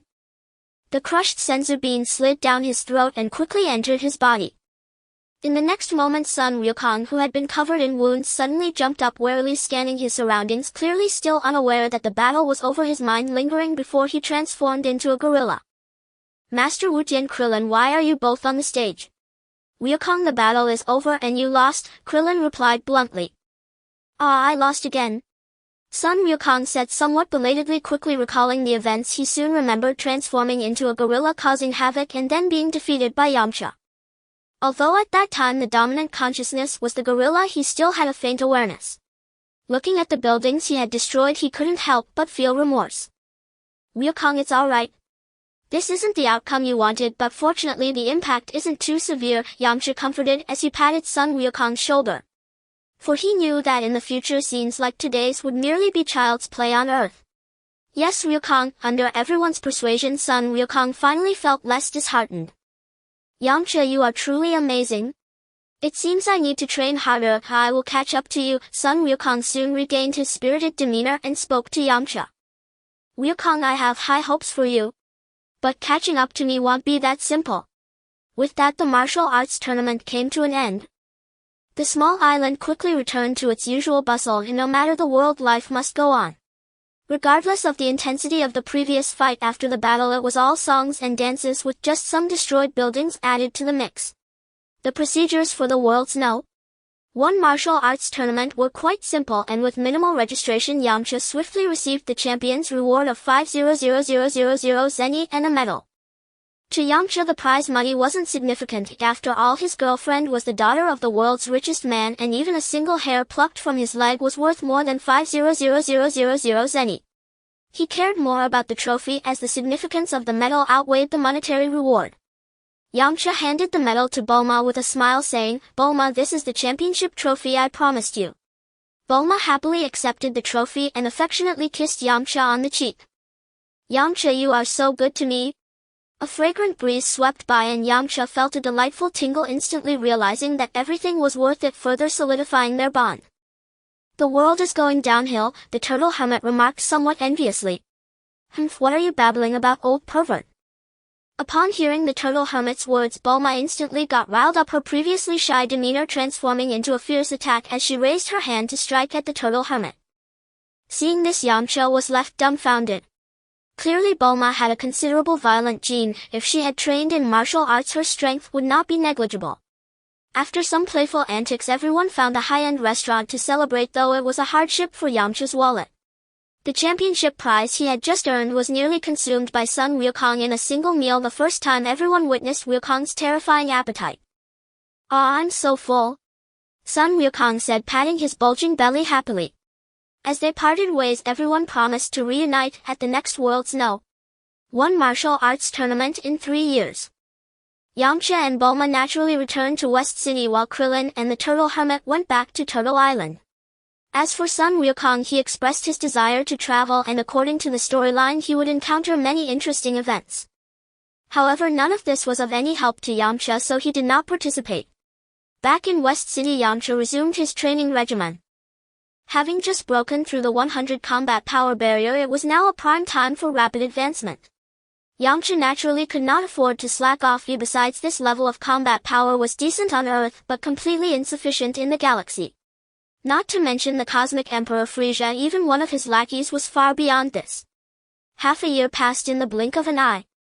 In that half-year, Yamcha had adapted to the environment of the 20x gravity chamber, and his combat power had reached 600 points. After hitting 600 points, the progress in combat power improvement was no longer as rapid as before, but it steadily continued to advance, entering a phase of gradual refinement where consistent training would suffice. Yamcha could spend more time with Bulma.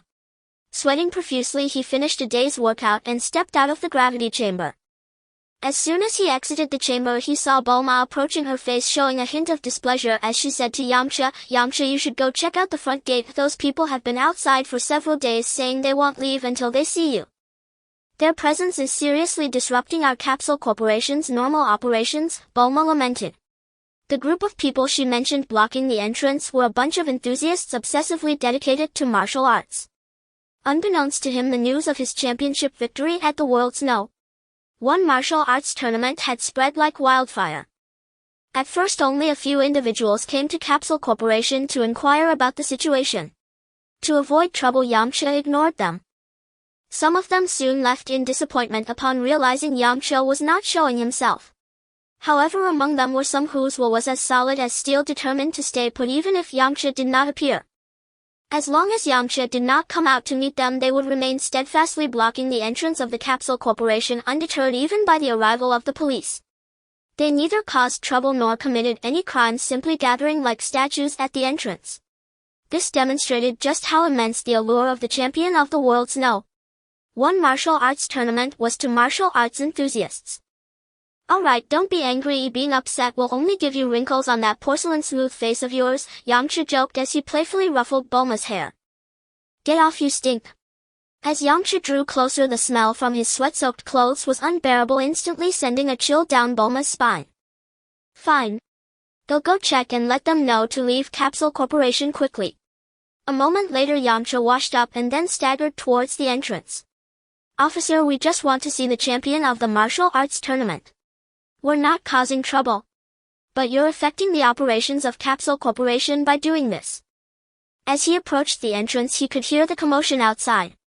Yamcha felt a strange amusement, not expecting that one day he would become someone so sought after.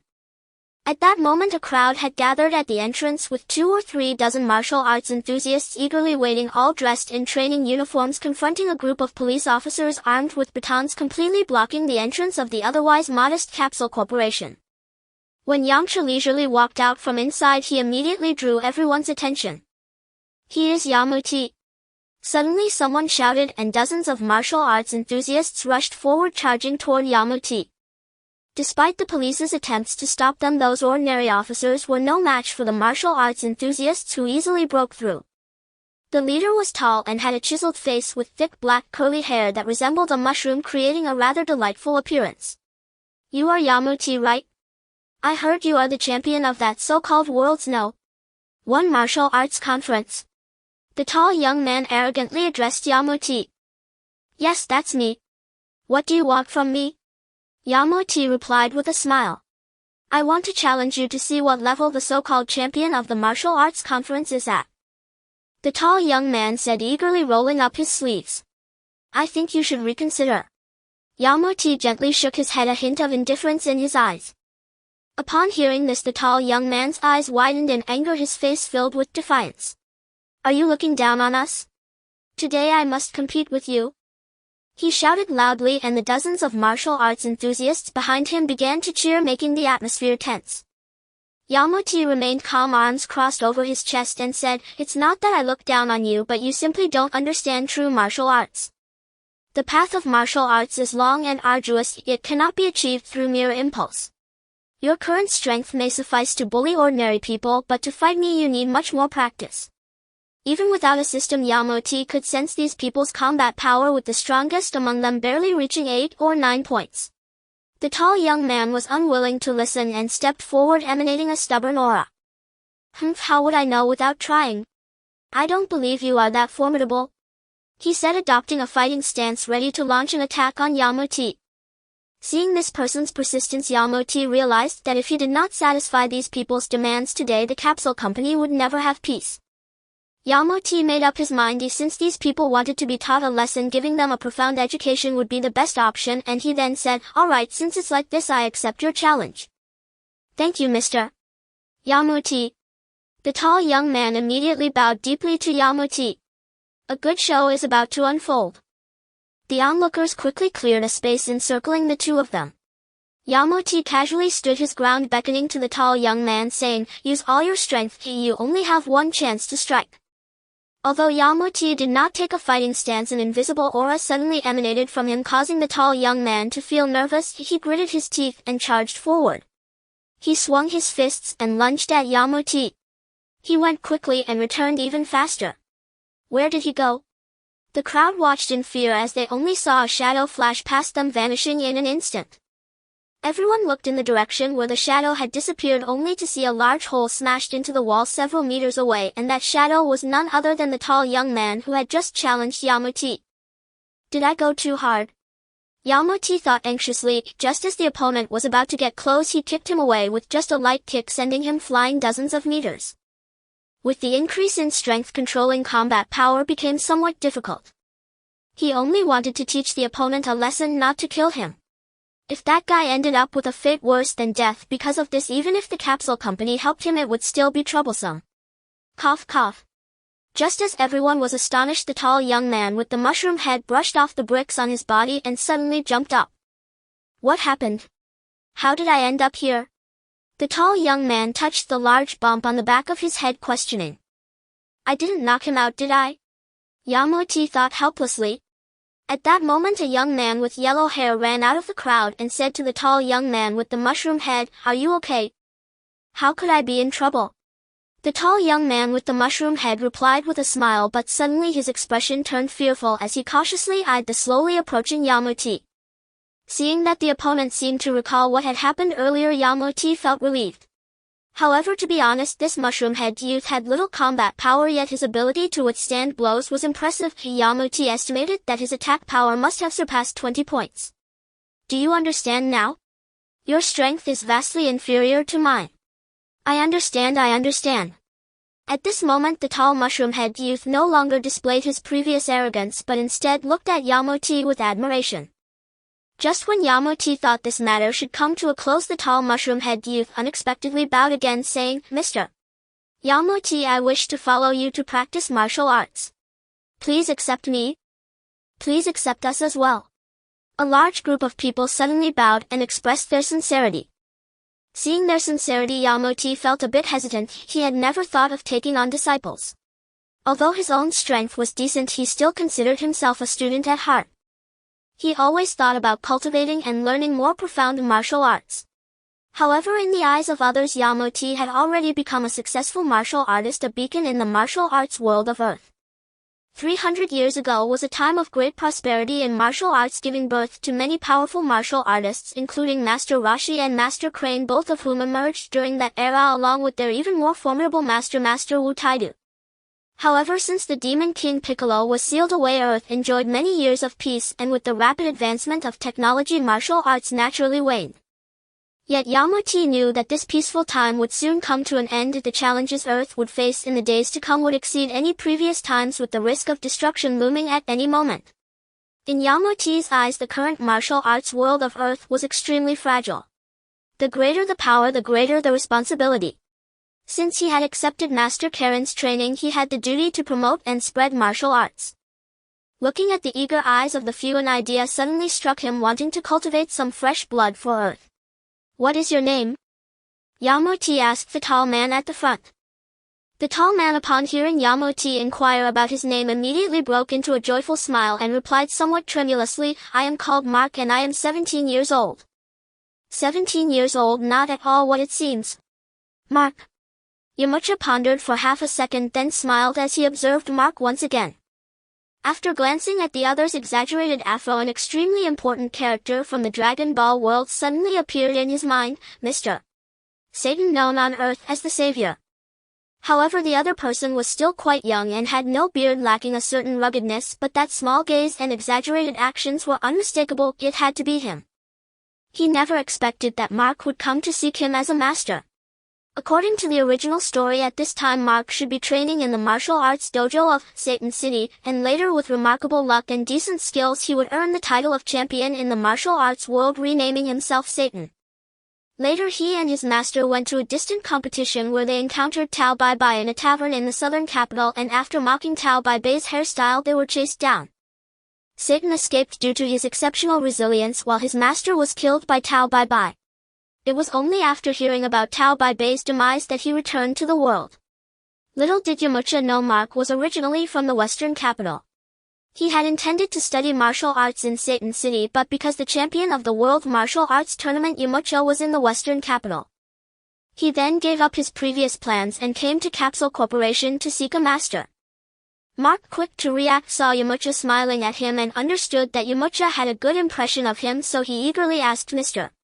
Yamcha, do you agree to accept me as your disciple?" Yamcha shook his head with a smile and said, "It's not so easy to become my disciple. You must withstand my tests." "What tests?" "We are willing to do anything as long as we can become your disciples," Mark said eagerly.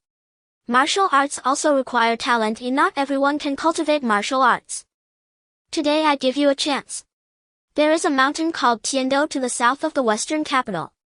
You have 1 hour to reach there. The first 3 to arrive will be accepted as my disciples. As for the others, I can only say sorry. Remember, you can only run there. Using any transportation will result in immediate disqualification." After Yamcha finished speaking, he disappeared from everyone's sight in a flash. Tiendo Mountain? That's almost 50 kilometers away. 1 hour? How is that possible? Instantly, dozens of martial artists began to discuss. "What should we do, Mark?" A young man with yellow hair dressed in a taekwondo uniform asked Mark. "What should we do? Of course we run. Since Mr. Yamcha has given us a chance, we must strive to complete it, otherwise why are we here?" Mark said this and took the lead in running towards Tiendo Mountain. "Wait for me." Seeing someone take the lead, the others immediately followed. 50 kilometers tests a person's endurance and character. In his past life, even top marathon runners would need 3 to 5 hours to run 50 kilometers. Of course, in the Dragon Ball world, martial artists are not ordinary people. Even a group of beginner martial practitioners is beyond the comprehension of normal humans. 50 kilometers may seem far, but for this group of people, 1 hour is not impossible. It requires extraordinary physical strength and willpower. And this is exactly what Yamcha needs. As for those who cannot complete it, they are naturally not what Yamcha seeks. On the road to Tiendo Mountain, a group of young people full of martial arts dreams ran with all their might. Their figures leaped in the sunlight, sweat soaking their clothes, yet nothing could hinder their forward march. The running of dozens of people resembled a stampede of horses, instantly becoming a striking sight. This is truly passionate. In the sky at 1,000 meters high, Yamcha was flying above them, watching their performance. Mark led the way, his gaze determined and his steps steady. Each step he took was filled with longing and determination for the future. At this moment Mark was the epitome of a passionate youth. The young man with yellow hair closely followed behind him, though struggling he refused to fall behind. Though he didn't have the same desire for martial arts as Mark, he gritted his teeth and ran hard for the sake of his friend. The scenery along the way rushed past their eyes, leaving them no time to spare. In their hearts there was only one goal, to reach Tiendo Mountain as quickly as possible. As time passed, some people's stamina began to wane and their speed gradually slowed.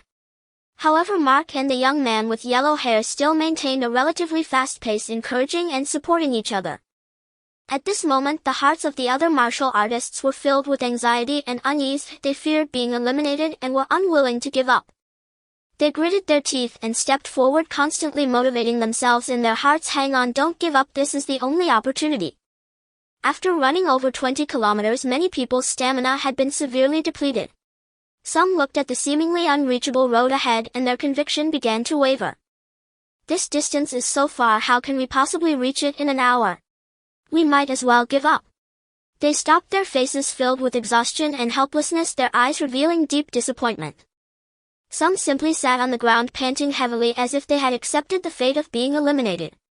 In fact, their performance was already commendable. 20 kilometers in just over 20 minutes would be considered superhuman on Earth in his past life. However, in this world their performance could only be deemed as ordinary. As the distance stretched, Mark and the young man with yellow hair leading the first group had already pulled away from the second group by over 1,000 meters. Though half of the people had given up by this point, more than 10 still pressed on. After 30 kilometers their legs felt as heavy as if they were filled with lead. With each step they required unwavering willpower for support and their bodies were nearing their limit. Mark thought to himself, I cannot give up, this is my only chance. I want to become a disciple of the martial arts champion and carve out my own world in martial arts. I cannot concede here. The young man with yellow hair constantly motivated himself. If Mark can persist, I certainly cannot lose face in front of this guy. Although the two were extremely close friends at this moment, they were also in a competitive relationship. Their bodies were utterly exhausted, but their spirits burned like a flame, growing ever stronger. With this flame support, their physical limits were slowly being surpassed in the run, though they were unaware of it. Time passed minute by minute and Mark and his companions drew closer to Tiendo Mountain. Their hearts were filled with anticipation as they envisioned themselves as disciples of Master Yamcha, imagining their continuous progress in martial arts and becoming the center of attention. However, they also knew that the final stretch was often the most arduous. Having left the city and entered the wilderness, the path beneath their feet was no longer a smooth road but a winding and narrow trail with occasional dead branches and stones that severely hindered their progress. At this point only 6 people remained in the group, and it was evident that these 6 were all exceptionally gifted martial artists. Finally they arrived at the foot of Tiendo Mountain, where they could see the outline of the towering peak as if it were beckoning to them. Suddenly a wide river blocked their path. The river flowed swiftly and there were no bridges to cross. This undoubtedly posed a greater challenge for them. What should we do? The river is too swift and we can't get across. Some began to panic, filled with despair and helplessness. They gazed at the raging waters, unsure of what to do. Mark furrowed his brow, thought for a moment and then said, It's just a river, there must be a way to cross it. Everyone quickly looked for a place to cross the river. They began searching all around and eventually they found a spot where the water was relatively shallow. However, crossing the river still required immense courage. At that moment they hesitated, fearing the dangers of the river yet not wanting to miss this opportunity. Time waits for no one, I will go first. Mark jumped in without hesitation, the water instantly reaching his knees, but he did not back down, stepping forward toward the opposite shore. The young man with blonde hair followed closely behind. Under their lead the remaining 4 jumped into the river, bravely making their way toward the opposite bank. After some struggles they finally succeeded in crossing the river. As they set foot on the land of the opposite shore, joy and a sense of achievement filled their hearts. They knew they were one step closer to Tiendo Mountain. Having crossed the river, the remaining journey involved climbing the mountain, which though not very high was another test for the exhausted group. In the final sprint the 6 did not hold back, exerting their utmost effort as they ran, all determined to be among the top 3.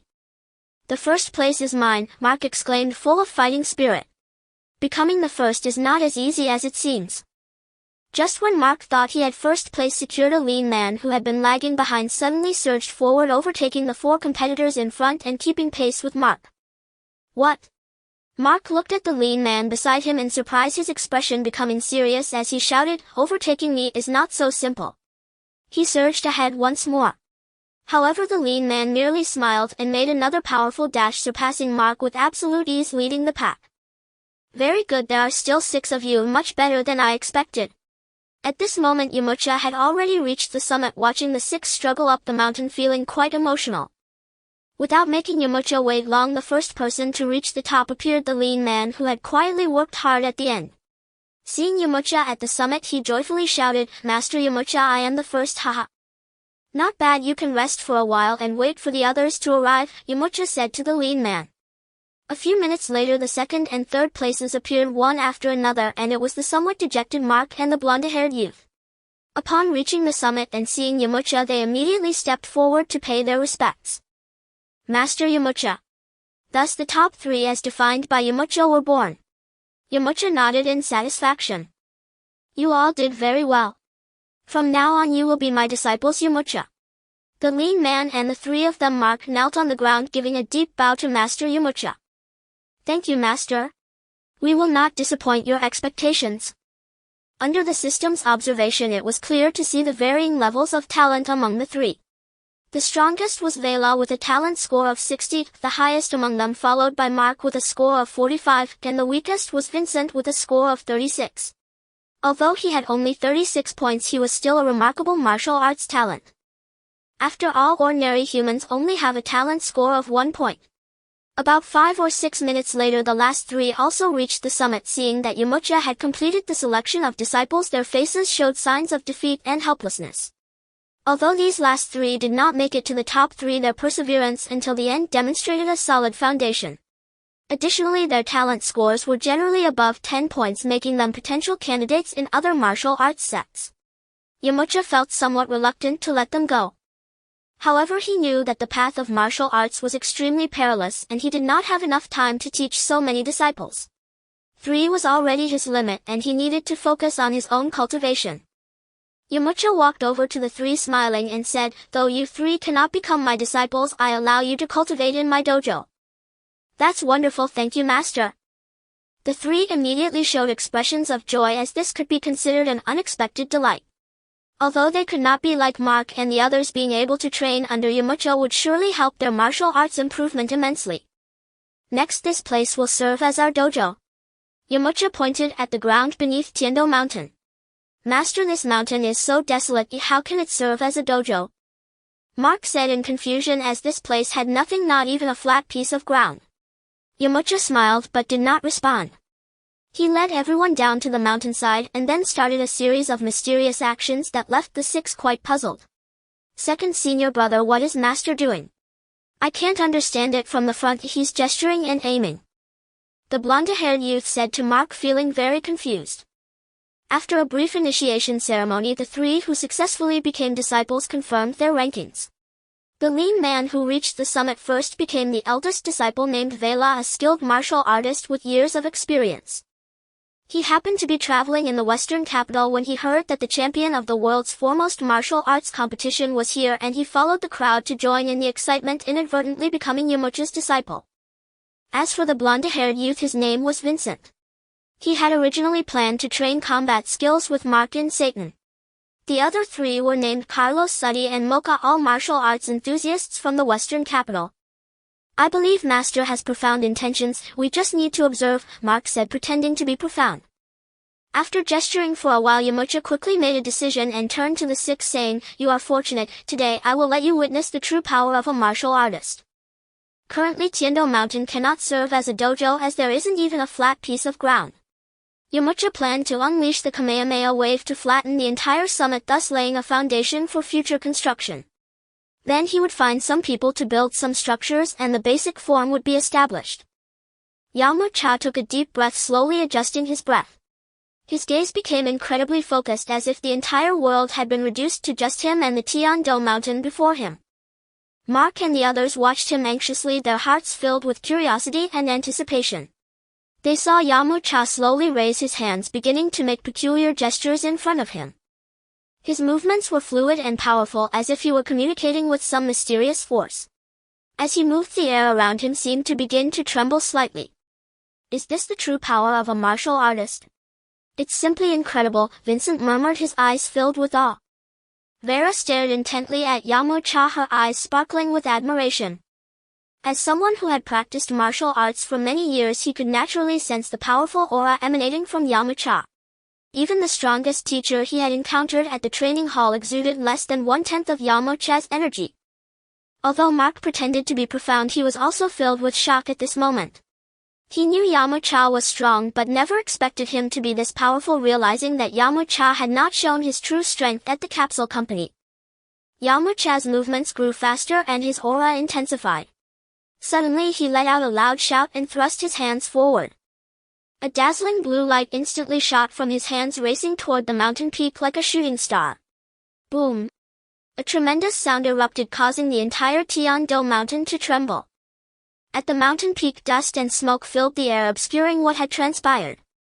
After a while, as the dust began to settle, the 6 disciples were astonished to find that the originally rugged mountaintop had been sliced away cleanly, revealing a vast flat area as if crafted by divine hands. This is too impressive!" Vincent exclaimed, his mouth agape and unable to close for a long time. Vera couldn't help but exclaim, "The master's strength is indeed unfathomable. With such a master guiding us, our path in martial arts will surely be smoother." Mark said excitedly, "Master, you are truly amazing. Can I achieve such strength as well?" At this point, Mark had not yet become the fixed mindset of Satan, so he was quite receptive, filled with admiration and passion after witnessing Yamcha's extraordinary combat power. Yamcha looked at the result before him and nodded in satisfaction. "Alright, now that we have a flat area, we can start building the training hall. Next, I will find some people to help with the construction, and you all should actively participate and contribute your strength to our training hall." Mark and the others responded in unison, "Yes, master." After that, Yamcha returned directly to the capsule company while the others went home to say goodbye to their families, as they would be living on Tian-Do Mountain for a long time to come. Having spent 2 hours here, Bulma must be getting anxious. Where on earth did Yamcha disappear to without a word? When Yamcha found Bulma, she was angrily confronting Oolong. "How would I know? Go ask Yamcha," Oolong replied irritably. "Bulma." At that moment, Yamcha's voice came from behind her. Bulma turned around sharply, and upon seeing Yamcha, the anger on her face had not completely faded. "Where have you been? You just disappeared without a word. Do you know how worried I was?" Yamcha showed a hint of an apologetic smile. "Sorry, I had some urgent matters to attend to. I just came back." Bulma frowned. "What was so important that you left without even saying goodbye?" Yamcha pondered for a moment and then briefly explained about taking on disciples at Tian-Do Mountain south of West City and preparing to build a training hall.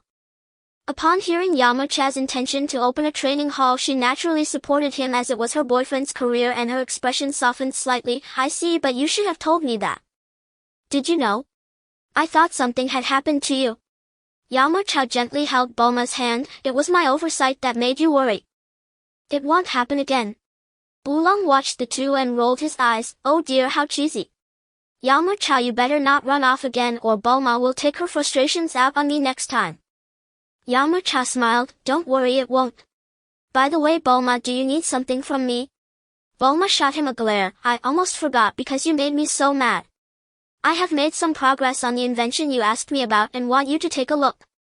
"Oh, really?" Yamcha asked curiously. Bulma smiled mysteriously. "Follow me." Saying this, she pulled Yamcha towards the laboratory. Oolong shook his head helplessly and followed behind. What Bulma was working on was an evolution potion. To keep Bulma occupied, she suggested that Yamcha help her research the evolution potion. As for why it was the evolution potion, this was something Yamcha deduced based on the later plot development. After all, Dr. Gero could create artificial beings that surpassed ordinary Saiyans by obtaining the genes of Sun Wukong, Krillin and others and merging them into humans and special species.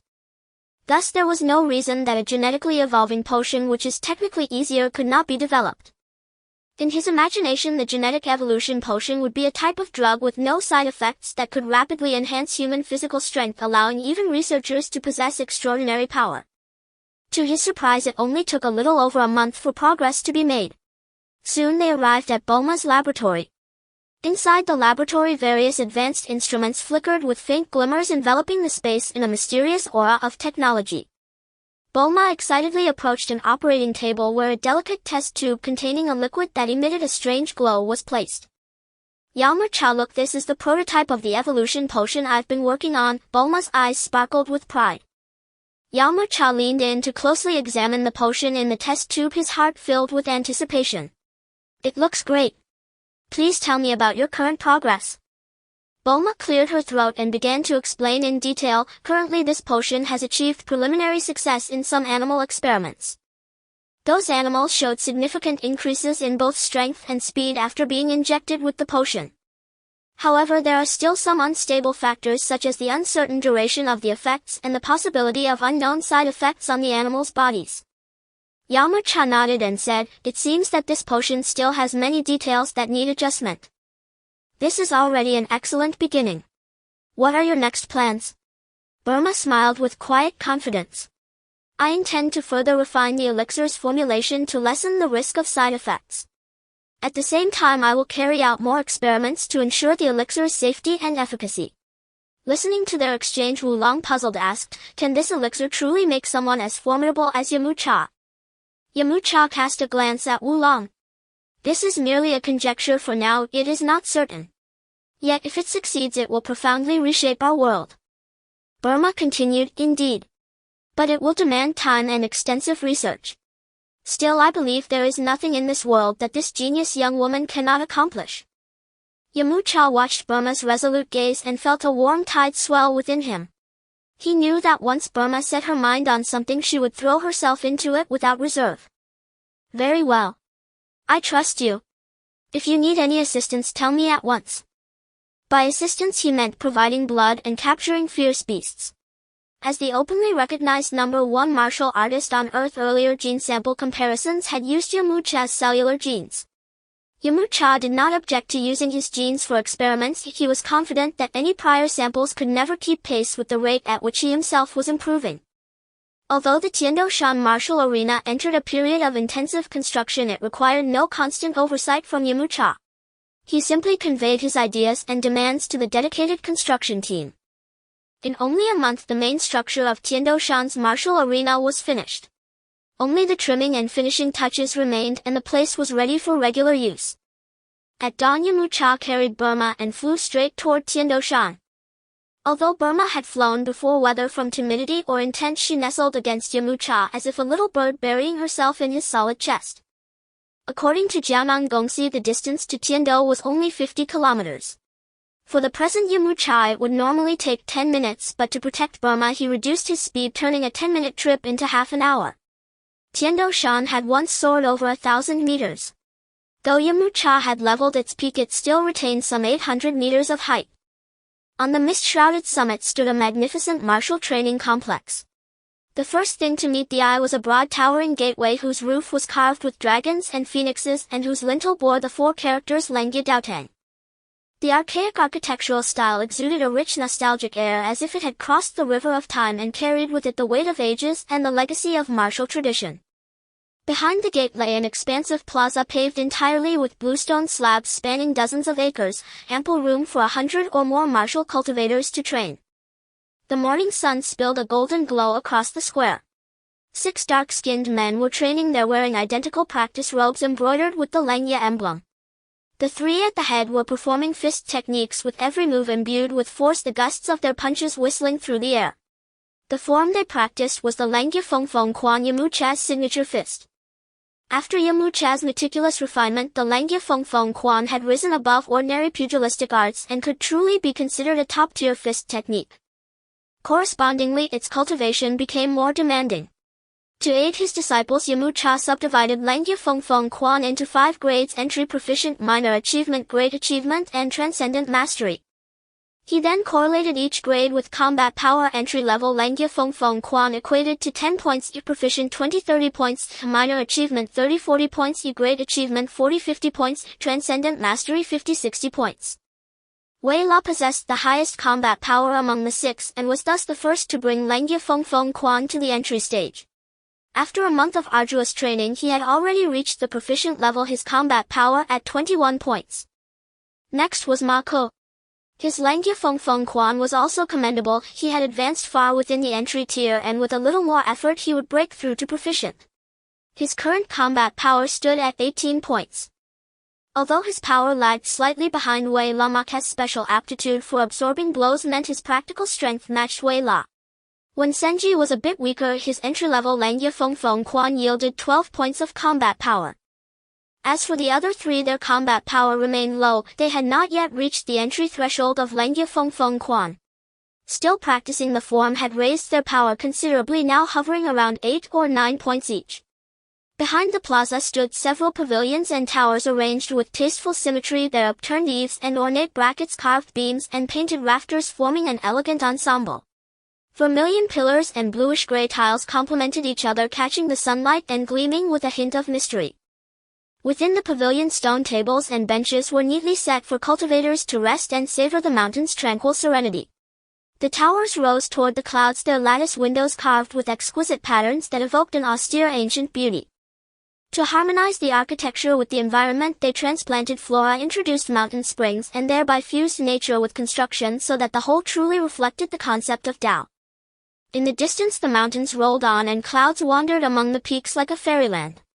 Occasionally a bird sliced through the sky, tracing a graceful arc that lent a touch of life and vigor to the peaceful scene. "You built this place so wonderfully, I almost want to move in," Burma said with a laugh. "If you wish to come, you are always welcome. What difference is there between you and me?" Yamcha winked at Burma with an unmistakable leer. Hiding in Yamcha's arms, Burma was mortified. After his teasing, she turned a deeper shade of red, shot him an admonishing look, and with her right hand gave his arm a fierce pinch. Before long, Ma Ke and the others noticed the two in the sky and immediately ceased their training. They were not overly surprised by the flight. After all, Yamcha had been coming and going so often that they were accustomed to it. They had considered learning the Wukong themselves, but Yamcha had made a promise: whoever first pushed their combat power past 50 would be taught the Wukong by him. That promise was meant to keep them focused. Soon Yamcha, holding Burma close, descended to the ground. Ma Ke, the most tactful of them, saw Yamcha holding a fair young woman and exchanging a glance with the others, whispered a few words before bursting into a loud synchronized greeting: "Master, greetings to mistress." Burma was indeed a youthful beauty and had never been addressed as mistress, especially not by 5 burly men.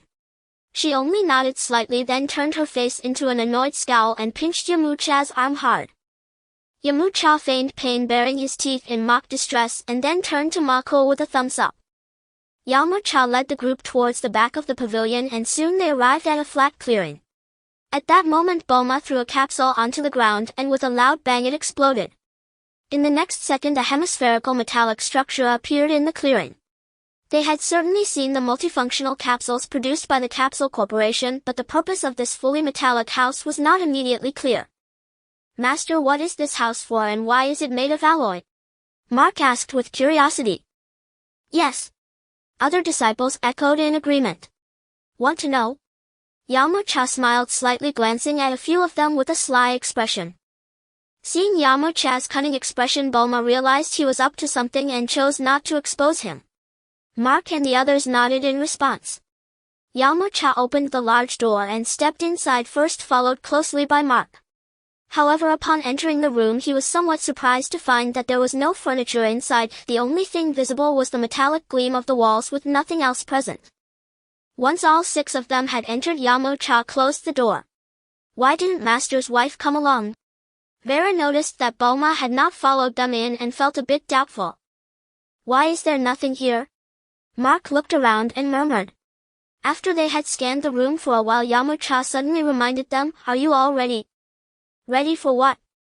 Before he could finish speaking, an invisible force suddenly bore down on them, and they felt as though they were carrying an immense weight. Instantly their faces turned red from the sudden pressure, and their bodies bent involuntarily. The three with the lowest combat power fell to the ground unable to utter a word. Even Vera struggled to breathe under this gravitational force, realizing why Bulma hadn't entered. Surprisingly, it was not Vera who performed the best but Mark. Although the gravity of the training room made his legs tremble, he still tried to hold himself up, proving that his exaggerated muscles were not just for show. Though Yamcha had only adjusted the gravity to 3 times normal, it was still extremely challenging for those who had just begun their martial arts journey. Of course, he did not intend to let them start training in the gravity room so soon. He planned to wait until they had mastered the Wolf Fang Fist. "Oh dear master, what's happening?" Mark gritted his teeth and managed to squeeze out a few words. Seeing that the desired effect had been achieved, Yamcha took out a remote control and reset the gravity in the room to normal levels. As the gravity returned to normal, the 6 felt a wave of relief, gasping for breath to alleviate the pressure from the previous threefold gravity. Yamcha looked at their disheveled state and couldn't help but smile wickedly. Hee, this is the gravity training room specially designed to enhance your strength. The previous gravity was 3 times the normal weight. It must have been quite a challenge, right? Hearing this, the others widened their eyes in realization, finally understanding why they had struggled to stand. After recovering a bit, Vera exclaimed, "Wow, Master, can this gravity training room really enhance our strength?" Yamcha nodded seriously, saying, "Of course. Training in a high-gravity environment can greatly stimulate your physical potential, allowing your strength to increase rapidly. However, this process will be extremely painful, and it's still too early for you. Your primary focus should be on mastering the Wolf Fang Fist for now." Vincent made a sad face and pitifully said, "Master, this is just too uncomfortable." Yamcha tapped Vincent on the head and admonished, "There are no shortcuts in martial arts. Only by putting in more effort than others can one become a true powerhouse." After that, Yamcha led the group out of the gravity room and found Bulma waiting for them. At that moment, Bulma was bored looking around. The building style, which mimicked the ancient architecture of the Dragon Kingdom from his past life, was extremely novel to her. Her eyes sparkled with curiosity as if she was exploring a brand new world. After finishing with Mark and the others, Yamcha approached Bulma. He smiled as he walked up to her, and seeing her curious expression, a wave of tenderness surged in his heart. "Bulma, do you find this fascinating?" "Yes." Bulma nodded, her eyes full of excitement. "Yamcha, this architectural style is truly unique. I have never seen anything like it. It feels like a brilliant and splendid culture to me. In this world, most buildings were hemispherical, resembling yurts, while the pavilions and towers of Tian-Do Mountain featured a more complex structure incorporating hexagonal and octagonal shapes. Strolling through them felt like experiencing an artistic continuity of time and space, as if listening to a grand condensed symphony." Yamcha cleared his throat and began to explain the architecture to Bulma in detail. "This architectural style is called Zhuangjian, emphasizing symmetry and harmony. Look at these flying eaves and brackets. They are not only beautiful but also serve to drain water and decorate. The building's colors are mainly in subdued tones, giving a sense of solemnity." Bulma listened intently, occasionally asking questions. "What about the dojo? Do you have any specific plans for it?" Yamcha smiled slightly and continued, "I plan to develop this place into a comprehensive martial arts dojo. In addition to the gravity training room, there will be various training areas such as a fighting arena and endurance training area. At the same time, there will also be relaxation and study areas, allowing disciples to relax and learn in their spare time." Bulma's eyes lit up. "That sounds great. However, you currently only have 6 disciples. Are you planning to recruit more?" Yamcha pondered for a moment and replied, "Not for now. I will consider it once they get on track." Bulma nodded and smiled. "Then what else do you need this talented woman to help you with?" Yamcha looked at Bulma with eyes full of expectation. "I hope you can continue to use your intelligence to design some advanced training equipment for the dojo, as well as the gene evolution potion you are researching. With your help, I believe our dojo will become a top martial arts dojo on Earth." Of course, there were some things he did not say. He did not intend to make the dojo merely a top dojo on Earth, but a top dojo in the universe. Bulma smiled. "Don't worry, I'll do my best. But you mustn't slack off. You need to teach your disciples well."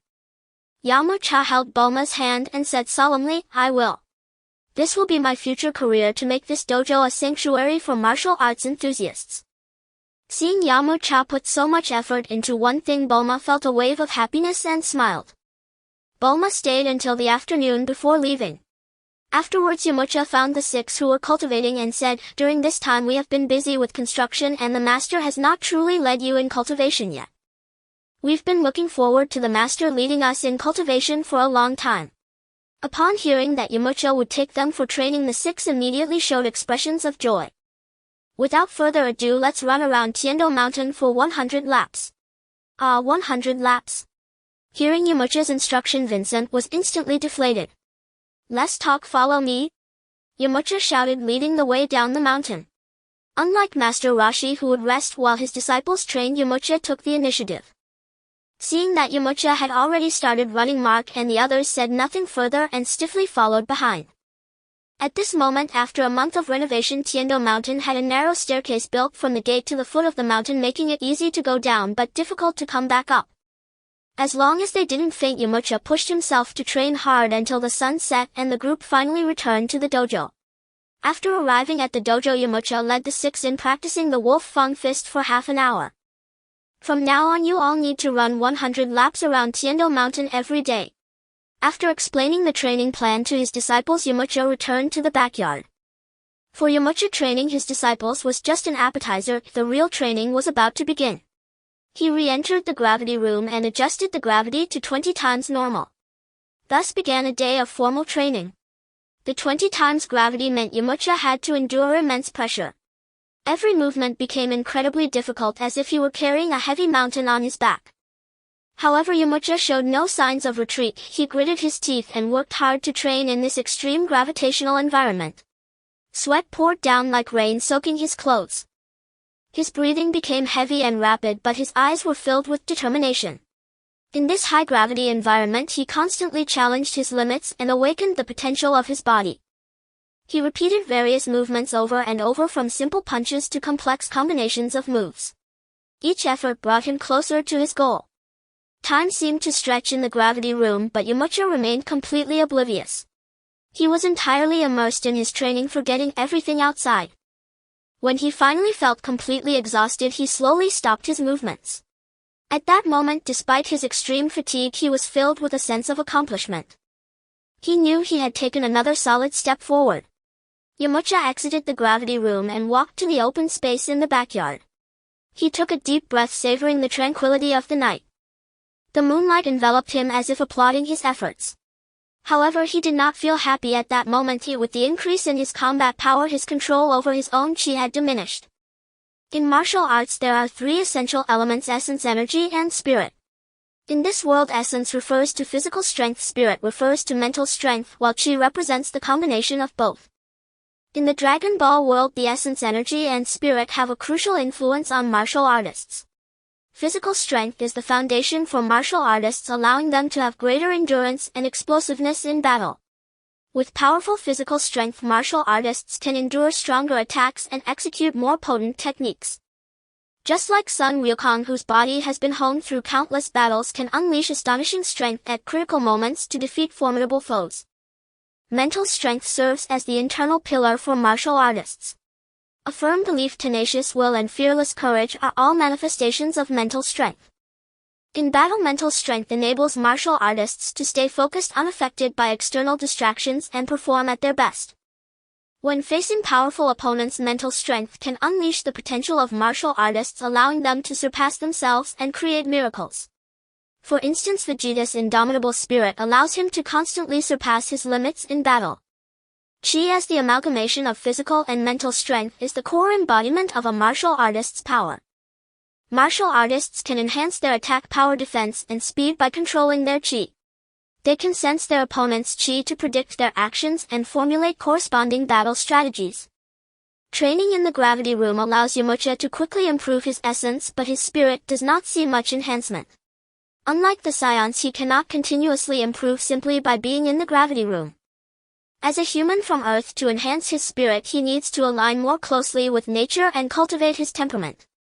On Earth, it seems like only the divine realm has methods for cultivating spirit, which makes the lack of such methods feel somewhat lacking. It seems I need to find an opportunity to visit the divine realm, Yamcha thought to himself. That day, just as Yamcha finished his training and the sweat on his body had not yet dried, he was planning to find a quiet place to rest when Mark and Vincent rushed over. Mark had an excited look on his face, his eyes flickering and one hand unconsciously scratching the back of his head, revealing a shy demeanor. He stammered, "Master, I want to go down the mountain for a bit." "Down the mountain? Do you have something urgent?"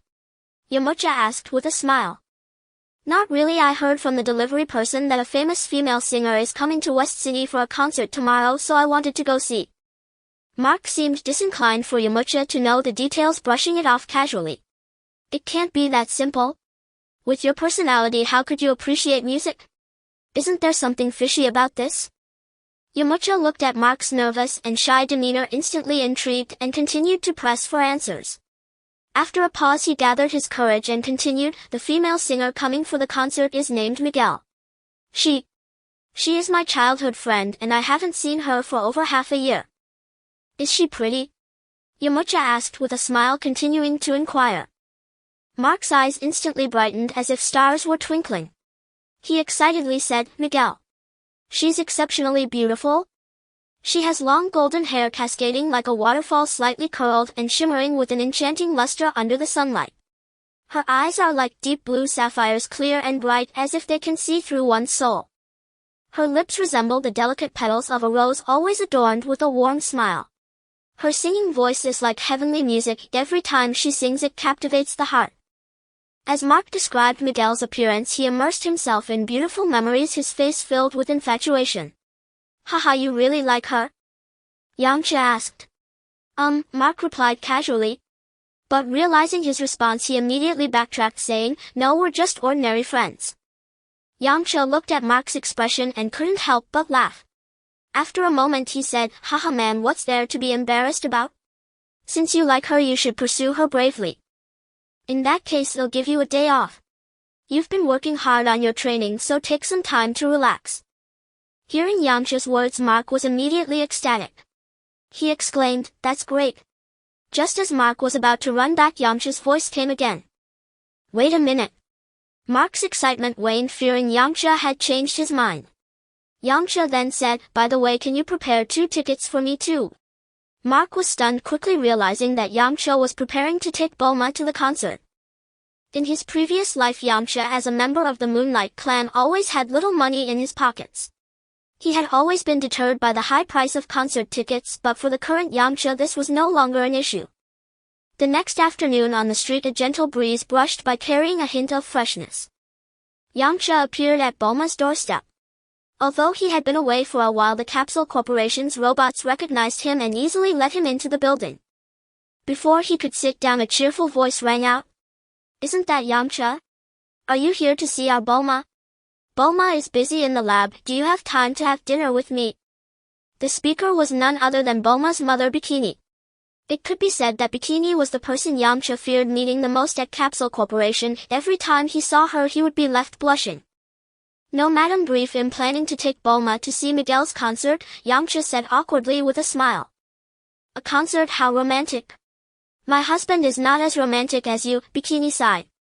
Just as Bikini lamented, Dr. Brief, dressed in a white lab coat, glided in on a balance bike, saying seriously, "Didn't we just go a couple of days ago?"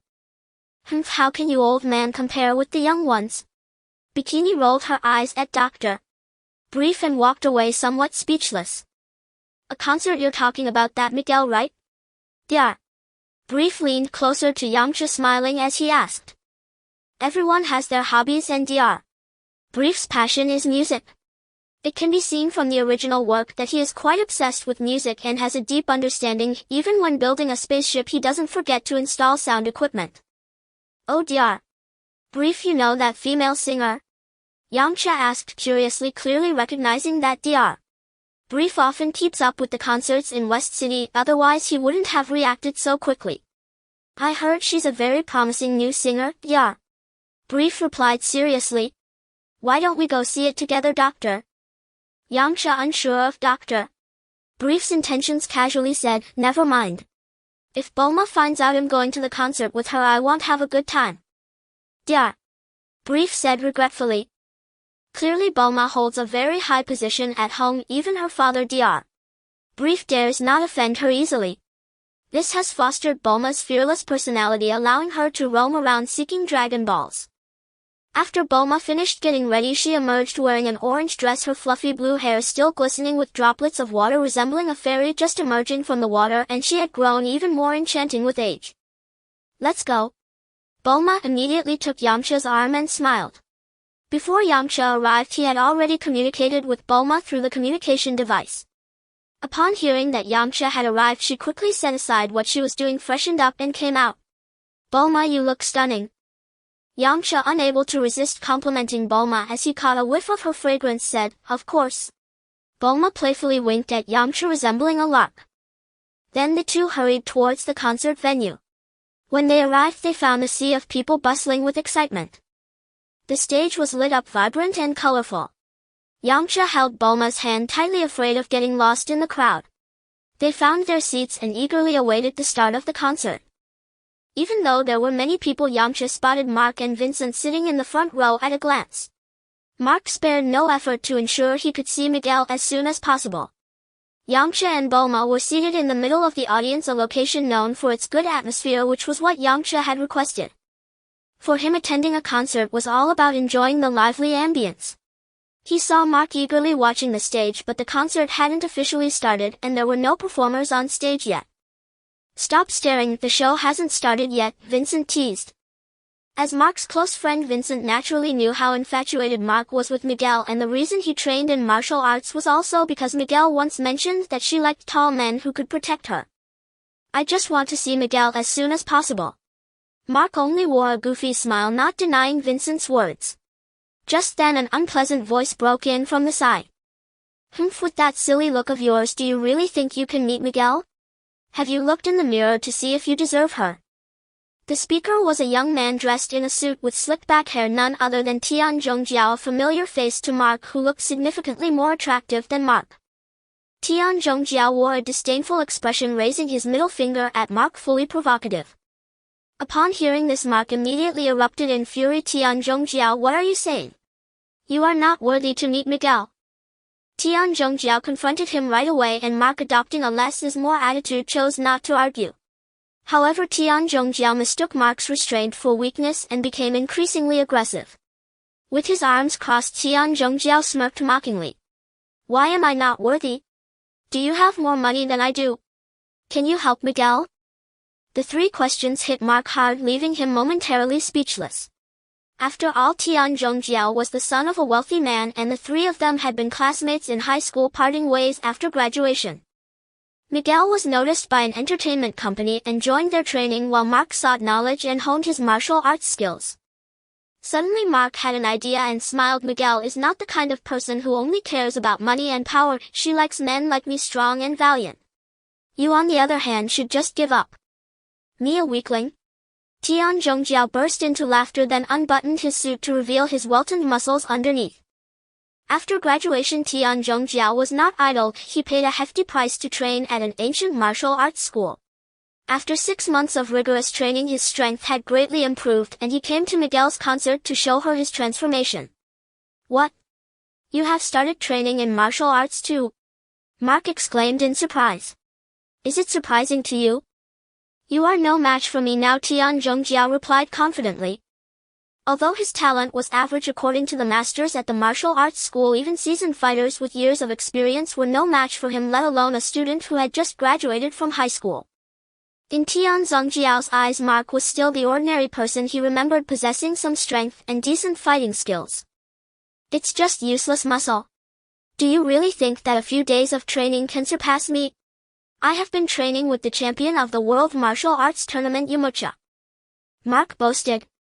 Yamcha was well known to Tian Zhongjiao. As this year's champion, he had become a prominent figure in the martial arts community, outshining even some of the older masters. However, seeing Mark's arrogant expression made Tian Zhongjiao extremely displeased, prompting him to retort, Yamcha is just a lucky newcomer. My master is a disciple of the Crane School.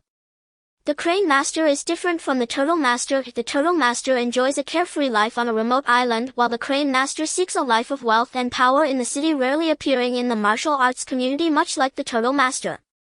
Despite not being a frequent presence in the martial arts world, the Crane Master has left behind many disciples around the globe over the years, primarily to provide him with funds and resources. Although Mark was a martial arts enthusiast, he did not know much about the notable figures in the martial arts community. After joining Yamcha's Wolf Fang school, he focused mainly on his training and had little knowledge of other martial arts sects, especially the rarely mentioned Crane School. What is the Crane School? I've never even heard of it, Mark said dismissively. After 6 months of guidance from Yamcha, Mark was no longer the same person he used to be. As his strength grew, so did his arrogance. He now held Yamcha in high regard. Mark was the kind of person who, once he recognized someone or something, would remain utterly loyal. Since we are both martial artists, let's have a duel to see who truly deserves Miguel's favor. Mark's expression was filled with disdain towards the Crane School, which Tian Zhongjiao could not tolerate. Even though he had no loyalty to the Crane School, hearing Mark belittle it made him deeply unhappy, especially since Mark was addressing him directly. Let's compete, I'm not afraid of you. Mark scoffed. Just as Tian Zhongjiao was about to discuss the details of their match with Mark, the music around them began to play. It's not the right time to teach you a lesson. After the concert you'll see. Tian Zhongjiao snorted coldly. The stage lights began to dance with the music, and then Miguel appeared like a princess surrounded by many dancers slowly walking onto the stage.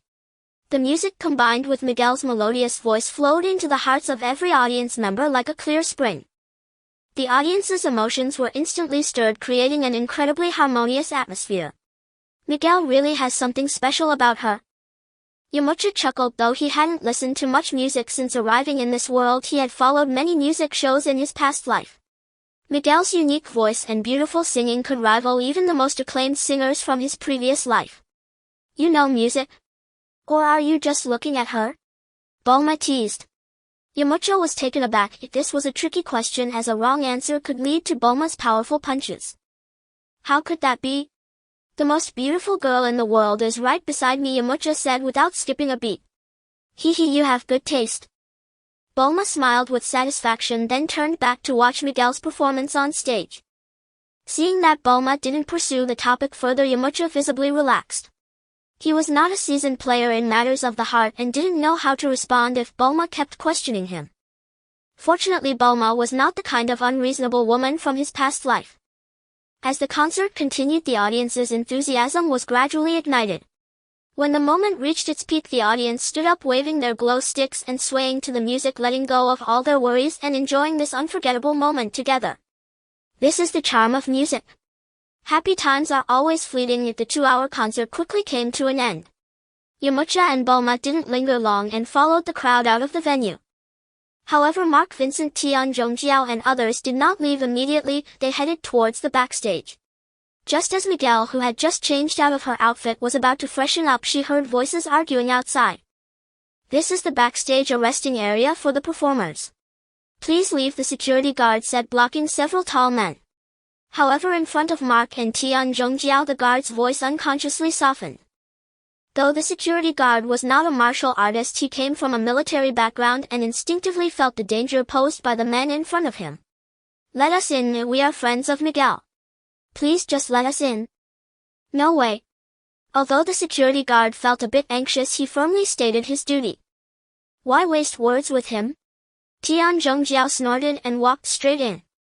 2 security guards were no match for Tian Zhongjiao, who practiced martial arts, and were instantly pushed aside as Tian Zhongjiao rushed in.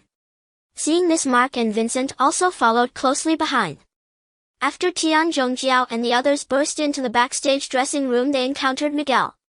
Miguel was dressed in his performance outfit, his makeup not fully removed. Upon seeing the sudden arrival of several people, he was initially taken aback, but then a glimmer of surprise flashed in his eyes. Mark, what brings you here? Miguel stood up and asked with a smile. Mark scratched his head awkwardly, saying, we just happened to come to watch the show and wanted to see you after it ended. Tian Zhongjiao felt a pang of discomfort. Miguel didn't greet him first but instead addressed Mark, which left him feeling a bit gloomy. However, as a devoted follower, he quickly adjusted his mindset. He then smiled brightly at Miguel and said, Miguel, don't forget about me. You're Tian Zhongjiao. You've become so strong that I didn't recognize you at first. Miguel said with a smile. It made him happy to see familiar faces at his concert. The group began reminiscing about old times. Miguel shared stories from his journey in the entertainment industry and Mark and Tian Zhongjiao listened with great interest. However, throughout the conversation Miguel's attention was primarily on Mark responding to Tian Zhongjiao only occasionally, which felt quite cold. Tian Zhongjiao felt a twinge of jealousy. He tried to interject to attract Miguel's attention saying, "Miguel, have you considered any other performance opportunities recently? My dad's company is looking for a spokesperson, I wonder if you're interested." Miguel merely glanced at him and replied, "Oh, is that so? However, the company has its own plans and I can't decide." He then turned to Mark asking, "Mark, what have you been up to lately?" Mark immediately perked up as he spoke about himself, revealing a bright smile. "Miguel, you have no idea. I'm currently training in martial arts with the champion of the world martial arts competition Yamcha." A hint of admiration appeared in Miguel's eyes, then congratulations. Training in martial arts must be tough. Tian Zhongjiao observed the interaction between the two and felt increasingly gloomy. He then interjected again, "Miguel, I am also training under a formidable master. Once I succeed I can come to protect you." "Haha, that sounds great." Miguel chuckled, responding casually. Although it was a forced smile, it was the happiest thing for Tian Zhongjiao. At that moment footsteps approached from outside. It was the performance manager looking for them. "How could you trespass into the backstage? This is the actor's resting area and you can't just enter," the manager said sternly. Mark realized his behavior was inappropriate and quickly apologized. Miguel explained to the manager, "They are my friends. They just wanted to see me so badly that they acted impulsively. Please don't blame them." Seeing that Miguel knew Mark and the others, the manager decided not to pursue the matter further. "Alright, since they are your friends, I won't hold it against them. However, it's not appropriate for these men to linger here. After all, this is a place for the ladies' makeup," the manager reminded them. Indeed, because the group rushed in, several dancers who had not yet removed their makeup were standing at the door unable to enter. After this little incident, Mark and the others felt it was best to leave. "Miguel, we should go now. Let's visit you again next time," Mark said. This trip was not in vain. He successfully obtained Miguel's latest contact information. Miguel showed a hint of reluctance saying, "Alright, you must come to my concert again." Tian Zhongjiao, Mark and Vincent stepped out of the dressing room and into the outdoors where the previously harmonious atmosphere had vanished. Just as Mark was about to leave, Tian Zhongjiao refused to back down, saying sternly, "Stop, Mark. Today I must show you my strength." Mark remained calm, his eyes revealing confidence and composure. "Tian Zhongjiao, you've really never been hit, have you?" He then turned to Vincent and said, "Jia, wait for me for a minute." Vincent nodded and continued walking ahead, uninterested in the inevitable fight. The two stood firm with Tian Zhongjiao launching the first attack. His figure moved like lightning, rushing towards Mark and throwing a powerful straight punch. The wind from the punch howled, carrying immense power. Mark slightly tilted to the side, easily dodging the blow. Seeing his first strike miss, Tian Zhongjiao quickly changed tactics, opening his fist and bringing his fingers together in a pecking motion, his palms moving swiftly like two short blades aimed at Mark. "You've got some skills, but not much." Mark remained unhurried, gracefully moving his feet to evade Tian Zhongjiao's attacks one by one. His movements were light and agile, resembling a dance. The more Tian Zhongjiao attacked, the more anxious he became, launching fiercer assaults, yet he could never land a hit on Mark.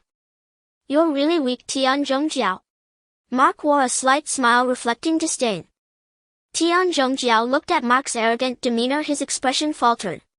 He shouted, exerting all his strength as he lunged at Mark again. Mark's gaze sharpened, he knew he couldn't keep dodging. He swiftly flashed to the side of Tian Zhongjiao and quickly threw a punch, striking Tian Zhongjiao's shoulder. Tian Zhongjiao staggered from the impact, nearly falling to the ground. He steadied himself, his face filled with shock. He hadn't expected Mark to be so powerful, leaving him no chance to retaliate. "I refuse to accept this," Tian Zhongjiao roared, charging at Mark once more. Mark sighed, deciding to teach Tian Zhongjiao a lesson. He landed a punch to Tian Zhongjiao's abdomen, sending him flying backwards. Tian Zhongjiao crashed heavily to the ground, blood trickling from the corner of his mouth. He struggled to rise but found himself powerless. Looking at Mark, his eyes were filled with unwillingness. "Haha, Tian Zhongjiao, is this what you call ancient boxing, crane immortal style? It's nothing special. I haven't even used my Wolf Fang Fist and you're already done for. If you want to settle the score, come find me at Tiando Mountain, Mark said leisurely. He glanced at Tian Zhongjiao lying on the ground, not continuing to humiliate him but instead turned to chase after Vincent. After Mark walked far away, Tian Zhongjiao managed to get up. With a despondent expression, he walked back to the martial arts school, initially believing he would win easily, only to be beaten so badly by Mark, leaving a greater gap between them. At this moment he severely doubted whether the martial arts he learned were real and whether the ancient boxing he practiced was completely insufficient. With this doubt in his heart, he returned to the Feihe Martial Arts School. Feihe Martial Arts Hall is a martial arts institution located in the northern part of the western capital, established for 50 years and is considered a prestigious martial arts hall in the region. The current head of the hall, Yoshino, is a lean middle-aged man in his 40s. At this moment it is late at night and the hall is extremely quiet with no one around. However, the reception room in the hall is still brightly lit. In the center of the room there is a grand chair occupied by an old man with a three-pointed beard and wearing a crane hat, flanked by two unusual individuals. One of them is tall and young, sporting a bald head with a distinctly angular face and three eyes, exuding an aura of menace with a straight nose and deep-set eyes that suggest he is not to be trifled with. The other appears naive and childlike, short in stature, wearing a black hat that reveals a small braid floating in midair. If Yamcha were present, he would immediately recognize the identities of these three individuals as the Crane Immortal and his two disciples Tianjin Fan and Jiaozi. As for the head of the hall, Yoshino, he is merely hunching over, standing respectfully beside the old man, clearly in a posture of awaiting orders. The Feihe Martial Arts Hall has always claimed to be under the lineage of the Crane Immortal, but since Yoshino took over the hall from his master 20 years ago, he has yet to meet the so-called Crane Immortal. However, he did not expect to encounter an old man and two children today, with the old man claiming to be the Crane Immortal. Initially skeptical, he could not deny it after his prideful Feihe Fist was defeated in one move by the young man with three eyes. Despite the Crane Immortal not being tall, his presence still instills a sense of dread. Master Ancestor, may I ask what brings you to the western capital this time? Yoshino cautiously inquired, glancing subtly at the Crane Immortal and Tianjin Fan. Fearing to offend, he knew his master Ancestor had a bad temper and could resort to violence at a moment's notice, even against his own disciples if they displeased him. Seeing the Crane Immortal still smiling, he felt relieved.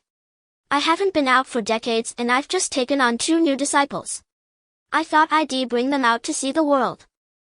I heard that the champion of this year's so-called world's #1 martial arts tournament is in the western capital, so I came to check it out. Can you help me find that person's whereabouts? The Crane Immortal stroked his goatee slowly as he spoke.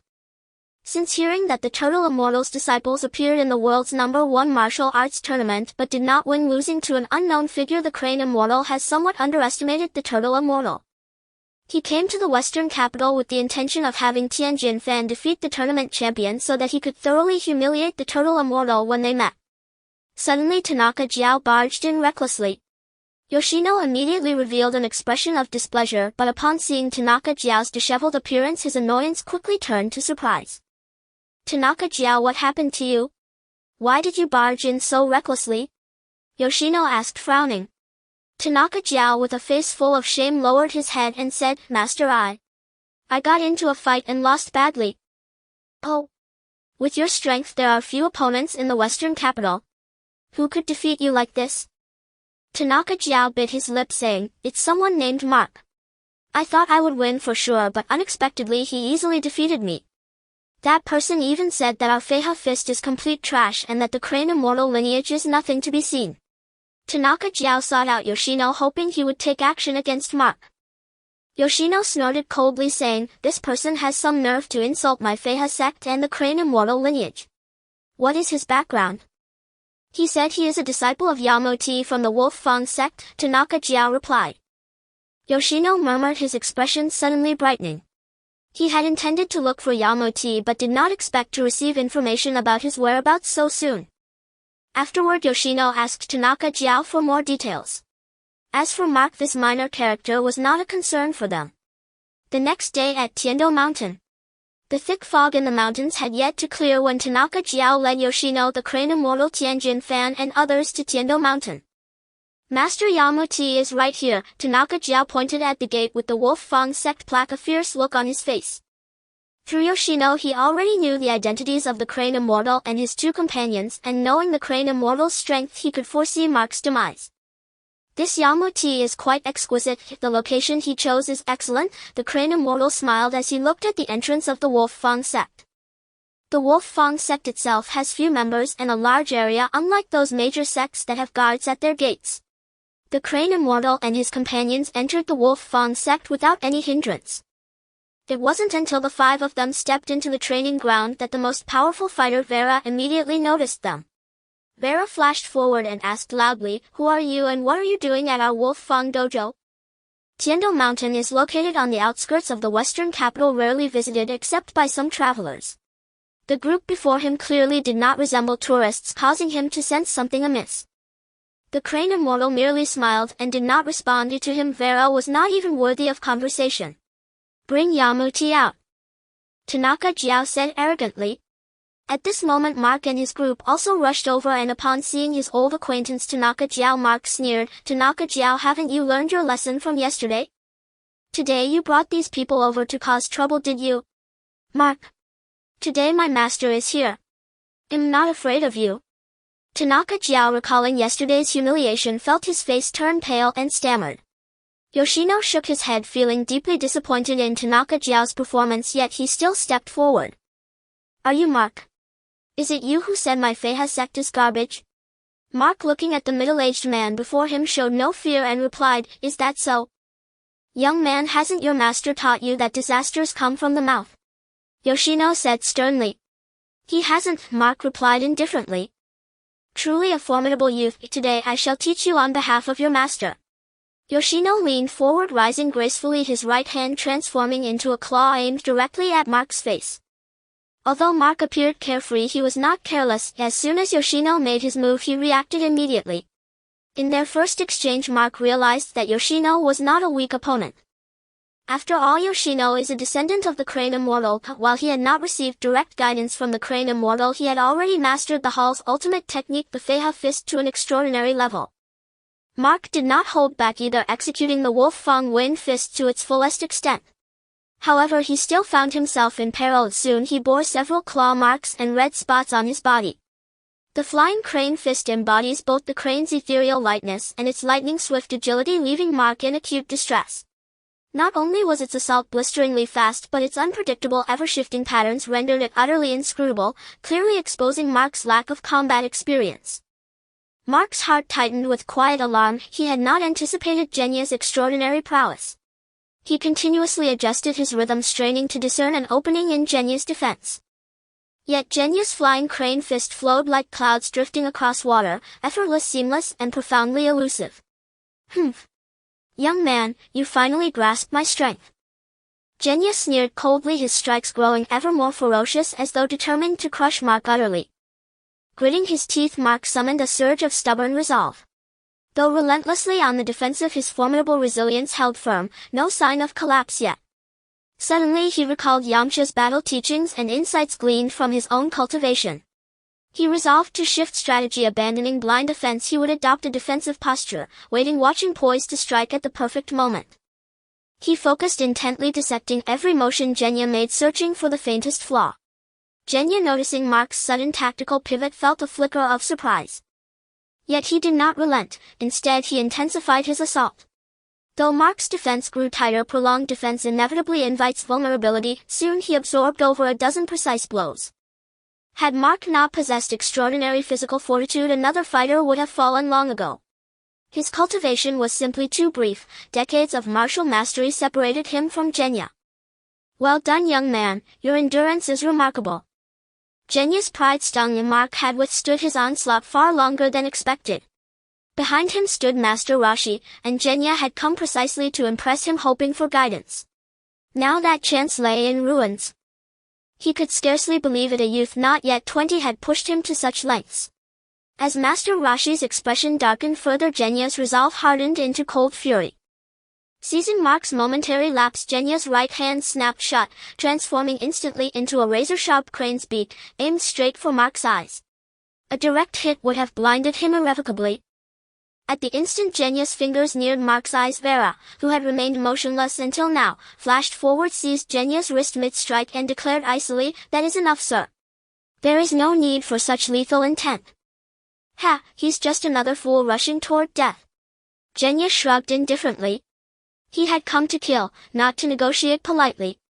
Vera uttered no further word, only stepped into combat stance opposite Genya. Vera's martial prowess far surpassed Mark's.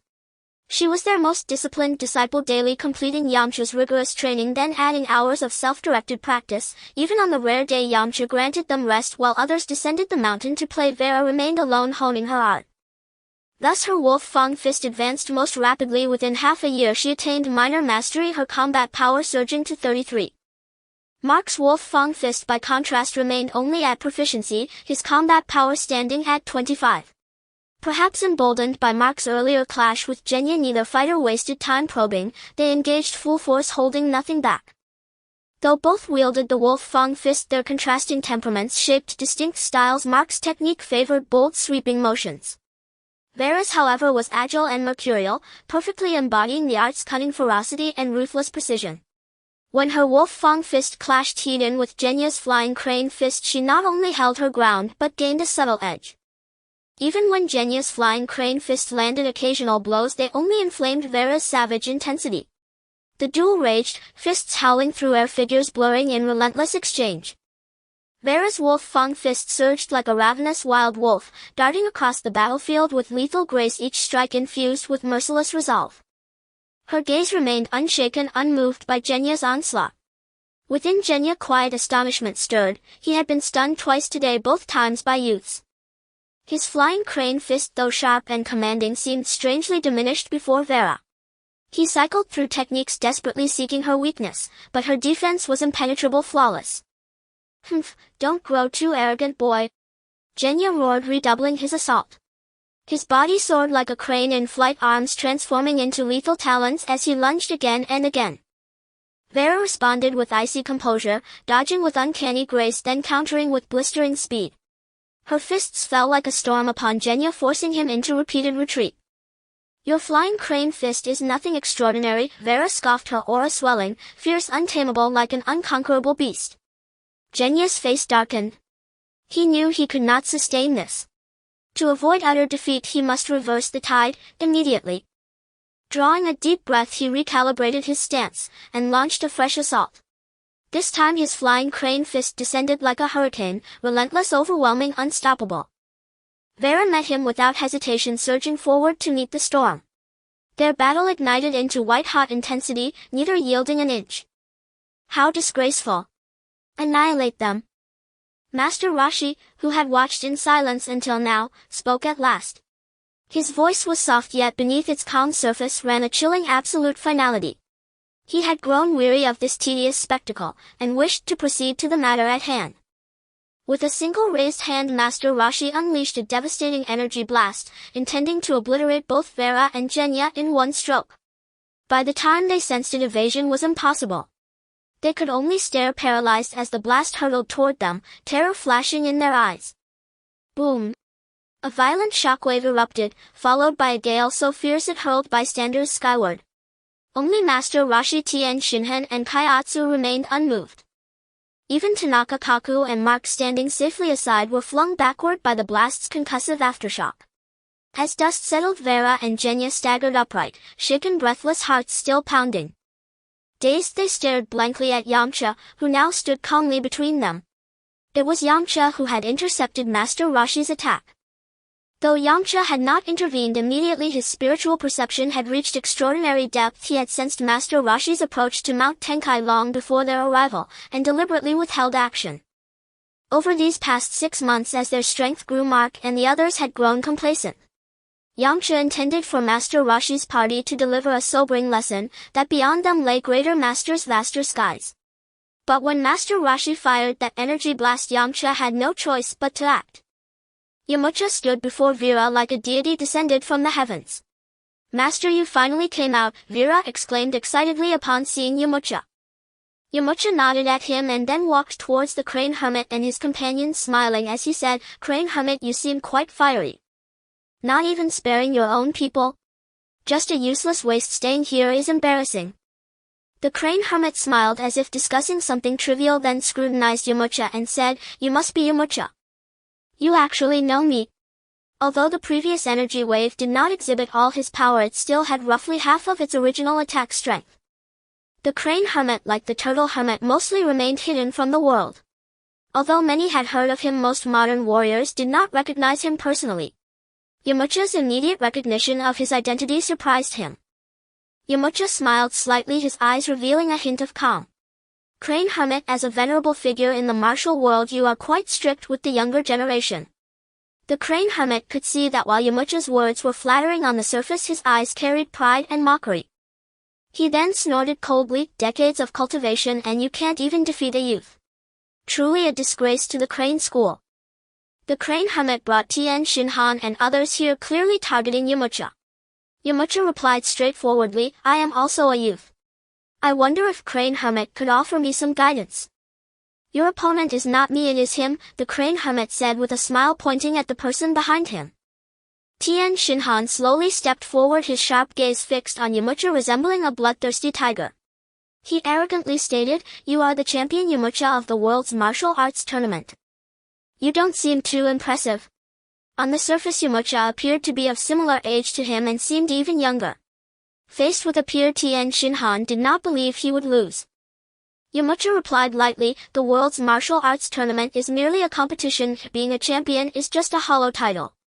Then, taking on the role of a senior, he knowingly asked, "Junior, if you wish to challenge me, please state your name." Tien Shinhan replied coldly. During the time the crane hermit took him across the continent, he had encountered many self-proclaimed martial experts. Those so-called martial experts became utterly insignificant in the face of his overwhelming power. Throughout the continuous challenges, Tien Shinhan gradually developed a ruthless and cruel personality. "Hey Tien Shinhan, then I will join you for some proper activity," Yamcha said with a smile. Under the system's observation, the personal attributes of the turtle hermit and his companions were an open book to Yamcha. The crane hermit truly deserved to be on par with the turtle hermit, with a combat power of 125 points and a talent level exceeding the turtle hermit at 75, clearly indicating that his combat power did not match his talent. In terms of skills, the crane hermit possessed numerous signature techniques rivaling those of the turtle hermit. Tien Shinhan's personal attributes were even stronger than those of the crane hermit, boasting a combat power of 140 points. Besides a mental strength of 30 points, his talent level had astonishingly reached 150 points, surpassing the earthling limit of 100 points. This made him the second strongest talent Yamcha had discovered thus far. No wonder his later accomplishments were extraordinary. Even during the Android saga, he maintained remarkable performances. Of course, for Yamcha, Tien Shinhan's current talent was just that of a younger brother. After all, through 6 months of accumulation, his own talent level had reached 283 points. Yamcha actually held a good impression of Tien Shinhan. As a hybrid descendant of the three-eyed extraterrestrial and earthling, his inherent talent could be considered top tier. In the original story, after being influenced by the turtle hermit and Goku, he became a person of integrity, continuously training to protect Earth and uphold peace, making him one of the few exceptionally skilled warriors on Earth, even better than the original character's talent. However, by the later stages of Dragon Ball, he gradually faded from the public eye, which was a pity. If possible, Yamcha wanted to give him a hand. After all, there weren't many warriors on Earth that could catch his eye. As for Chaos, in Yamcha's view, he could be entirely disregarded. He was merely a side character with no significant presence. On the other hand, the most excited were Vera, Mark, and the others. They hadn't seen Yamcha truly fight in a long time. The last time was during the development of the Tien Do Mountain, yet the power of that Kamehameha was still fresh in their memories. "Master is about to make a move. For someone like this, it's just a matter of a few punches," Mark said with a smile.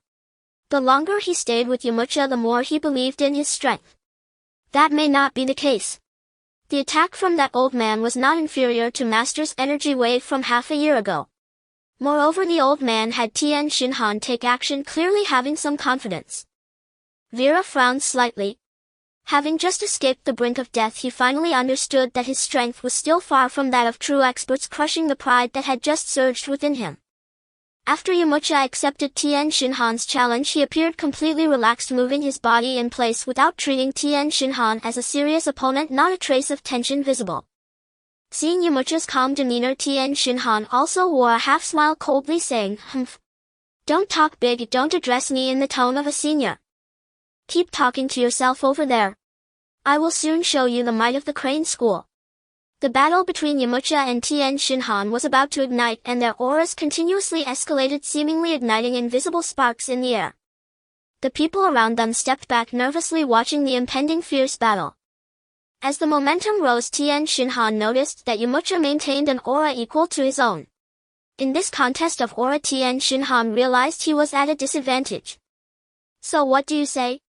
Shall we continue?" Yamcha revealed an elegant smile. "Take this." Tien Shinhan launched the first attack, his figure darting like lightning towards Yamcha. His speed was astonishing, creating a whirlwind that made it nearly impossible to see his figure. Tien Shinhan's fist was tightly clenched, containing immense power, and struck fiercely towards Yamcha's chest. Yamcha, however, remained completely relaxed.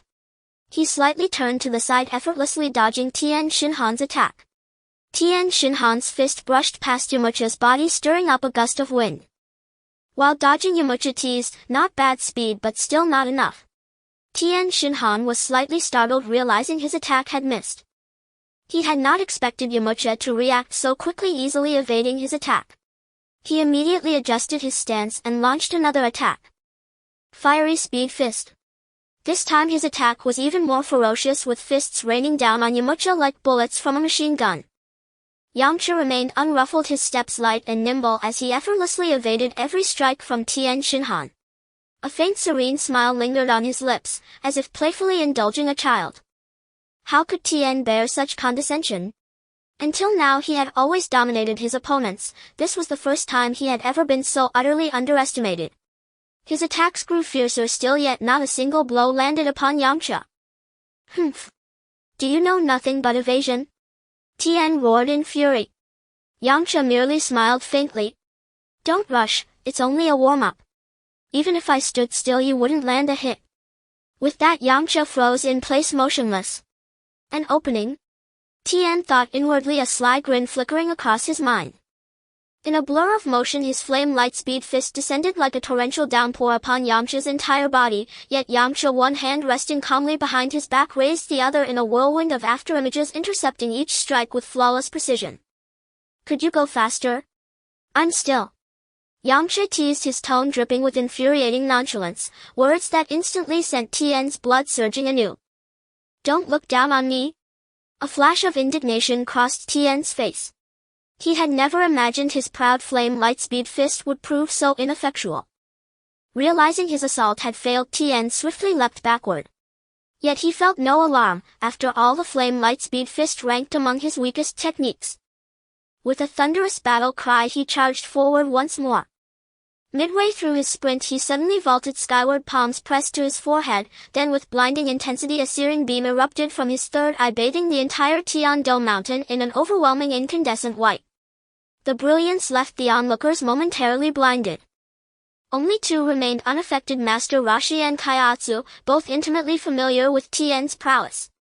Rashi, shielded by dark glasses and seasoned knowledge of the solar flare, barely withstood its force. Kaiatsu, anticipating the move, had already shut his eyes before the technique unleashed. And Yamcha, unscathed as well, knew this legendary Dragon Ball technique all too well. Like Kaiatsu, he closed his eyes the instant Tien began channeling the solar flare. The solar flare, impressive. Even as his eyes remained shut, Yamcha's mind replayed Tien's precise execution, his extraordinary talent allowing him to deconstruct the technique's mechanics almost instantly. Within less than a second, he grasped its essential principle. Yet though his mastery was astonishingly swift, Tien launched his follow-up assault the very moment the solar flare subsided. Before Yamcha could fully react, Tien stood before him. Drawing near, Tien let out a guttural roar, and his body warped grotesquely. Two additional arms burst forth from his back, tearing through his tunic to reveal sinewy corded muscle. All four limbs lunged toward Yamcha at once. Four-way Demon Fist. In that fleeting window, Tien seized control, two arms locked around Yamcha's waist while the other two pinned his wrists, immobilizing him completely. "Now you can't run?"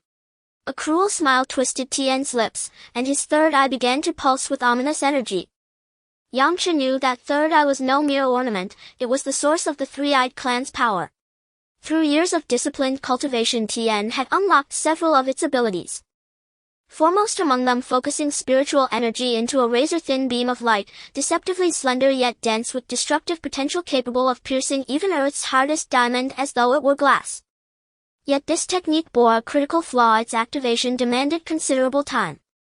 Sensing the mounting pressure radiating from Tien's third eye, Yamcha felt a rare tremor of unease. Even with his superior strength, a direct hit from that concentrated beam offered no guarantee of survival. He had grown overconfident. To master an opponent's ultimate technique mid-battle was still beyond even his prodigious capacity. "Tien Shinhan, you're truly underhanded," Yamcha murmured, feigning flustered dismay. "Ha!" Tien offered no reply. His silence spoke of absolute concentration, his will wholly bent upon commanding his third eye. Just as the lethal beam gathered at the threshold of release, "I was bluffing." Yamcha's expression shifted, calm knowing, utterly serene. Then from within his restrained form surged an explosive wave of ki, rising with terrifying velocity. Tien's four arms were hurled violently apart. "Impossible!" He broke free of Tien's grip. Master Roshi adjusted his sunglasses, stunned. He knew firsthand how inescapable Tien's binding hold could be. Their own sparring sessions had proven it. Every trick, every desperate maneuver had failed to break free. Now Yamcha had shattered it effortlessly, and in that instant Roshi truly grasped the depth of his terrifying power. Though Yamcha had broken free, Tien's third eye beam was already primed and ready. In a heartbeat, a dazzling lance of light shot forth, striking like a fatal lightning bolt aimed unerringly at Yamcha's chest. Yamcha's gaze sharpened. He sensed the devastating force coiled within that beam. Yet in that hair-trigger moment he remained perfectly composed. Channeling ki into his palm, he raised it squarely before his heart.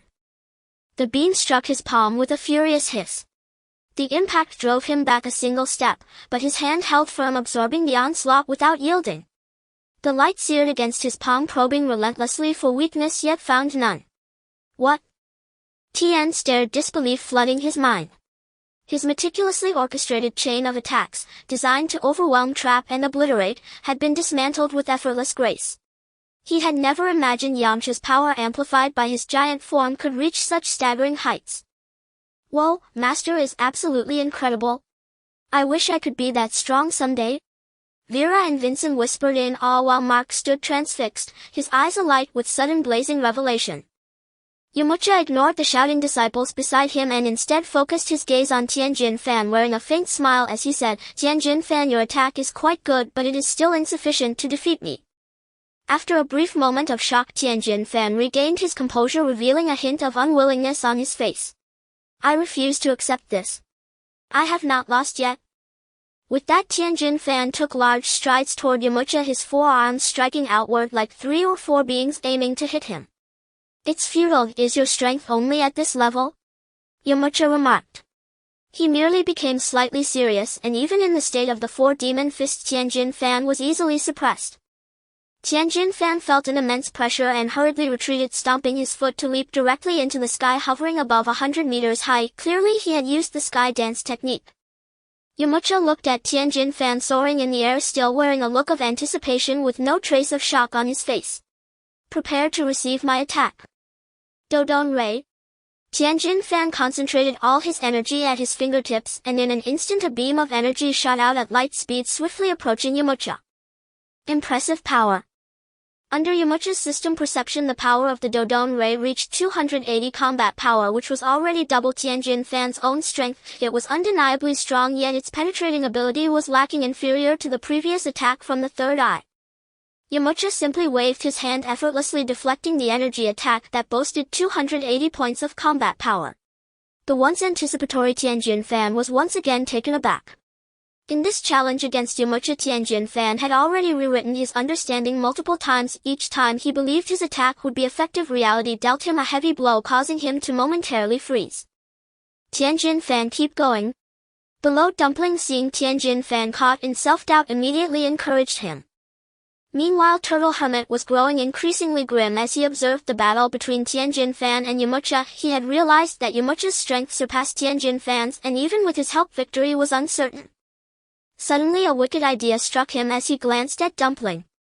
Although Dumpling's strength was not as formidable as Tianjin Fan's, he possessed a unique ability, telepathy, also known as the mind control technique, which allowed him to control the movements of others. As long as he could control Yamcha's actions during Tianjin Fan's ultimate move, there was a chance for victory. Hearing Dumpling's encouragement, Tianjin Fan regained his focus. "This is my final strike, I can hardly control its power," Tianjin Fan reminded. Tianjin Fan's hand movements changed once more, crossing his arms over his chest with his right hand resting atop his left thumbs, touching, forming a frame of about 3 to 4 centimeters to aim at Yamcha. Instantly, the energy emanating from Tianjin Fan sharply dwindled, all concentrated within the frame of his hands, his gaze becoming dazed. This was the first time he had triggered this ultimate technique to such an extent even the sky dance technique was becoming difficult to maintain.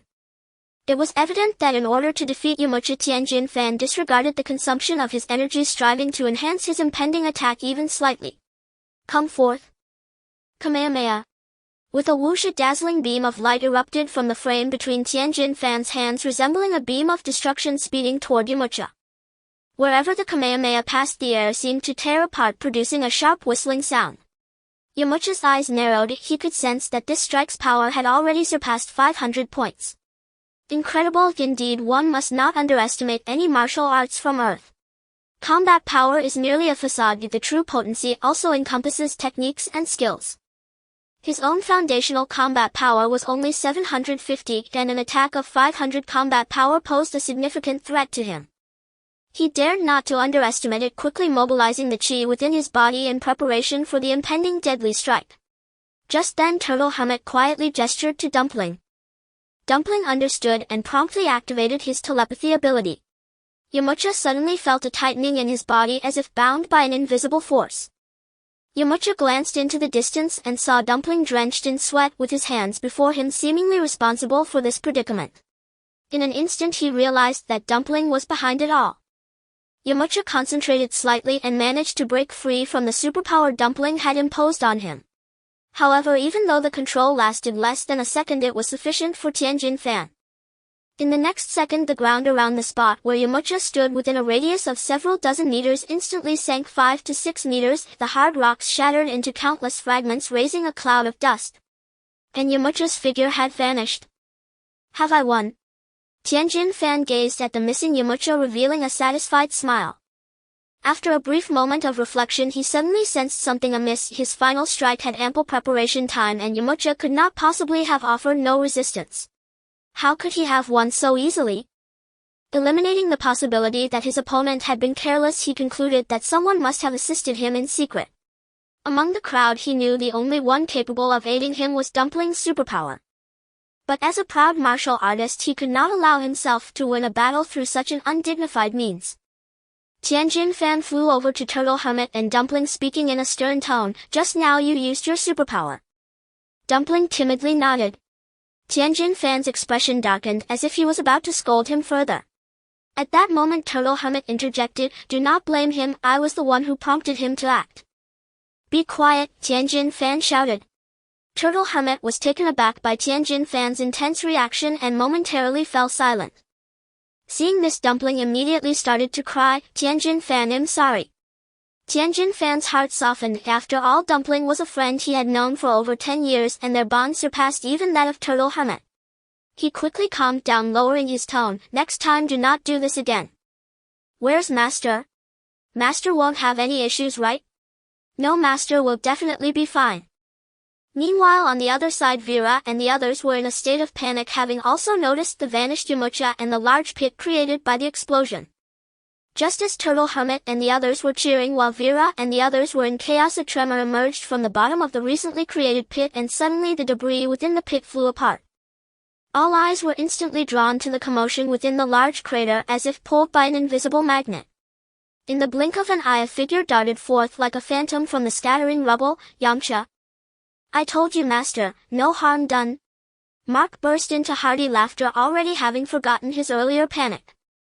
Yamcha's sudden reappearance reignited the tension in the arena, sharpening the air like drawn blades. Master Roshi, Tien Shinhan and Kaiatsu stared wide-eyed stunned, as though witnessing the impossible, gazing upon Yamcha unscathed and immaculate, their hearts instantly cloaked in dread.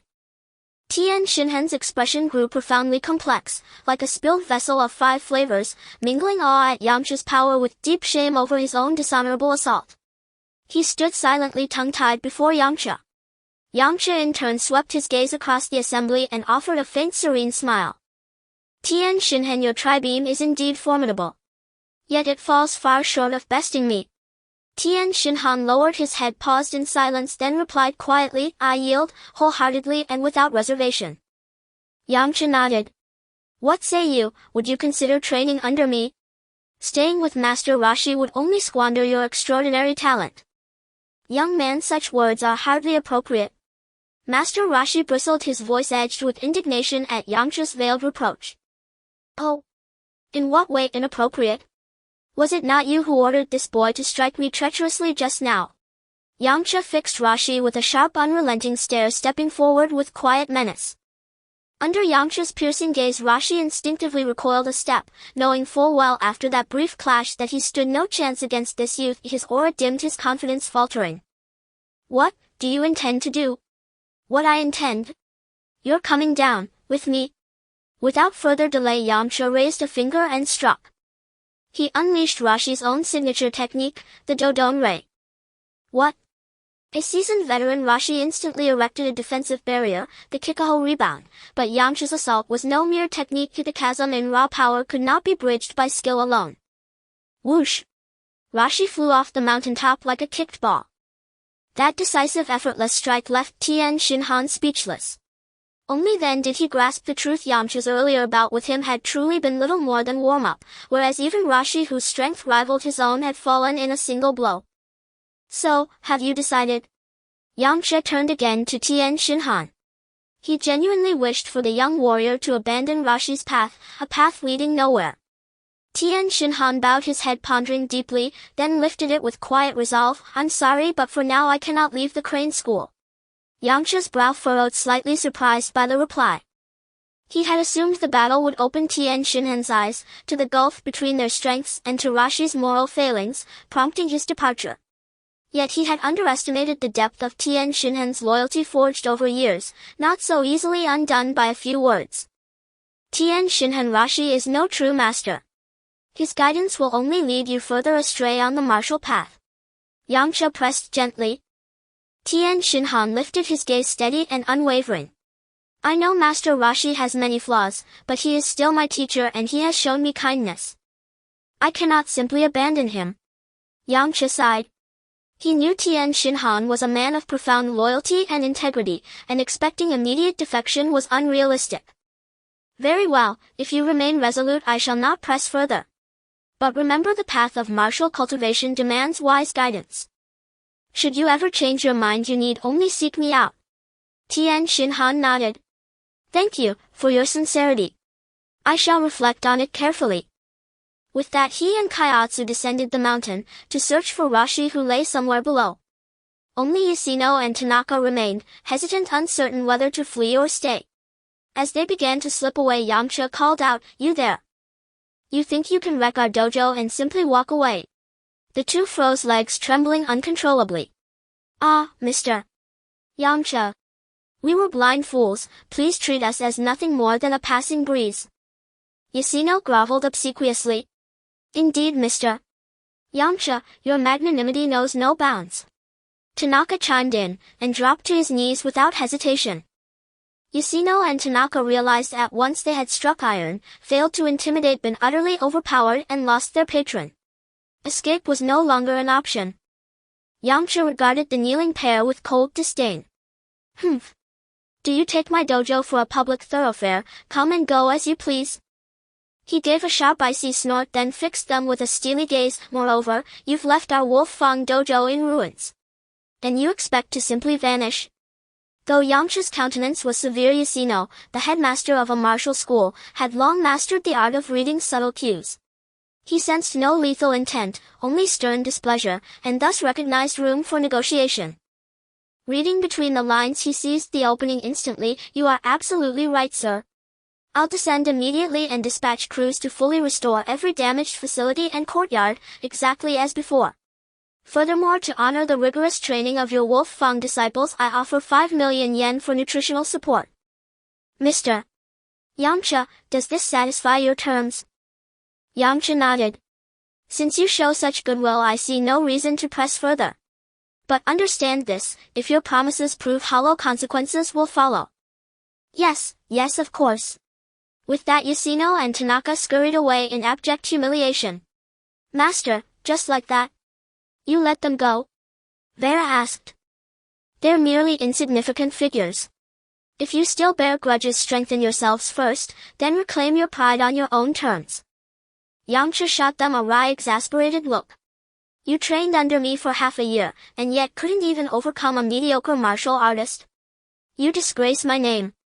From today onward, double training sessions. Every day. Ah, no. Mark wailed in despair at the prospect of intensified drills.